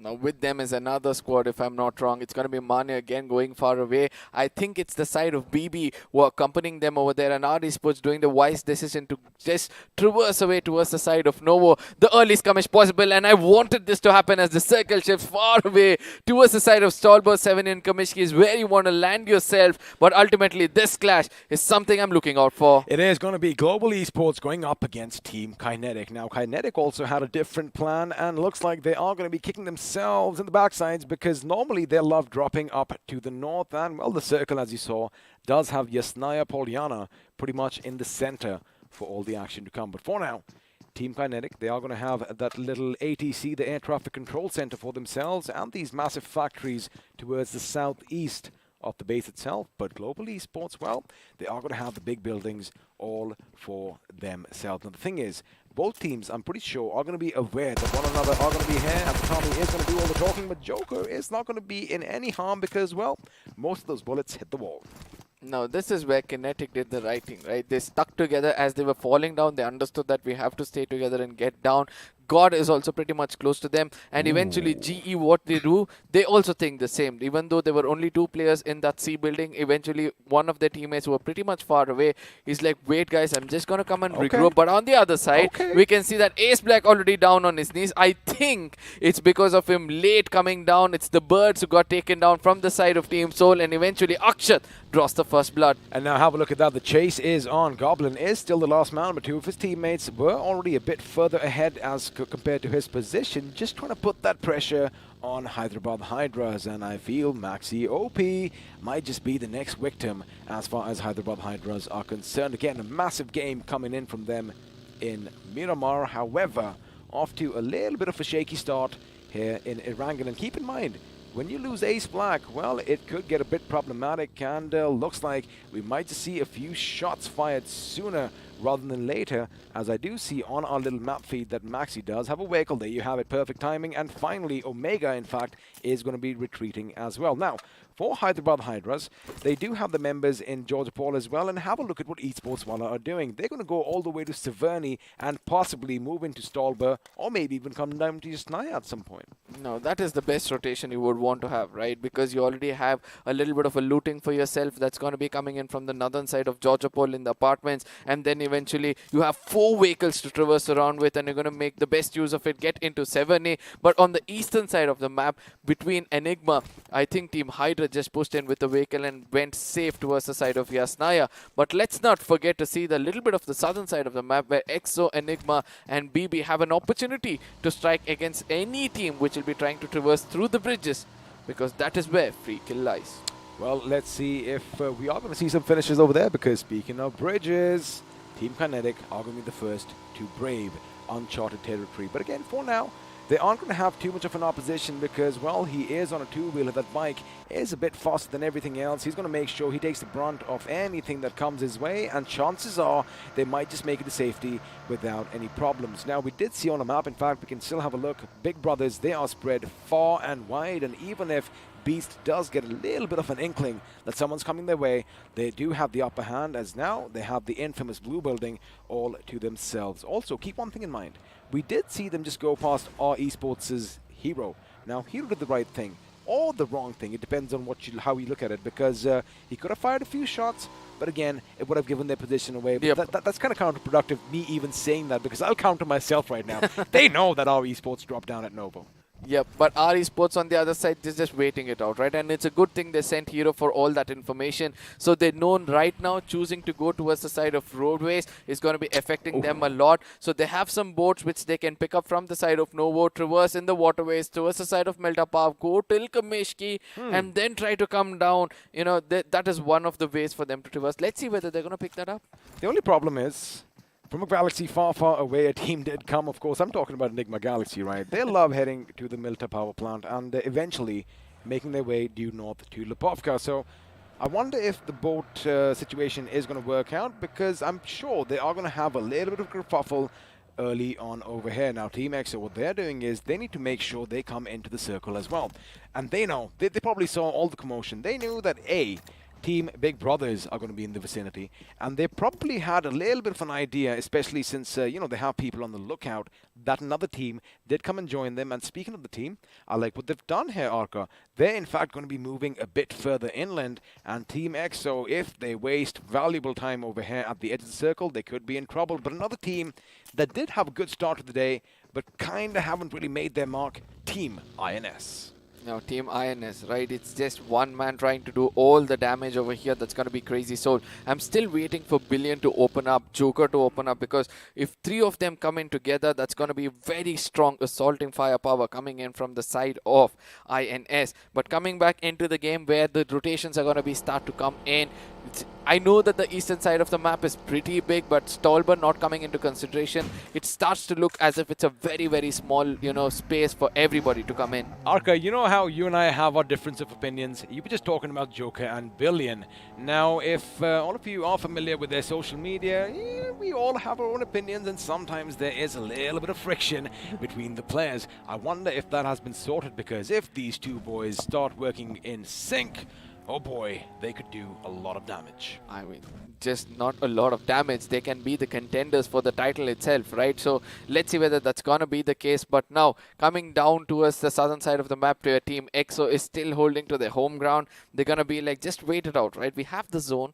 Why should we just go in for a rotation and get that, you know, into the crosshairs of someone else? No risk right now. We're going to go in for a late rotation when there's no vehicles around, and that is when they're going to pick it up. But our Esports on the other side, in the Novo, still waiting it out, wanting the second circle to be forming in, and that is when they want to come in, because they know nobody will be gatekeeping them at that time. Well, we're going to have to wait and find out if that is going to be correct, because we have hit the 8-minute mark, and except the fact that Hyderabad Hydras El Capitan himself, Ace Black, fell down, no one else has gone down just yet. Now, the Autobotz, they love Primorsk, and since the first circle, they're going to take their sweet time coming into the zone, and they might just be a bit hesitant coming in south of Pachinki, expecting a few teams to be lying in wait, but have a look at everybody pretty much having the similar idea.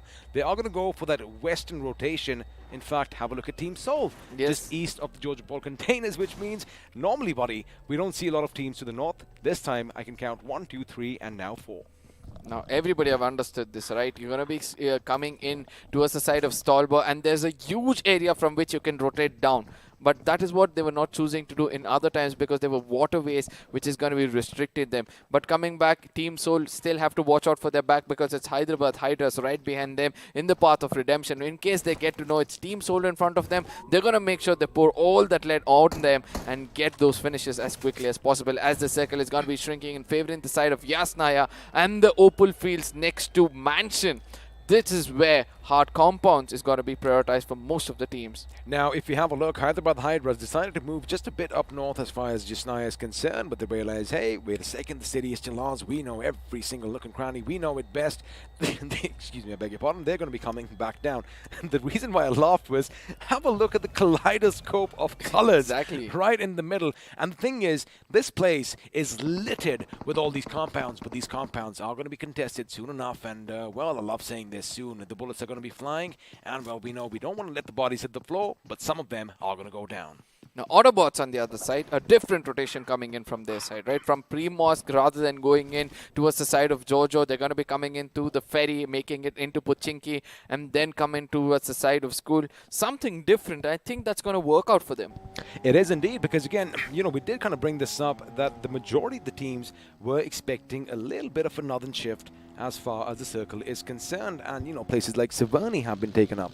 Places like the shooting range were contested just for a little bit between a few teams, and now it seems like everyone is going to be just north of Rozhok. Our Esports also, they finally made it to the circle without any hullabaloo, and since Team EXO and everyone else has moved further inland, well, it is going to be smooth sailing for this team. Not the way you expected them to come in. You thought maybe they'll come in by boats, but looks like they're going to stick to what they know best and have their feet firmly planted on the ground.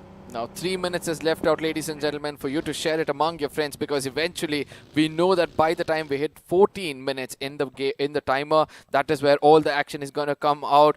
Calm before the storm is the statement coming out from the desk over here as Hydra officials are holding the best spot in the house. They have the highest spot in Yasnaya right now, which means, A, they do have a nice 360 vigil, but it also has its downsides because, well, they're going to be open from all ends, and chances are, if they aren't concentrating, they could get a few shots in the back of their noggin. And of course, I know that kind of hurts a bit too much, and in fact, last night you and I were playing and something similar like that happened to us. But, you know, for now, I like what they've done. They're going to make sure that this is their city, right? I mean, we've seen them go up against global esports. We've seen so much. And on our screens right now, we see Sarang all by his lonesome, trying to make it look like there is some commotion in the circle, because at one end, I do believe we have OR Esports, and, well, there's enemies lying in wait at the other. Now this is where I have to grab your attention, right? Nobody to the corners of the circle. Everybody prioritizing to the dead center, expecting the circle to be shrinking into itself. Again, prioritizing the center of the circle, where Mr. IGL on the other side has already put the damage against the side of our Esports. We have been witnessing them getting shot not just by one team, but also from the side of Team OR. As Oro at this point of time, look at the way he's using that gyro, you know, just moving in here and there. As Mr. IGL wants this finish, being very persistent. Let's see whether he's going to gain it. Well, he does get his finish, and no one's going to steal it. But right now, we have a fight breaking out in the northern part of Yasnaya as Kinetic are going to take on Team Esports 1 WSF. Tango is going to be brought down to his knees and finished in the blink of an eye, and now gone. Could be in a good position. In fact, he does see Bajra. He is going to throw his grenade. That grenade is going to be good. Bajra's going to be blown to smithereens. There you have it. In fact, that devastation, the destruction from the grenade was so much that that car was flung a bit far back as well. And now Invader is going to lob a grenade, but KU is going to act just a little bit quicker. Bajra again is going to be finished by Kinetic God. Shots are going to be fired, and Esports, while our WSF down 2 members, are going to be in trouble. This is where numbers come in handy. The Uzi Tommy, he finally hits the deck and gets the better of his opponent. Now WSF had to play this game really safe because they were having a good time. A little bit of a graph going up and down, but eventually they have the last man standing. Karan yet again has to survive and play for position points and try to make it inside the circle as quickly as possible, as the circle is going to be shifting towards the side of Mansion. As I said, the open grounds next to Mansion is where you wouldn't want the circle to come in, because a lot of commotion. Apart from the dead center where you have a high ground for yourself, everything else is visible for the opponents. You know, it's going to be like a finish zone down there, because anything that moves, anything that stirs, anything that breathes is going to have some lead coming their way. And speaking of all those open fields, Hyderabad Hydra's carry does spot some commotion, does spot something stirring in the distance. And, well, Team INS, they are trying to make their way into the circle. Now, the problem for them is, well, the problem for both teams actually is they are still outside the circle by just a little bit. Now, for Team INS, they've rotated well. I mean, they were a bit to the west at this point, but now they are on the north, and they are going to be on the eastern aspect as far as that place is concerned. Oh, baby. Oh, into the face goes Spray God. Again, it kind of sounds something similar to what we saw in Miramar. I mean, he was just waiting for the buggy to come in, and then he was like, nothing else can happen to me right now. It's just my skull's getting crushed, so I'm just gonna lie there. Yeah, and then eventually, once it's crunched, the finish follows up easy. It did follow up easy, and now Joker heading towards Team Soul's direction. I guess he has no idea that the entire team is going to be in a bit of a good spot over here because shots could be fired at him. But I like how Team Soul are currently spread. There you have it. He is going to be shot at. But the problem is they're going to be heading straight for Omega. Now if these boys can't do what they do best, there you have it. Omega is going to make sure he puts him down as Crazy Soul is going to be brought down in an instant courtesy their little teamwork. And once again, Team INS looks like they're pretty much out of the game. Yes, they are, as Team Soul are going to send them packing in the 16th position. A good split coming up from this team.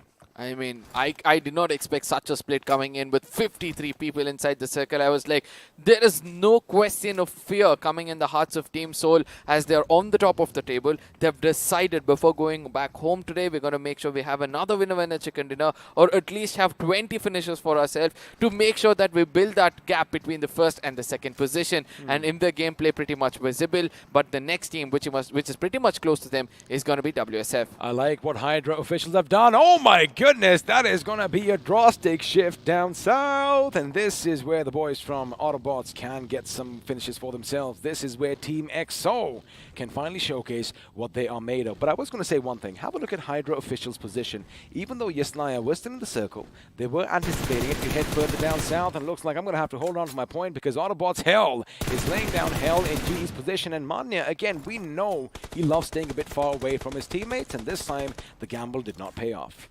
No, at the same time, you know, immediately as soon as you get a knock, I don't know why you have to burn your resources so quickly. I do understand that the circle is a little bit bigger at this point of time, but ultimately Autobots have to hold their ground really hard as there's going to be a lot of retaliation coming their way. Let's not forget Explicit almost in the crosshairs, almost getting taken down, all thanks to that small shack. But how long can they survive over here? Because Autobots are really good with the projectile of the grenades. They are indeed, but I'm more worried about Team XO because they're going to be just a little bit closer and all their members are going to be clumped in this little wooden shack. Now, the best thing is, if you're ever building a house, this is the wood that you want because it is indestructible unless you kind of throw a few grenades inside. And speaking of grenades inside, for now, Enigma Gaming do have the compound for themselves, and it looks like Team XO Sensei was trying to see if he could scour the area and, you know, kind of find a little safe haven, a little soft spots for his team, but looks like he's going to be denied at this moment. Now, he also got information, right, that somebody is holding this compound, so a lot of people might get taken on from that angle. So he's going to be looking out for the angles in which this house is going to be visible so that all those knocks they can just steal off, and Team XO is pretty much good at it. Hyderabad Hydras on the other side coming towards the side of Shelter, having a little bit of a high ground. But let's not forget that Mr. Beast OP from the side of Big Brothers have got taken down. It's all happening in the open, ladies and gentlemen. This is where the action is going to get very, very intense. You know what? I like this place. We have a little bit of the center to play with, and that is the advantage, or rather the little advantage that Hyderabad Hydras are trying to pull off because they want to try and surround the enemy, and the enemy are the boys from Team Kinetic. Elsewhere, looks like Esports while WSF are finally going to meet their makers, and Nigma Galaxy are the ones who send them packing. Legend with some good reflexes, hitting the ground, going prone in the nick of time, and well, otherwise he could have been in a little bit of a problem.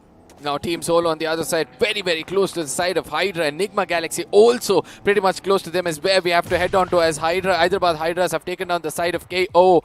Kinetic, as the split coming in from the side of Kinetic is making them pay heavily, as Carry with that Uzi is going to be putting an end to two other finishes. And Soul Goblin on the other side, as we were speaking about it, is going to be taking down the side of Team Hydra. Well, looks like his teammate is going to come in because Dynamite is going to be brought down as well. Oh, which no. means they are going to be in a world of trouble, as Carry is going to make sure he finishes what his teammates started. Now, it is going to be a 2-on-1 affair as far as these two gentlemen on our screen is concerned, but Hydra Legend, not a good position to be in because have a look at that. They were surrounded on all sides by Team Soul. Team Soul, buddy, looking good. 6 finishes for themselves, all 4 members still intact. However, I don't want to speak too soon because they aren't in the center yet. Oh, no. And they still have a lot of teams up for grabs, and looks like their crosses are going to be trained on the members from Nigma Galaxy. Now, Hydra, after Perv was the last man standing, He's just tucking in tail and running every look and corner, not finding a space for himself, due to which he might get taken down. And yes, he does taken down by FS47, and that's going to be goodbye for one other team. But Team Soul versus the side of Nigma is going to be happening, as there's going to be a lot of commotion right to the dead center. Rakshat from far away wants to do the best of what he can, but MJ is going to be landing the final name in the coffin. Ladies and gentlemen, that's Team Soul saying goodbye to us on the 13th position, thanks to the only 6 finishes they've got. Well, they are going to have those 6 finishes. However, we did just kind of anticipate they might just make a little bit of an oopsie as they were heading to the enemy's direction. And speaking of the enemy's direction, Apollo knows someone is nearby. He doesn't really have a lot of cover, but the thing is, Sarang does not know that there was someone so close because he was focusing on the other members from Enigma Galaxy. Now, I do believe they might have just lost 1 member. I'm going to make sure I'm correct. Yes, they did. They still have the chance to be a 4-man squad, but Savitar against those grenades is going to run nice in. It is going to hit its mark, but the thing is, even if it does force them out, oh my goodness, that almost shook our screens over here because Savitar is going to have to be on the retreat. Now, 7C, you know, we can see that they're pretty much spread around over here, and 2 players are actually taking too much of damage and too much of fights, and in front of them is going to be Sarang. I don't know when he's going to be coming into the picture, as Vixie is walked into the jaws of death. He's going to be churned, taken down, and Sarang is going to be confirming as quickly as possible, because one more finish walking your way, just grab it, my friend. Well, they are going to grab it with anything that they've got, but what I believe is Big Brothers could capitalize on the situation, as Sarang is going to be a bit loose. He is going to fight him. There you have it. Another one is going to be run over, as Dream is going to be reliving his worst nightmare once again, and Sarang comes back for seconds, making sure he gets that finish point. Now, he's got to patch himself up, but this is where Knuckle could get the better of Savitar. The grenade is going to be flung. It is going to blow up, but unfortunately for Knuckle, he maybe could have gone out, but again, he was just one man standing. And speaking of gone out, our Esports out in the blink of an eye, courtesy of Tunke's big bad gun, the M249. Now, HH on the other side is also taking advantage of all these commotions, because a little bit of a high ground advantage from the side of Shelter is making them pay, is allowing them to make the other teams pay, as Oro right now is going to be coming into the crosshairs as well. Enigma to the dead center is still holding to the ground hard as possible, as Punk on the other side is also trying to take things down. How many of these fights are happening every look and corner? Well, it is going to be a free-for-all over here, ladies and gentlemen, as everyone is going to try and make sure they get as many finishes for themselves. Oh my goodness, Apollo was almost run over. He gets the better of Aladdin over there with his quick reflexes, but Sarang was going to be on hand to make sure he gets to his team's aid. But the problem is, have a look at what's coming from the other side. Amazing smokes deployed over here, as Autobotz are going to be trying to lay anything in their direction, because we know, well, smokes do obscure your vision. However, they aren't really good at blocking bullets. Now we have to see whether they can come out surviving, because Autobots are pretty much keen in taking down the side of 7C, and all of a sudden we can see the true side of Team 7C coming out in this game. They want to make sure they get as many finishes as possible, relying on their assault power. Oro, a grenade. I really thought the projectile was going to hit him, but Aditya knows exact location of Mr. IGL, and 7C going to be happy as a blessing in disguise. It's going to be the side of Team OR taking down the side of Autobots. Well, the Autobots are going to come under fire from OR Esports at this moment. However, I like how Aru is getting up close and personal. Grenades are going to be exchanged. Aru gets back in the nick of time. In fact, 2 of them went so close to him, he almost wet his pants, but now he's still going to hold his ground, as the Autobots are doing the same. Now, we did see 7C Esports kind of approach Autobots' position. However, they were thwarted, luckily, thanks to BB, as shots are going to be fired, and it looks like Punk is going to be taken down elsewhere, as Aru now has to basically assert his attention in the other direction. In this entire time, in the meanwhile, it does look like Hyderabad Hydras still down to 1 man, are trying to get the best, because I do believe he just stole a finish from one of the other lads. Oh no. On the other side, can you see the circle is shifted away in the pockets of Enigma, as Sensei at this point of time can spray hard, and he's going to make sure he takes down 2 players. This is how you use a scope in a close range battle. Eventually only helmets gets taken down, and 2 finishes for the side of Team EXO. Sensei is going to be so happy to welcome them in open arms. Why would OR Esports just stop in the open when you know that you have burning vehicles nearby, and chances are someone could be lurking? But now Autobots, they do have a little semblance of cover, but in comes Team EXO, as they are going to shoot the door down. Punk is going to go in. In fact, he's going to be taken down. It's going to be a one-on-one situation. Sensei up against Team Autobots. Now, the thing is, he knows that his teammates are lost, but he also knows that that maybe if he gets that one grenade inside, it could be problematic for Autobotz. The grenade goes boom, but before he could do anything, he's going to be taken out in an instance. And for now, Autobotz, boy, they have some guardian angels looking over them. Obviously, it's the Lady Luck kissing them the hardest on the forehead at this point of time. But how much will they make out of it will be the next question, right? Because all foemen standing, almost having the dead center of the circle, knowing information, knowing about all the other teams around, they will have to rely on their firepower. Will Orva come out in the open with Fox and try to take everybody down, as Enigma at this point of time, having the best spot yet again, is picking up as many finishes as possible. And let's not forget, FS Esports is going to be in the crosshairs of both these teams, and finish is going to be stolen from the side of Eggy. Well, Avi is going to make sure that he is going to make the enemy pay, as his teammate Eggy, just mentioned him, is going to be unleashing hell on the boys from Big Brother Esports. At Zen OP, well, he was brought down and now he's going to be put in the ground. Now, the thing is, OR Esports, buddy, still survived by one man, could be a little bit of a problem as far as the Autobots are concerned, because one well-placed grenade is going to be everything for them. But again, you know, all that smoke is going to obscure his vision. And there you have it. It's going to be Enigma coming in from the other side, who is out on a little bit of a hunt as the Fox just went down. Now this is where Aditya can actually strike in, and he does exactly that. He's going to be Orvo. He's going to be picking up one finish for himself and eventually wait out for the opponents to get taken off. That green smoke is going to be confirmation for Aditya that to concentrate on the eastern side of the map. That is to the right side of his map, where he's going to be concentrating on the side of Autobots. They're going to be lofting smokes to make sure they survive a little more better, but Enigma is not going to stop us. They're going to push in with some throwables. Can this connect? Kind of connects. Chip damage. It does indeed, but now the Autobots, they have got to replenish themselves, as they are going to be kept at bay. But my biggest issue are the two members from Big Brother Esports. But again, it shouldn't be a problem for Enigma Gaming winning their first chicken dinner, because they do have the lay of the land. In fact, all they need to do is just make sure as soon as anything moves out of that smoke, well, they're going to be there, sending a barrage of bullets their way, and I like that. This is what communication is all about. He ran out of ammunition and does give him something, but oh no! Coming in from Scream at this time. He's not going to let his weapon do the talking. In fact, he's going to be raining down shrapnel on the member from Team Enigma's Eggy. Now, the thing is, they are going to be applying the pressure, but this could also be where Aditya decides to hit them from the other side. Now, Enigma Gaming, buddy, they've got to pick their battles. Do they still go for the Autobots, or are they going to focus on Big Brother Esports? Oh, Autobots on the other side is going to be picking up Enigma, as they've gone to the vulnerable point. Two players already down, and Beast OP kind of knows the location of Autobots, as OR Aditya at this point of time has being as patient as possible. An assaulter not holding up, oh my goodness, that is where it's going to be visible. Aditya at this point of time has another finish lurking out here and there. If hell looks out to this side, that is when Aditya can get taken down. Well, right now, it is going to be the Predator up against the Prey, and if he shows himself, this could be smart. Now he just might see some movement. He's got to make sure he closes that ADS, otherwise it's going to be problematic. There you have it. He does spot him out. He might in fact just steal that little finish for himself. Unfortunately, his shots aren't really connecting. He is going to get the better of Fox, though,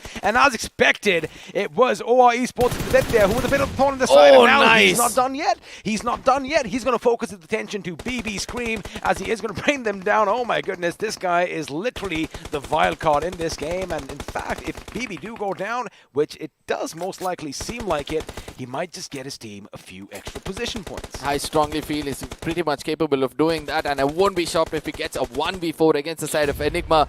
Let's not forget that he's the man who had highest number of finishes when it comes to frontal battle. Let's not forget that Goblin has already picked up a very, very big number in front of him, and the next best contender was the side of OR Aditya, as Avi is going to be pushing in, getting information. Aditya is still going to wait it out as complete information comes in. Evo is going to be right in front of him. One more finish lying over there for the side of Aditya. He's going to be going in for it, capitalizing on it, but eventually Avi from behind is going to put an end for him, as Beast OP survival is going to allow them to get a little more points, as winner chicken dinner goes in the favor of Enigma Gaming. Well, we were saying that elusive chicken dinner could not be there, as we are going to be heading into the post-match segment powered by Loco, and these lads are going to be a happy bunch of boys because, well, they have had a good day so far. Even during the league stage, you know, they finally got that chicken right at the end, but with 13 finishes, it means they're going to walk away with 28 28 points. Now, Big Brothers in second with 19, OR in third with 16. Not a bad outing for both these teams. Now, OR, how much have they caught up to side of Team Soul in the overall points table will be the next thing to see, because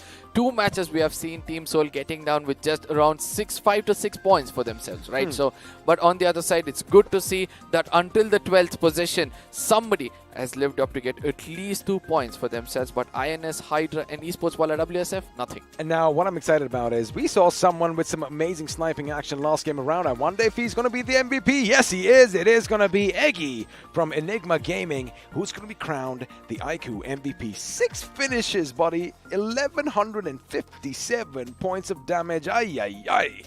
Now that is where Aditya also comes in, right? With 4 finishes, his survival, the way he has brought his team forward, and also the trigger discipline, everything coming to perfection. 4 finishes, 729 damage. Rex was also doing the damage from the other side. I know that, you know, most of their finishes were stolen by the others, but ultimately Enigma with that winner chicken dinner is going to be happy.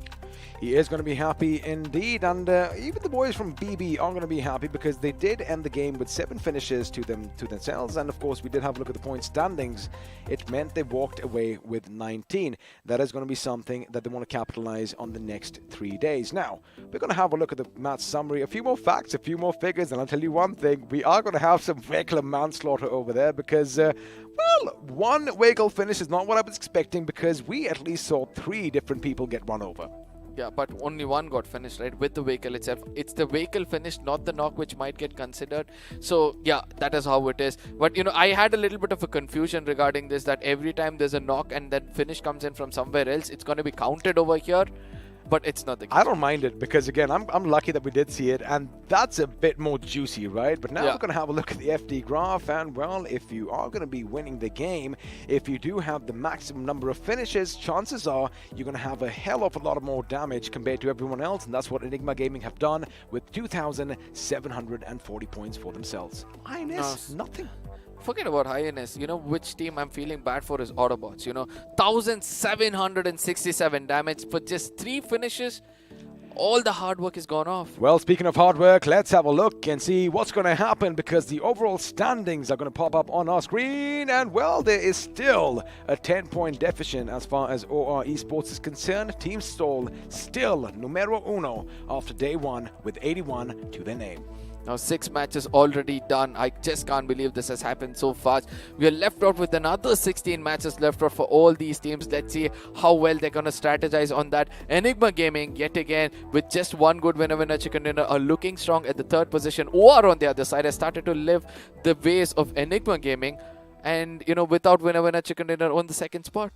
Again, you know, they did have a couple of good the first 2 games were pretty decent for them. 46 points coming in from position. Finishes are something that you would expect a lot higher from this team. But again, we still have 3 more days of the grand finals to be played. And, well, in those matches, that is where a victor is going to be decided. Now, Hyderabad Hydras, an early exit for them this time around. They aren't going to be too much of a bother right now because they still have 48 points for themselves. Position points is something they're definitely going to try and work for. But now this is where a little bit of issue, a little bit of pressure is going to start mounting on teams like Team Kinetic at the bottom with 11 points for themselves, and our Esports as well. Game 1, they were kind of showcasing some glimpses, some glimmer, right? But 22 points, not too good. And let's not forget in the map of Virangal, they were coming in from the southern side. They had the zone for themselves, but still not capitalizing on it. I just hope they will go back to their old ways of prioritizing the zone first and try to place for position points first and then go in for some finish points. I'm going to say a name, talk about it. 7C Esports. What do you think is going wrong with them? Now, not placing themselves perfectly is going to be the answer because you saw the firepower, right? With the vehicles, with the crosses, everything they've been getting, right? 20 finishes what they've got. I know that the graph is not something like which has gone up and then down and gone up. It's just that it's a slow pace of a pick-off coming in from the side of 7Cs. And by tomorrow, in case they get at least 2 to 3 games of winner chicken dinner, they'll be again back into the game. Or basically, if they repeat what they did in week 3 and just, you know, like Fixers love saying, going ham on everybody and just, you know, being a bit ballistic, they could come in with those finishes and then who cares about position points? But of course, you do need those chicken dinners because every single point is going to matter in the iQOO BMPS Grand Finals. But what a lovely day it's been so far. We've seen everyone get a taste of blood. Everyone's got a few chickens for themselves. And, again, we all have to thank, we have a few people to thank for this because it is the biggest tournament in Indian history so far, 2 crore. So once again, a big thank you to BGMI Crofton for making this possible and our lovely sponsors, iQOO, the Neo 6, and Loco for making this all possible, which means for one last time before we call it a night, let's see how to slay your dragon.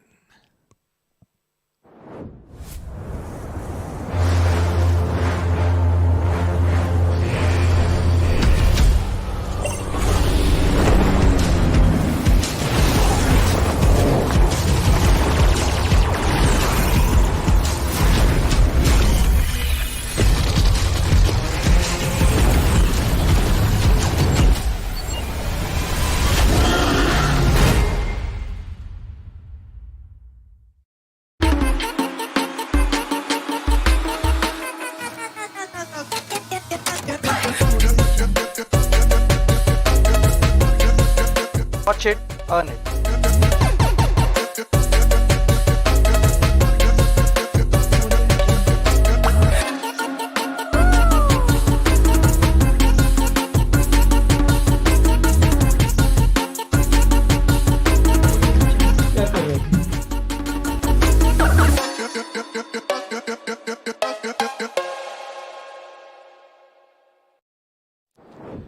Well, watch, play, stream, repeat is what we are going to be, is our mantra basically, because, we all love doing that as well. And of course, you do need the iQOO Neo 6 to make sure your esport dreams are alive and kicking. And, well, speaking of dreams, all these teams, Arka, that have made it to this stage are winners in their own rights, first of all. The top 16 in India. We did have to say goodbye to 8 of them in the earlier stage. However, man, I think the competition is just getting more exciting because let me just give you a little bit of a case study. Hyderabad Hydras, after 4 games, they were in a single-digit position, single-digit points as far as position was. They were 15th, and suddenly 35 big ones, and now they are in a healthy spot, which means the teams at the bottom can still do it. Obviously, and when you said that all are winners over here, one thing which all of these teams have gained playing in this tournament is experience, which money can't buy. And I do believe that if they tend to learn from their mistakes and take this experience forward as a positive note, they'll be coming back stronger to probably get the next big trophy. They will, because, in the past as well, as far as BGMI is concerned, we've seen all this glory just slip through the fingers every now and then. I wonder if that's going to be the case this time because, sure, the first couple of days you come out swinging, you make a good lead for yourself. The problem is sometimes, even us, we become a little complacent. And once we do that, and then once the panic starts setting in, once the adrenaline is going through your fingers, coursing through them, and you start shaking, if that happens, that is problematic. But then the other side is, the brighter side is, Hyderabad Hydras, once again, they would have been feeling the brunt of it, not just from us, their fans, even from within, because you have to be your biggest critique, and they came out big in Miramar. It's just at the beginning or the momentum of the game in the crucial moments, and you start, for example, Hyderabad Hydras in the specific match which when mentioning, they had that finishes initially, and that was the confidence boost which they kept on building up, and that is what you need to capitalize on. You shouldn't let go of that confidence and also that momentum you picked up in a map.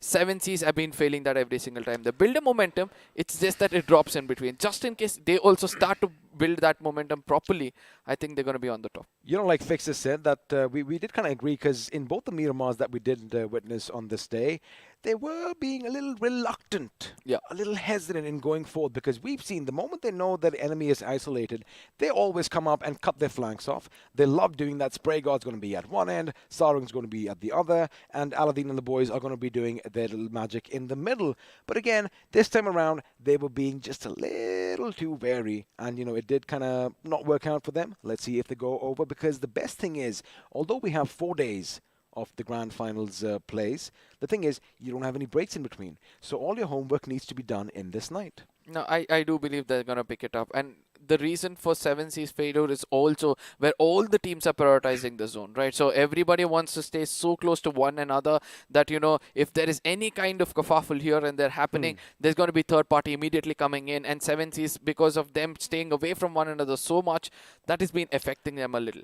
Now, of course, you know, it's been a long day. We've had 6 games, and let's do one thing and thank all our lovely viewers who have been staying tuned because, well, you might not have been lucky with your Twitter questions, but you might just see your name pop up on the screen because the giveaway winners, as far as the BGMI merchandise is concerned, is going to be coming up on our screens, and I wonder who the first lucky few are. Ooh, I like this. Alrighty, let me have a go at this. Yeah. We have Manav Ghosh, we have Parth Oza, Rakesh Biswas, Siddesh Shigwan, Nelson, easy name, Hirday Lamba, Kamal Shah, Beneet Kumar Prajapati, I got that right. Correct. Praveen Desai and Varane Garg. Congratulations, boys and girls. You're getting some nice merch heading your way. I'm going to be keeping it simple. I'm just going to go with the first names because obviously it's going to be hard. But I'll try. It's going to be Patel, Ritesh, Raj Patel, Lanunushki. Oh my God. What's this? Lanunushki. Which is Lanunushki. We're going to keep it that way because that's a beautiful name as well. It sounds different. And we have Prabhat, and then we have Abhishek, we have Paul, we have Jatin, Rahul, Rajdeep, and Alankar Krishna Kannur. Oh, you got that easy. Yeah, Kannur, right? That's from Kerala. So that's from your neck of the woods, eh? No, not really. But yeah, the best half is from there, right? So that is where it's going to be coming in from the next 10. Please go ahead. Alrighty, congratulations again are in order for Rahul Shah, Rijol Hake Biswas, Dhruv Puri, Ujjwal Jha, Raj Kumar Meena, Sudhir Kumar Pandey, Sandeep, Ayush Dubey, Raj Kharat, and Gaurav Chakrabarti. I know that is a Bengali name because we know a Chakrabarti on the desk as well. Eventually you got some easier names for yourself, but the second one caught my eyes. The second one caught my eyes. Like Rajul. Again, I love these names, unique names, and that's the beauty because they're people from all over the country. Now we have Bhargav coming in, then we have Sakinala, and then we have Krishna Kumar. Wait a second. Wait. Indra Kumar, Akshit, we have Akash, we have Mehak, we have Ashish, and we have Ocean Sharma. Is it the same person? Yeah, Samira is also going to be coming in. Guys, this proves if you are lucky enough, you are doing the things right, you're going to be named over there. And Ocean Sharma did the right thing. We were told that, you know, we aren't going to get anything. So, of course, maybe he has a few strings that he's pulling, or could be another Ocean Sharma. There could be a few more than one, but it is such a unique name. But again, I do believe that is going to be it for the winners. Nope, I stand corrected because 10 more are coming in. So congratulations are in order for Kisley Sinha, Indradev Singh, Shamik Bose, Saksha Patel, Naman Vora. I know Naman Vora, of course. I like this. I mean, a lot of common names coming up. Deepak Mishra, Rishabh, Aman Pratap Singh, Ronish Patel, and Tron Venom. Can't decide which one's better, huh? Tron or Venom. He's going to go for both. Congratulations, guys. I mean, you got the easiest of the names, to be frank, you know, every single time. I'm just doing my job. The guy with the golden tongue on the desk right now. I just hope it's there until the final moment of the grand finale itself. I know that, you know, we had a total of 50 names to be told, and I think we have covered up all of them, right? 1, 2, 3, 4, 5. Yeah, we did all 50 of them. So congratulations, ladies and gentlemen. This proves that in case you come back tomorrow again and predict the right team is going to be coming on the top, you're also going to get your hands on those beautiful merchandisers and also other giveaways as well.